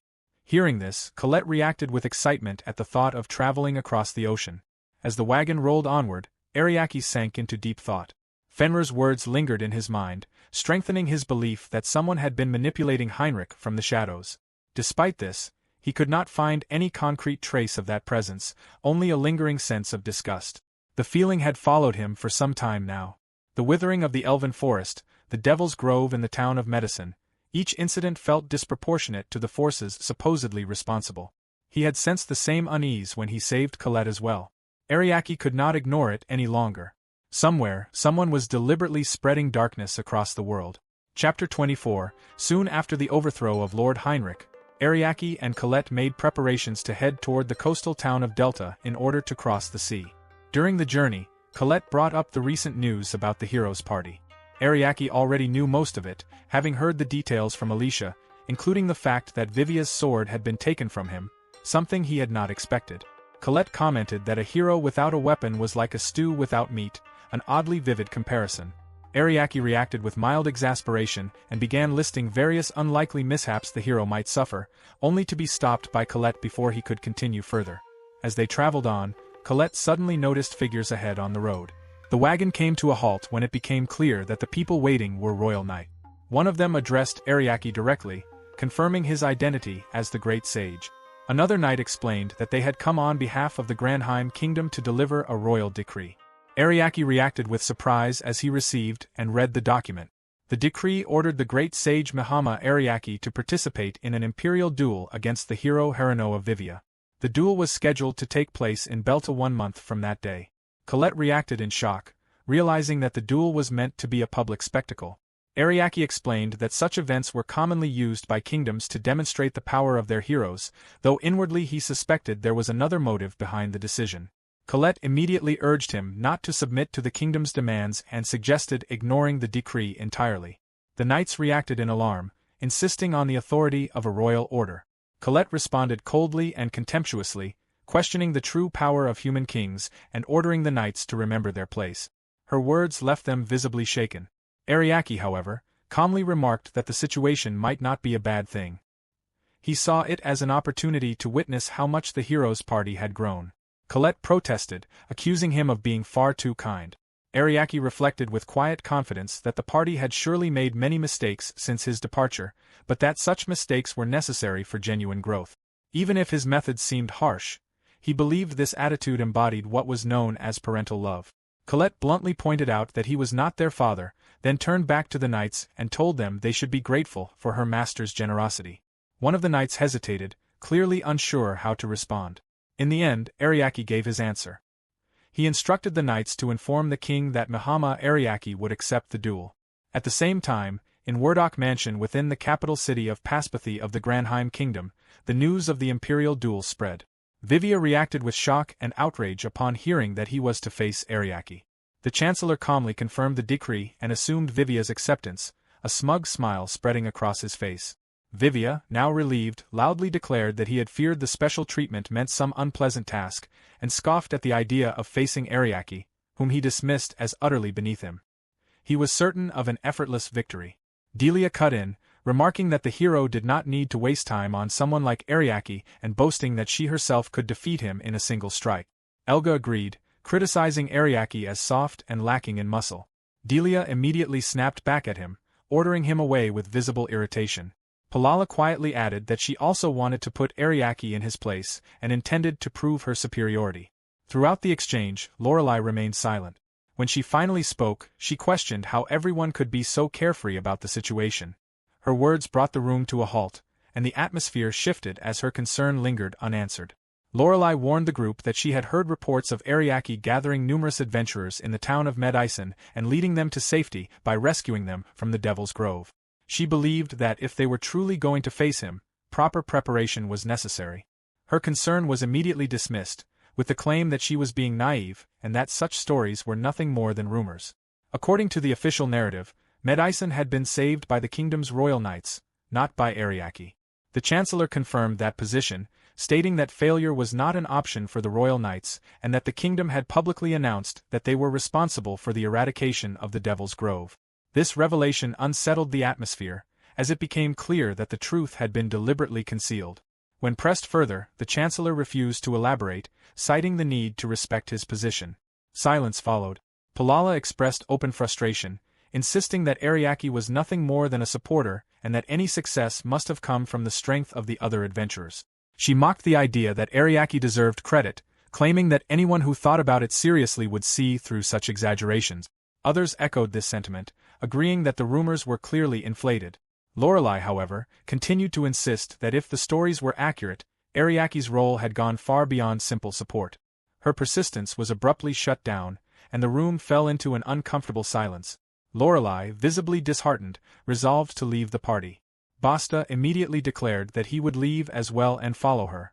Delia responded coldly, explaining that such thoughts were pointless. After the incident in the Edcock Forest, numerous complaints and damage claims had been filed against them.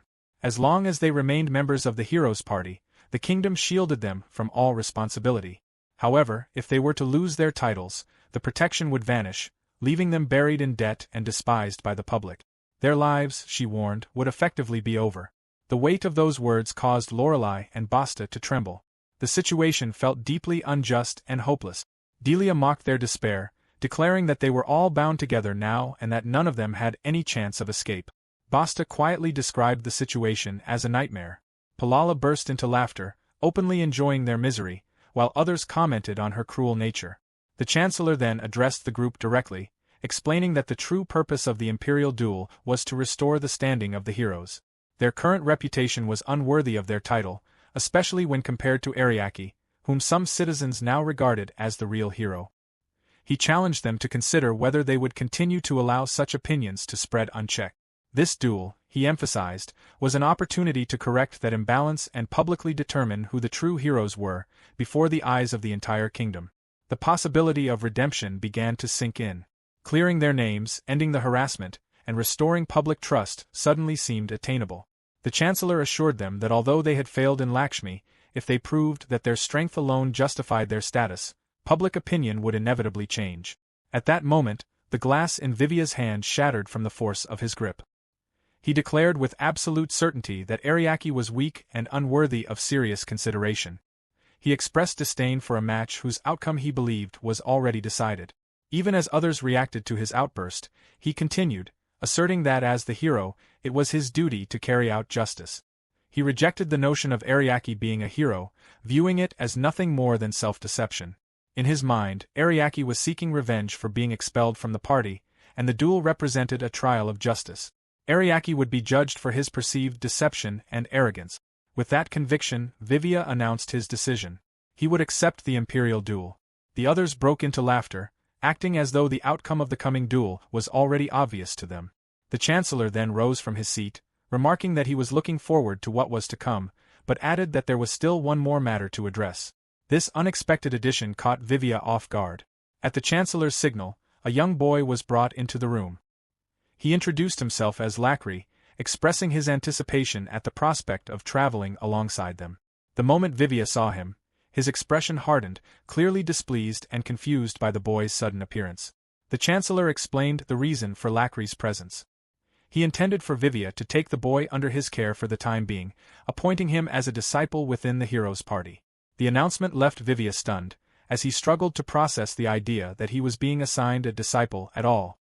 His reaction was filled with frustration, and he openly showed his dissatisfaction with the situation. Vivia objected strongly, insisting that as a hero, caring for a child was not part of his responsibilities and that someone else should be tasked with the role. The Chancellor calmly rejected his protest, stating that there was no one more suitable. The reason, he explained, was Lakri's exceptional status. The boy was the wielder of the Holy Lance, Bryanak.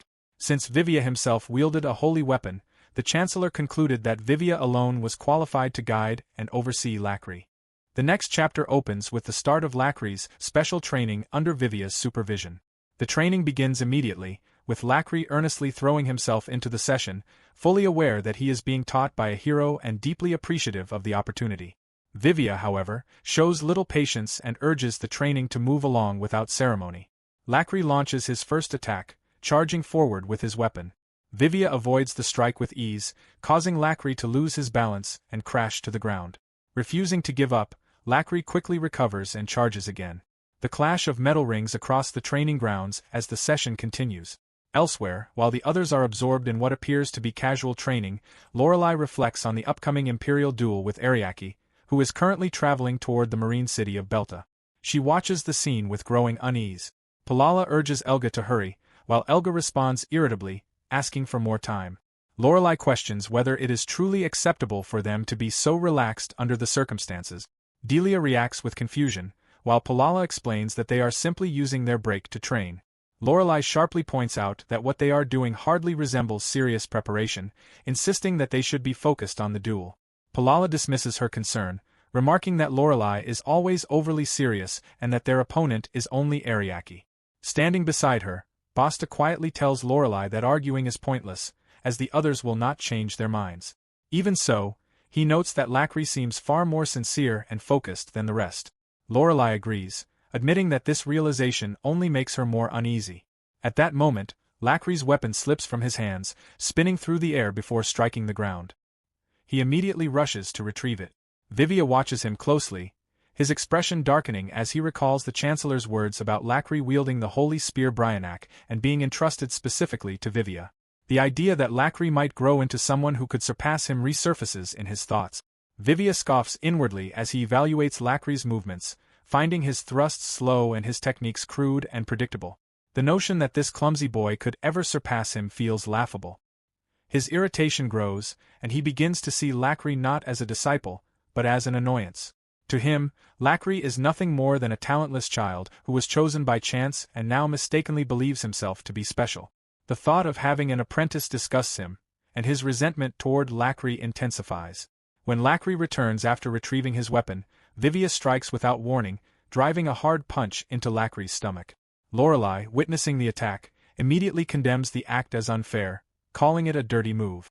Vivia dismisses the concern, reasoning that in a real battle, no one would wait for an opponent to be ready, and that this was a necessary lesson. Lacri staggers backward, his body trembling as he struggles to breathe through the pain. Even so, he remains standing. Despite his condition, he expresses gratitude for the lesson and insists that he can continue, asking Vivia to keep training him. Faced with Lacri's unwavering resolve, Vivia is left momentarily stunned by the boy's determination. Lorelei watched anxiously and urged that Lacri should not be pushed too far. Vivia, however, clenched his teeth in irritation. He convinced himself that the previous blow must not have landed properly, that he had only grazed Lacri by accident. Determined to correct that, he charged forward again, fully intending to strike with enough force to ensure that Lacri would not be able to rise afterward. Vivia launched his attack, and his sword collided head-on with Lacri's spear. The overwhelming gap in their strength sent Lacri flying backward, his body slamming violently into the ground. Vivia looked on with a smug expression, confident that this time Lacri would not be able to get back up. That confidence wavered when he saw Lacri's body trembling, followed by the boy slowly forcing himself upright despite the pain. Vivia's irritation deepened as he realized what had happened. Lacri had not simply endured the blow, he had deflected the impact with his spear. The realization made Vivia bristle with anger. Nearby, Lorelei stared in disbelief, recognizing that Lacri had not merely blocked the strike. In a single instant, he had deliberately altered the trajectory of the impact, redirecting the force and using his waist armor to absorb what remained. The speed and precision of that reaction revealed an extraordinary sense for combat. Palala commented jokingly from the sidelines, questioning whether Vivia was still holding back during the training. She immediately followed that thought by admitting that, from what she had seen, Vivia had actually been serious in that exchange. The remark provoked Vivia, who snapped back sharply, telling her to stay quiet and watch. Inside, Vivia swore that he would not allow Lacri to pull off something like that again. This time, he would not hold back. He resolved to show Lacri the undeniable difference between a mere trainee and a true hero. Gathering himself, Vivia unleashed his special technique. In a flash, he dashed forward and released a relentless barrage of slashes, attacking from every direction in a single overwhelming assault. The flurry of strikes tore through the air, and Lacri's scream rang out as the blows landed. The area was swallowed by thick smoke, and everyone present froze. When the smoke finally dispersed, Lacri was seen lying motionless on the ground. Alarm spread through the group. Some called out that the training should be stopped, while others accused Vivia of going far beyond what was reasonable. Vivia dismissed their concern, insisting that he had held back. Lacri eventually stirred, rolling onto his back while coughing heavily. Lorelei rushed to his side, ready to heal him at once. Vivia, still wearing a grin, treated the situation lightly, remarking that this was simply the result of him becoming serious and boasting about the power of his secret technique. To Vivia's surprise, Lacri managed to sit up and expressed admiration rather than fear. Vivia laughed loudly, convinced that Lacri could not possibly have understood what had happened. However, as Lacri struggled to breathe, he calmly explained that he had been able to follow Vivia's movements with his eyes, even though his body had been too slow to respond. Those words stopped Vivia cold. Lacri went on to describe the sequence of attacks in detail, explaining how Vivia had first swung his sword downward to lift him, then used the resulting momentum and gravity to bring the blade crashing down again. He spoke with excitement, saying that he had learned a great deal from that gravity-defying technique, and even commented on how distinctive Vivia's movements were, wondering if there was a deeper secret behind them. As Lacri spoke with genuine enthusiasm, Vivia simmered with rage. He could not comprehend how Lacri had been able to perceive his technique so clearly. The idea that Lacri had noticed subtleties in his combat style that even Vivia himself had never consciously considered was infuriating. A chilling thought crossed his mind. If Lacri's reflexes had been faster, his own attacks might not have landed at all. Vivia immediately rejected the notion, unable to accept that someone he considered a talentless brat could reach such conclusions. Delia quietly wondered whether the boy had truly perceived everything that had just happened. Palala, equally stunned, found it hard to believe. Elga, however, acknowledged under his breath that Lacri's defensive ability had been exceptional. Delia's thoughts quickly turned uneasy as she realized that Lacri's sharp perception and strong defense meant he could eventually replace her position beside Vivia. Palala clicked her tongue in irritation, recognizing that Lacri's ability to use magic to assist his movement would render her own magic ineffective in battle. Elga came to a similar conclusion, noting that unlike Vivia, Lacri specialized in defense and therefore fulfilled the same role that Elga himself occupied. The three of them fixed their gazes on Lacri, united by the same conclusion. If Lacri were to officially join the party, it would spell trouble for all of them. He had to be eliminated. Vivia glanced in their direction and immediately understood their intent. He decided to indulge it. By then, Lacri had just managed to recover enough to sit up. Vivia turned his attention back to him, deciding that this would be the moment to truly test Lacri's worth and determine whether he was fit to remain in the hero's party. Without any warning, the three companions joined in and attacked Lacri simultaneously. His screams echoed through the forest as the assault overwhelmed him. When it ended, Lacri lay on the ground, his body riddled with fresh wounds, gasping for breath. Vivia looked down at him with scorn, unimpressed that even such an attack had barely kept Lacri down. He added another kick, reinforcing his dominance. In Vivia's mind, if Lacri could not endure this level of training, then he had no place keeping pace with them. Amused by his own thought, Vivia decided that Lacri was at least suited for one role. Some time later, Vivia casually drank from his cup and barked at Lacri to hurry up and bring their drink. Lacri immediately complied, forcing himself to move despite his injuries. Palala added another demand, ordering him to bring snacks as well. Lorelei stepped in without hesitation, objecting to the way Lacri was being treated, pointing out that forcing him into servitude because he lost was nothing but bullying. Vivia dismissed her concern, reasoning that preparing tea was normal behavior for a disciple and that it at least gave Lacri something useful to do, given his lack of talent. Lorelei argued that anyone would lose in a 3-against-1 fight. Lacri, however, insisted that there was no need to defend him. He admitted that his weakness was simply a fact. Having only recently been chosen as the wielder of the Holy Spear, he was still an amateur in combat, and he was willing to endure anything in order to remain with the hero's party. Lorelei immediately rejected that notion, but Vivia cut her off, agreeing with Lacri's self-assessment. To him, being talentless simply meant having to work harder. Those words cast a shadow over Lacri's expression. He accepted that judgment, reminding himself that he could not bring shame to the great Kelberg family of spearmen. Vivia continued to sneer, belittling Lacri's holy spirit and claiming it was only useful for piercing barriers. Compared to his own blade, which he believed existed to save the world, Lacri's spear was worthless. Lacri abruptly stopped, unable to accept that statement. In his agitation, he knocked the glass of water from his tray, spilling it and splashing Vivia. Panic overtook him immediately, and he apologized profusely. Vivia, however, seized him by the collar, his anger flaring as he accused Lacri of daring to retaliate. Lacri tried desperately to explain that it was a misunderstanding. Vivia only mocked him further, declaring that compared to his holy sword, Lacri's spear was nothing more than an accessory. The word struck deeply, leaving Lacri frozen. With a violent shove, Vivia slammed him to the ground and ordered him to stop looking so defiant. Lorelei tried to intervene, calling out to stop him, but Vivia pressed on. He declared that Lacri was incapable of fighting and useless even as a servant. He had no need for incompetent burdens in his party. With cold finality, Vivia ordered Lacri to leave, announcing that he was expelled and should get out immediately. Lacri's eyes widened as memories surged through his mind, echoing with the weight of expectations placed upon him. He recalled being told that he would carry the burden of his entire family on his shoulders. The realization that he was failing to live up to those expectations caused his body to tremble. Overwhelmed, Lacri broke down and suddenly ran off into the forest. Lorelei flinched in shock at the sight of him fleeing. Vivia reacted with irritation, dismissing Lacri's departure as proof that he lacked the resolve to survive as a disciple. He suggested abandoning the boy and moving on. Basta protested in disbelief at such coldness, but Delia merely smiled, reasoning that a nearby village meant Lacri would not die. With that, the group prepared to leave. Elsewhere, Lacri's sobs echoed through the silent woods. He berated himself for being talentless and unable to meet anyone's expectations. Since being chosen by the Holy Spirit, he had worked tirelessly, believing that meant abandoning his old life, his friends, and the person he once was. Yet even after all that, he felt he had achieved nothing.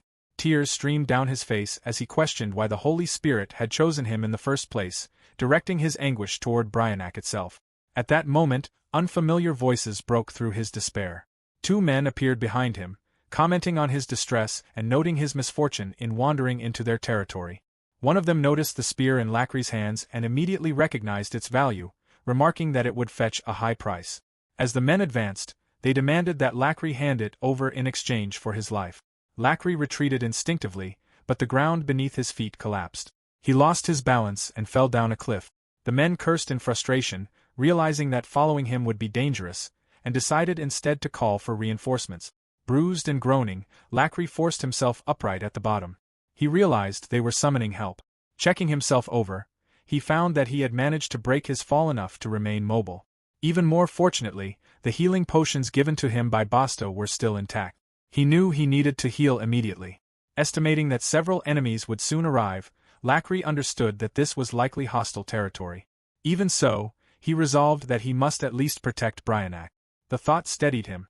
Gripping his spear tightly, he reminded himself of that duty. Struggling back to his feet, Lacri decided that staying in one place would only lead to his capture. He needed to escape while he still had healing potions available and try to reach a nearby village. Being hunted by mountain bandits through their own territory felt overwhelmingly bleak. Even so, he steeled himself, rejecting despair. He would not go down without a fight.